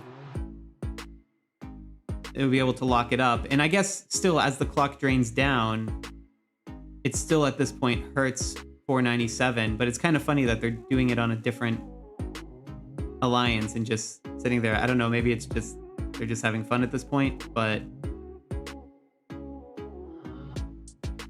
I look at it, yeah, I mean, even if I add that 1 hour and 48 minutes remaining to the 53 minutes of 497's time, that still doesn't get me 2 hours and 47 minutes.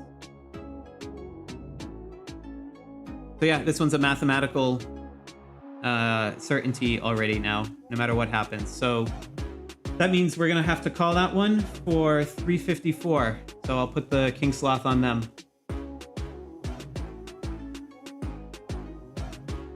Yes, I know, David. I could have definitely called most of them an hour ago. But sometimes these things change. And unfortunately, my kingdom battle right now, which I'm neglecting in order to do this live stream, is one of those where it's swung the other way. I think we're up by like an hour and a half, and now it's probably like a 20-minute difference or something. So sometimes someone has to leave, or if it's close and the buffs wear off and one of the teams was holding something for the second half, that can sometimes start to change the outcome.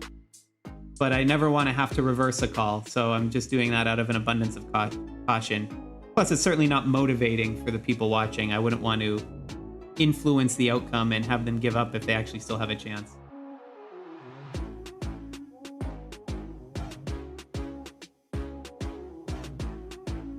Check out back in 321. We'll do a sweep here. Oh, sorry, 401.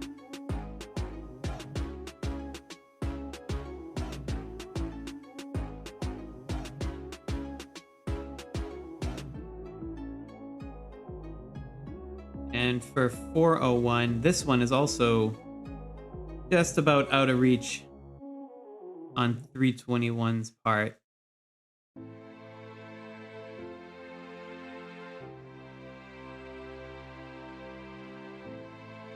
Technically, 321 could still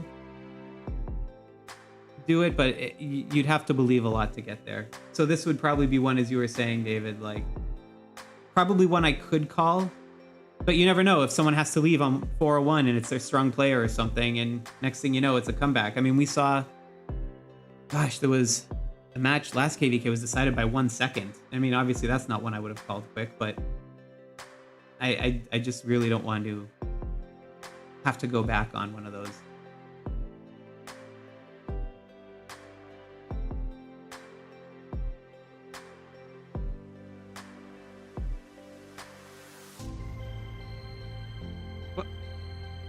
Hit that by accident. Let's go to, I'm seeing something in the chat here, 752. So you're saying they're the number 15 kingdom. Is that in our rankings?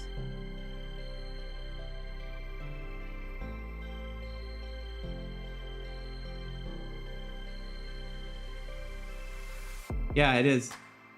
We have it here on our leaderboard. So 752. And you're saying in the chat right now, HR, you're saying that they're down 713. Let me see if I can pull up over here my Skycam.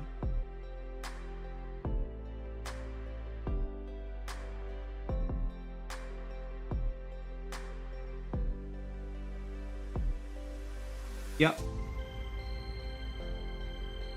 That is quite interesting. So, man, 713 wasn't on my radar, I don't think. What are they ranked?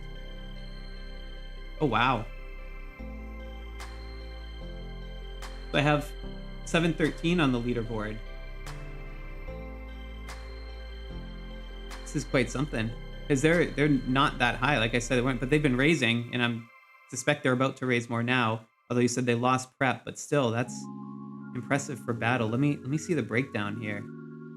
Yeah, and they've actually lost more in battles previously. But the trajectory is definitely upward, and you can see the ranking improving over time.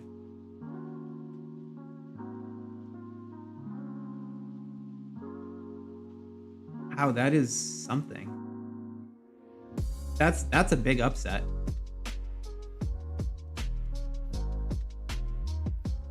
Well, hey, looks like something's going on right on 715. So if you're looking to transfer them, here's what we estimate the transfer cap will be for if they're ordinary and if they're leading. And then, you know, if you can't get into them in the same group this time, you can check and see if your groups line up in future ones. But yeah, this could be one of those kingdoms where maybe they got some good transfers in on the last one and it just hasn't registered yet through all of their battles and such. But that's a big battle upset. Cool. Thanks for pointing that one out. All right, let's go back to, let's see. I got my Skycam here, but let me Let me take a look in our control room.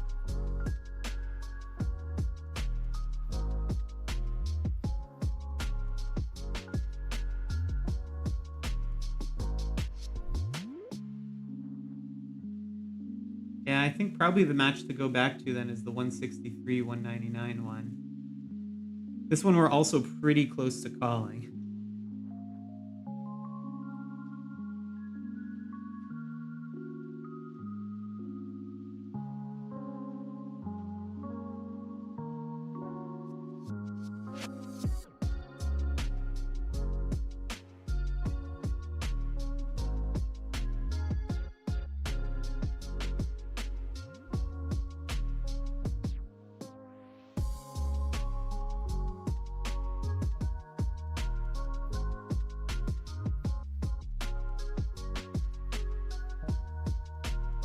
I wonder if they're just sort of made up their minds on this one, on 163, 199. Let me check in from the Skycam again and see what the total is. No, 199 is just, it is changing hands. Maybe just the streamer had to step away for a minute.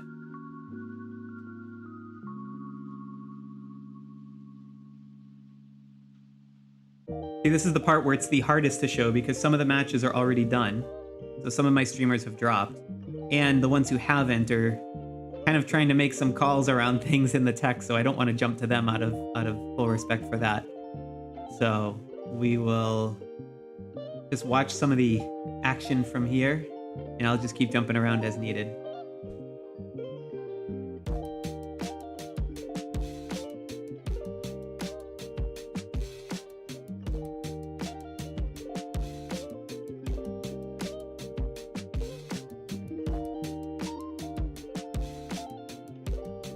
Astrid, you say you're finding it difficult to find a new kingdom. Why is that? What kingdom are you in? If you can remind me.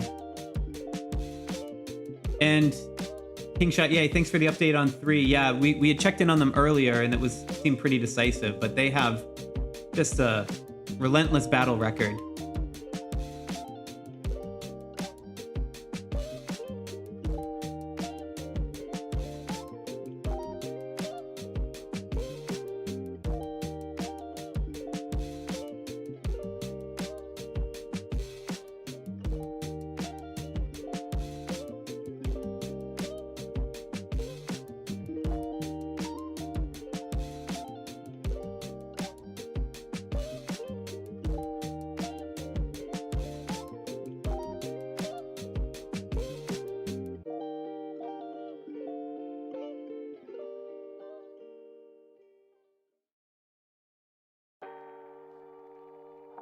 Oh, I'm seeing in the chat too here. 615, which is currently ranked 800th, got paired against 670, which was ranked 63 based on the win-loss record and strength of opponents. Yeah, I mean, lower down where there's fewer KvKs to draw from, there's a little bit more variation in it. But here, let's just jump over to my Skycam, and yeah, I mean, that ranking's not going to stay for long. The way the ranking works, if you get beat by someone of a lower rank, it's actually more punishing on your stat total so you'll actually drop more ranks, and vice versa. If you beat someone that's a significant rank higher, it'll have a much greater positive impact on your ranking. So you definitely won't be ranked 800th any longer. You probably will climb a couple hundred after that. That's a big one. Okay, so Astrid, I like, so 237 you said your kingdom is. I want to just actually show you, if I go over to the leaderboard, we also have transfers. So like if you were to take your kingdom here, right? So 237. So basically what this tells you is for this March window coming up, you probably already knew group 3 with this kingdom range. This is what we estimate the transfer cap is for you to move to. And you know, that'll obviously change, right? So if you go to April 26th, and these are groups that haven't been announced in game, so, you know, we're extrapolating based on historic patterns, but we think on the April 26th transfer, you'll be in group 2. It'll actually be a very wide range, so you'll have more options. And this should be the ordinary and leading caps for those transfers. So now within your 237, if you come to this is basically filtering for everyone in your group. So like, let's go back. Say you wanted to transfer next week. You can come through here and see all of the various kingdoms. You can see who was a leading kingdom at one point and check out their records, where they rank overall globally, as well as where they rank within the group in terms of, because sometimes the leading kingdoms aren't necessarily the same as the group rank, because the rank takes into account their full record. And yes, there is a recency bias for it, but when they're last designated a leading kingdom also helps you get a different view. So you sort of can triangulate this, and say you were interested in 240, you can step into their kingdom and see, you know, how they performed over time, who they won and lost to, if you want to understand sort of some of the matchups that they've been previously paired to, including 255, which, as you've seen, is a pretty big powerhouse. So this is just a helpful tool for that sort of question. For those of you who are thinking next week, where do I transfer? What do I go to? Definitely check out this tool. It was a lot of fun breaking down how the transfers are actually worked and realizing we could predict them when the groups came out this week. So yeah, definitely check it out. And it's all integrated within all the rankings and match history that we have in here. So cool thing. So I'm seeing here, Rampage, we're catching back Sloth, less than 20 minutes difference. Rampage, which kingdom are you in? I'll pull it up here. I'm sorry, it just gets lost in all the chat.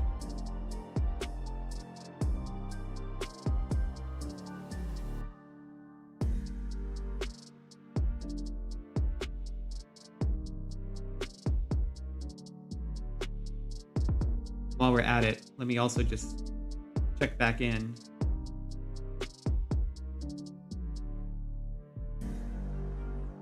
Wait, it's not 199, it's 163.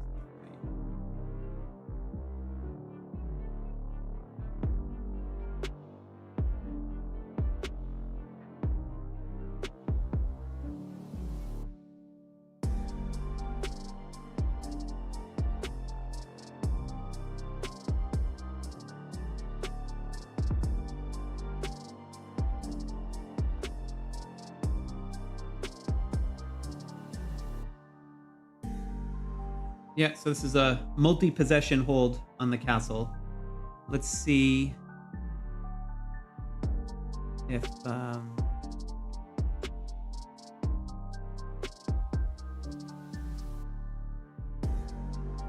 if I go over to Crazy C, I think he's looking at the same thing I am.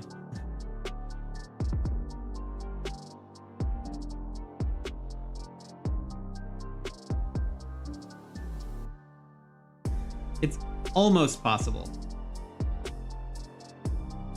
It becomes less possible every second, but it's almost possible.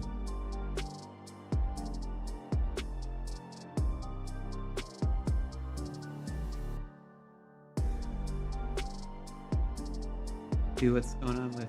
Oh, Hipster Grandpa's doing some alliance shuffling. I'm not sure if there's a strategic element to that, so I'll let that one sit there. Crazy C's getting some attacks on the turret.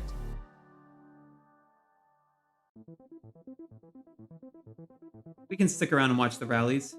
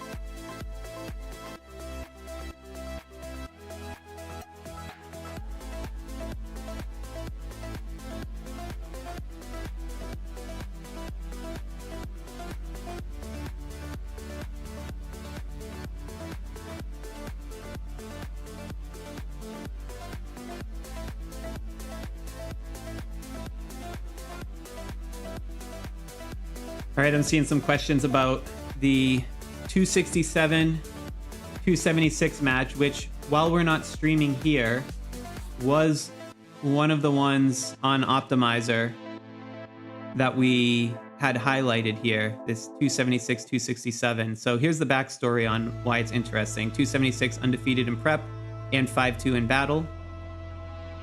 Just had won against 234.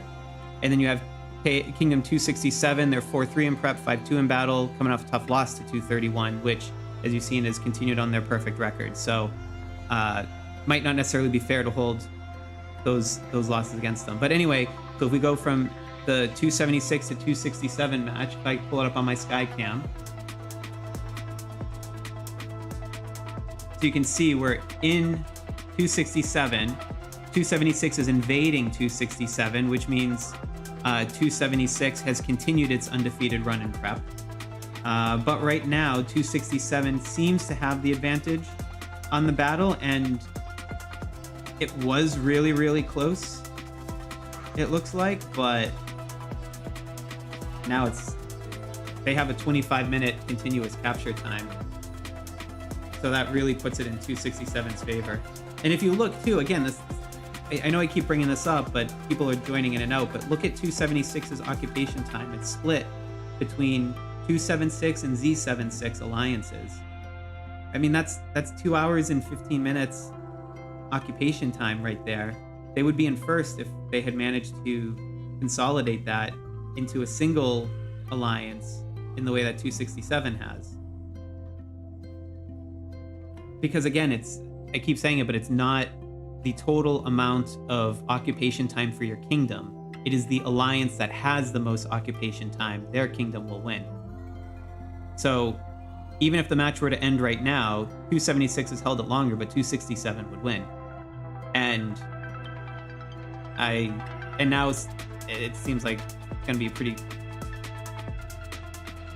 close to a certainty if they can't get it back within 26 minutes. So something here changed. This is one of those ones where is why I don't call things early. Something changed radically.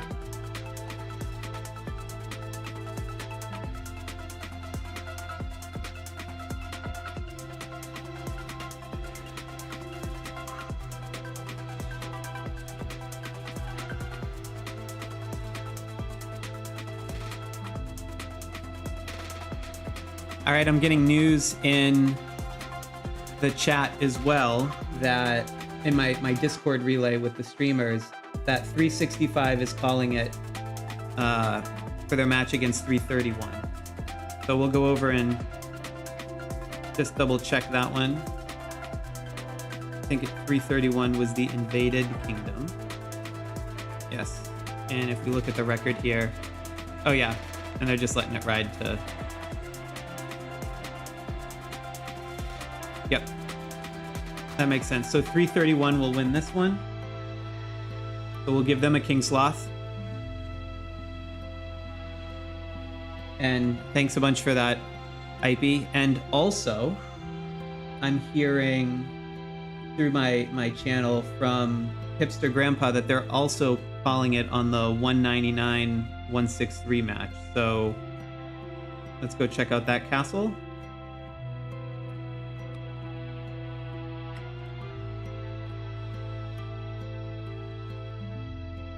Yep. And I think it's basically out of reach. I'm catching up on some of the messages, but yeah, basically Hipster Grandpa said, we're calling it, where is he? Yeah, we're calling it Good Game 199. And same thing with IP. Said 365 is calling it off also. Good Game 331. So always good to see the sportsmanship.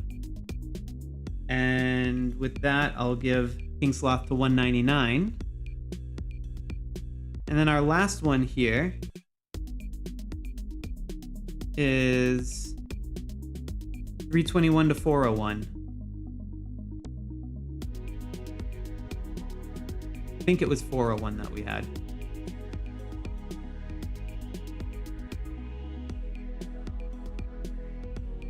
Oh yeah. And this one also looks like, I mean, if they're about to hit the 3-hour mark and they've had already 2 possessions.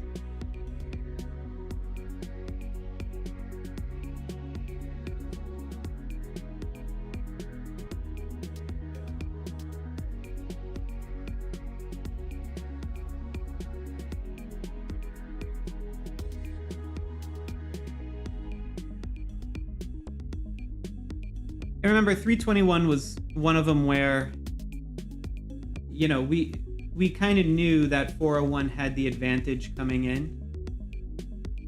I would show you Rise screen, but I think he had to drop. But we knew coming in that 401 had the advantage. They were 5-1 in battle.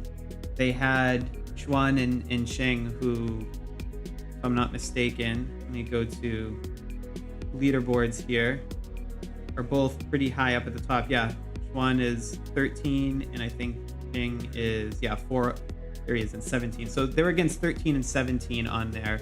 And in order to get their highest rank, you had to go all the way down to Big Mac. It was in like the 95, 96 slot bouncing around on the 321 side. So, you know, it's one of those things, if you have a really wide roster and good strategy, you can definitely, you know, you sometimes have a chance. But in this case, it looks like it was just a little bit too much. And I think at this point, this one is also a safe one to call. So we're going to give this one in favor of 401. And with that, we have all of our 6 matches that we were having streamers for called it. I'm going to put Bella Segos on here because she's still playing around and having fun and hitting cities as is customary in 255. But because we've now called all the matches, what I'm going to do is give out the other half of the free memberships for the channel.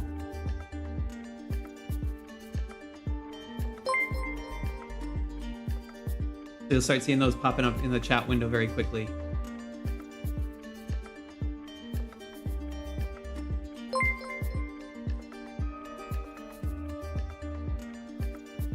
So congratulations for those of you who just were randomly awarded by YouTube channel membership for Strat Game Sloth channel. I very quickly, I'll just say what the benefits are. You get sometimes early access for certain videos. You know, if it's not timed with a release of the optimizer, for instance, but I do try to put them up slightly early while YouTube's doing all the processing and encoding. So you get to listen to me sound like Potato Sloth while YouTube still figures out the audio. And then I also have sometimes members-only posts where I'll get asked for feedback on certain things, sometimes invite to testing for optimizer modules that have yet to be released. So like we have a new events one coming up, and at some point when we get a little bit further along, I'll probably draw from my channel members to help us test that and do their event point scoring optimization with that new module. So anyway, congrats to all of you. And also priority responses, just because I get literally hundreds of messages a day and can't keep up anymore. But I do make a point, if you're a member of the channel, that I will go out of my way to respond to you as quickly as I feasibly can. And it's just, not that I don't want to respond to everyone else, but I literally cannot do it. There's not enough time in the day if I was only responding to people at this point. So, but yeah, YouTube will filter out for that. So anyway, appreciate you all watching for that, and glad, you know, congratulations. I'm glad YouTube rewarded you with some of the random channel memberships that it gives out. Now, even though we have our matches here called, I think there are still a couple interesting ones that I had said that, you know, may have ended up on here had things gone slightly differently. So I want to check in on a couple of those because there's still some interesting ones. So while Bella's screen's up here, I'm going to start pulling a few of them up. And I think the biggest one was the 623-652 match. So let me jump over to 652. And I'll do that after Bella finishes showing the various battle reports.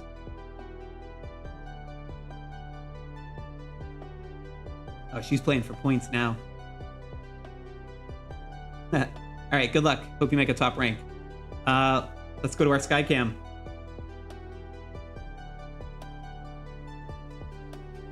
So for 623 and 652, this one is, 623's got it.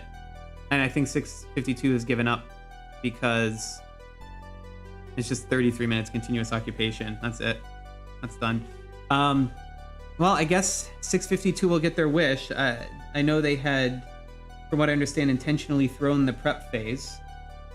But I don't think they were intending to throw the battle by any means. But then 623 pulled away with it. So they will get their wish probably and maybe not be a leading kingdom. And 623, I would have to imagine, is almost certainly going to be one, because they, just behind 231, they have the next best perfect record in Kingshot. So congratulations to anyone watching from 623. Quite an accomplishment.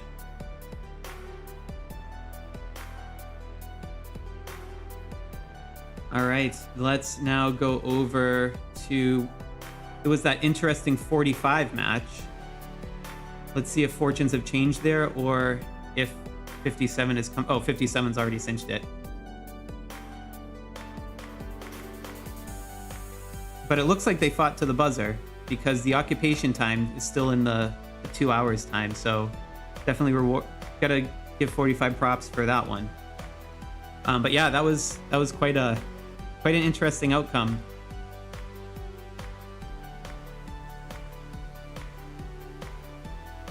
And again, this was the one where the prep phase was just so close, less than 1%, with each side having like 7 billion points. It was wild. And then speaking of 7 billion points, there was the one I wanted to check in too, with that, from that Reddit thread. They also, oh, is this one already determined? Yeah, it must have been continuous.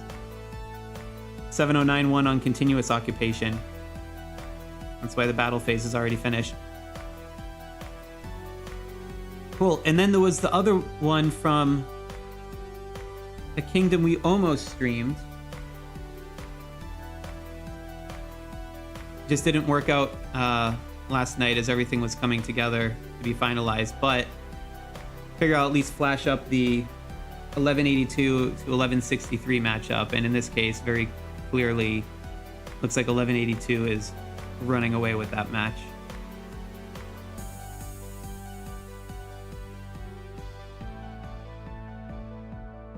Hey, Mr. Candy, thanks for joining.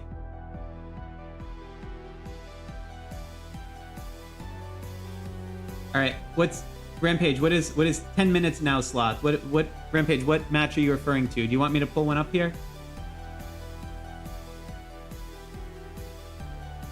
We can do a couple last few ones as we're touring around. Oh, hey, you know what would be interesting? There's some other friends. They almost streamed for us last time, and that one fell through. But 576, right? The Black Hole Kingdom.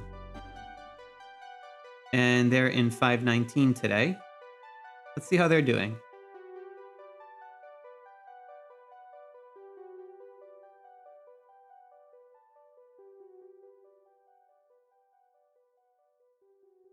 Got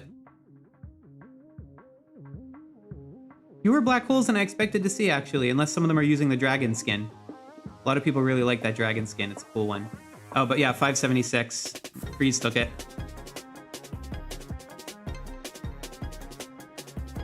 That must have... 576 is a tough kingdom. I think it's like 11 or 12 people with the black hole skin in that, so it's just got so many whales in it. But surprisingly, that actually lost their last one, 576 did. But it's... be interesting to see if they get designated a leading kingdom again or not, because of the mixed record over the last two KvKs. So that'll be one to watch. I know while Cosmos and I and some other folks are trying to figure out if we can predict who will be leading in ordinary kingdoms and transfers. We're not quite there yet, but let's find out.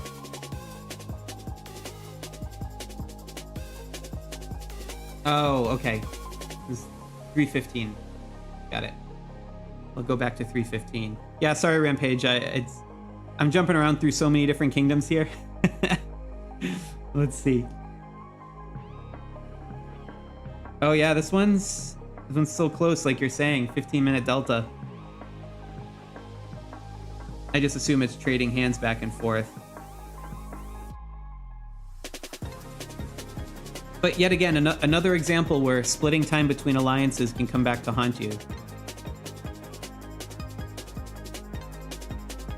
That's what's opening the door for 315 to come up. And actually, to some extent, 315 also has their time split.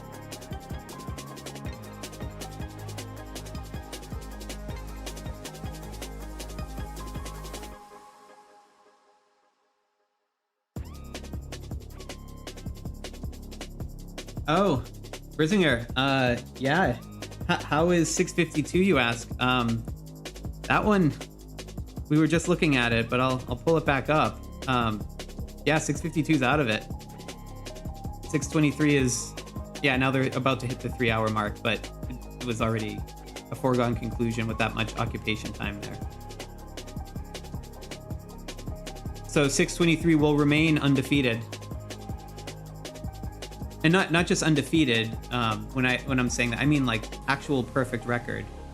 So again, if I go back to our leaderboard page and I look through here and I filter to undefeated only, right? 623 will now, this is now their 6th KvK. So because they won both prep and battle, they'll go to 12-0.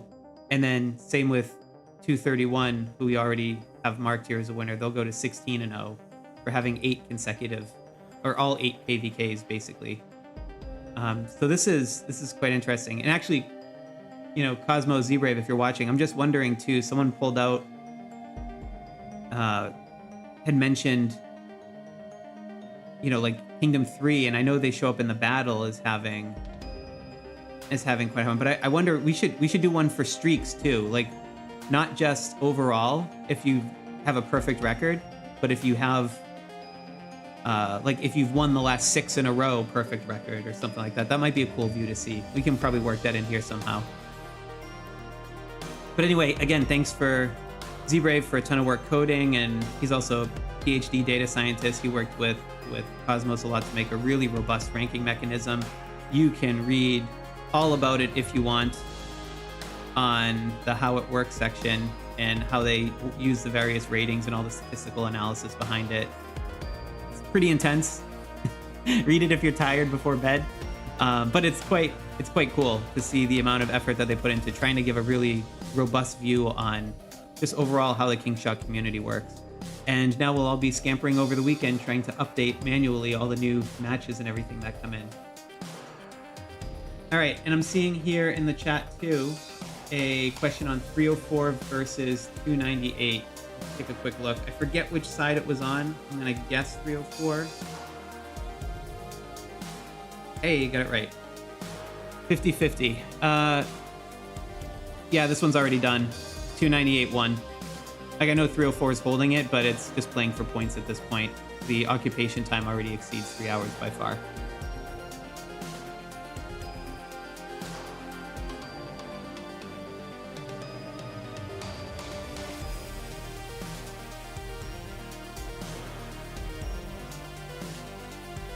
So that's great, everyone. Unless there's any other ones, I think I also just want to give another moment. Again, thanks to sponsor Play Smarter Community. If you are buying and spending a lot in the game, particularly if you're a whale and you want to use, get discounts on packs versus games, that's essentially what they do as their main business. I know we have the Play Smarter Community Discord where folks like Z-Brave and Frack and I hang out, and a bunch of other whales and everything. We all, like, everyone's testing things and talking about all kinds of cool and interesting discoveries. But their main business, which you also probably hear by Paxify, is a pack discount service. So if you do use that service, they have an option for you to put creator code Sloth in there, and I get a small kickback to support the channel. And if not, that's okay too. I appreciate you all just coming along for the ride here, watching, having some fun, talking about cool stuff with the game in the chat. And yeah, I'm really, really thankful for that. Look, I know all of these matches are they can keep going for a bit more time, but given that we've got all the sort of key matches that we wanted to cover this time, I think I'll probably call it here for the stream. So thanks again so much, everyone. Appreciate you spending the time here, and really fun to hang out with you all. I know you all have a bunch of matches going on. You're multitasking as well too, and potentially had other things to do on a Saturday morning. So thanks for spending your time with me. I hope to see you all again on the next one.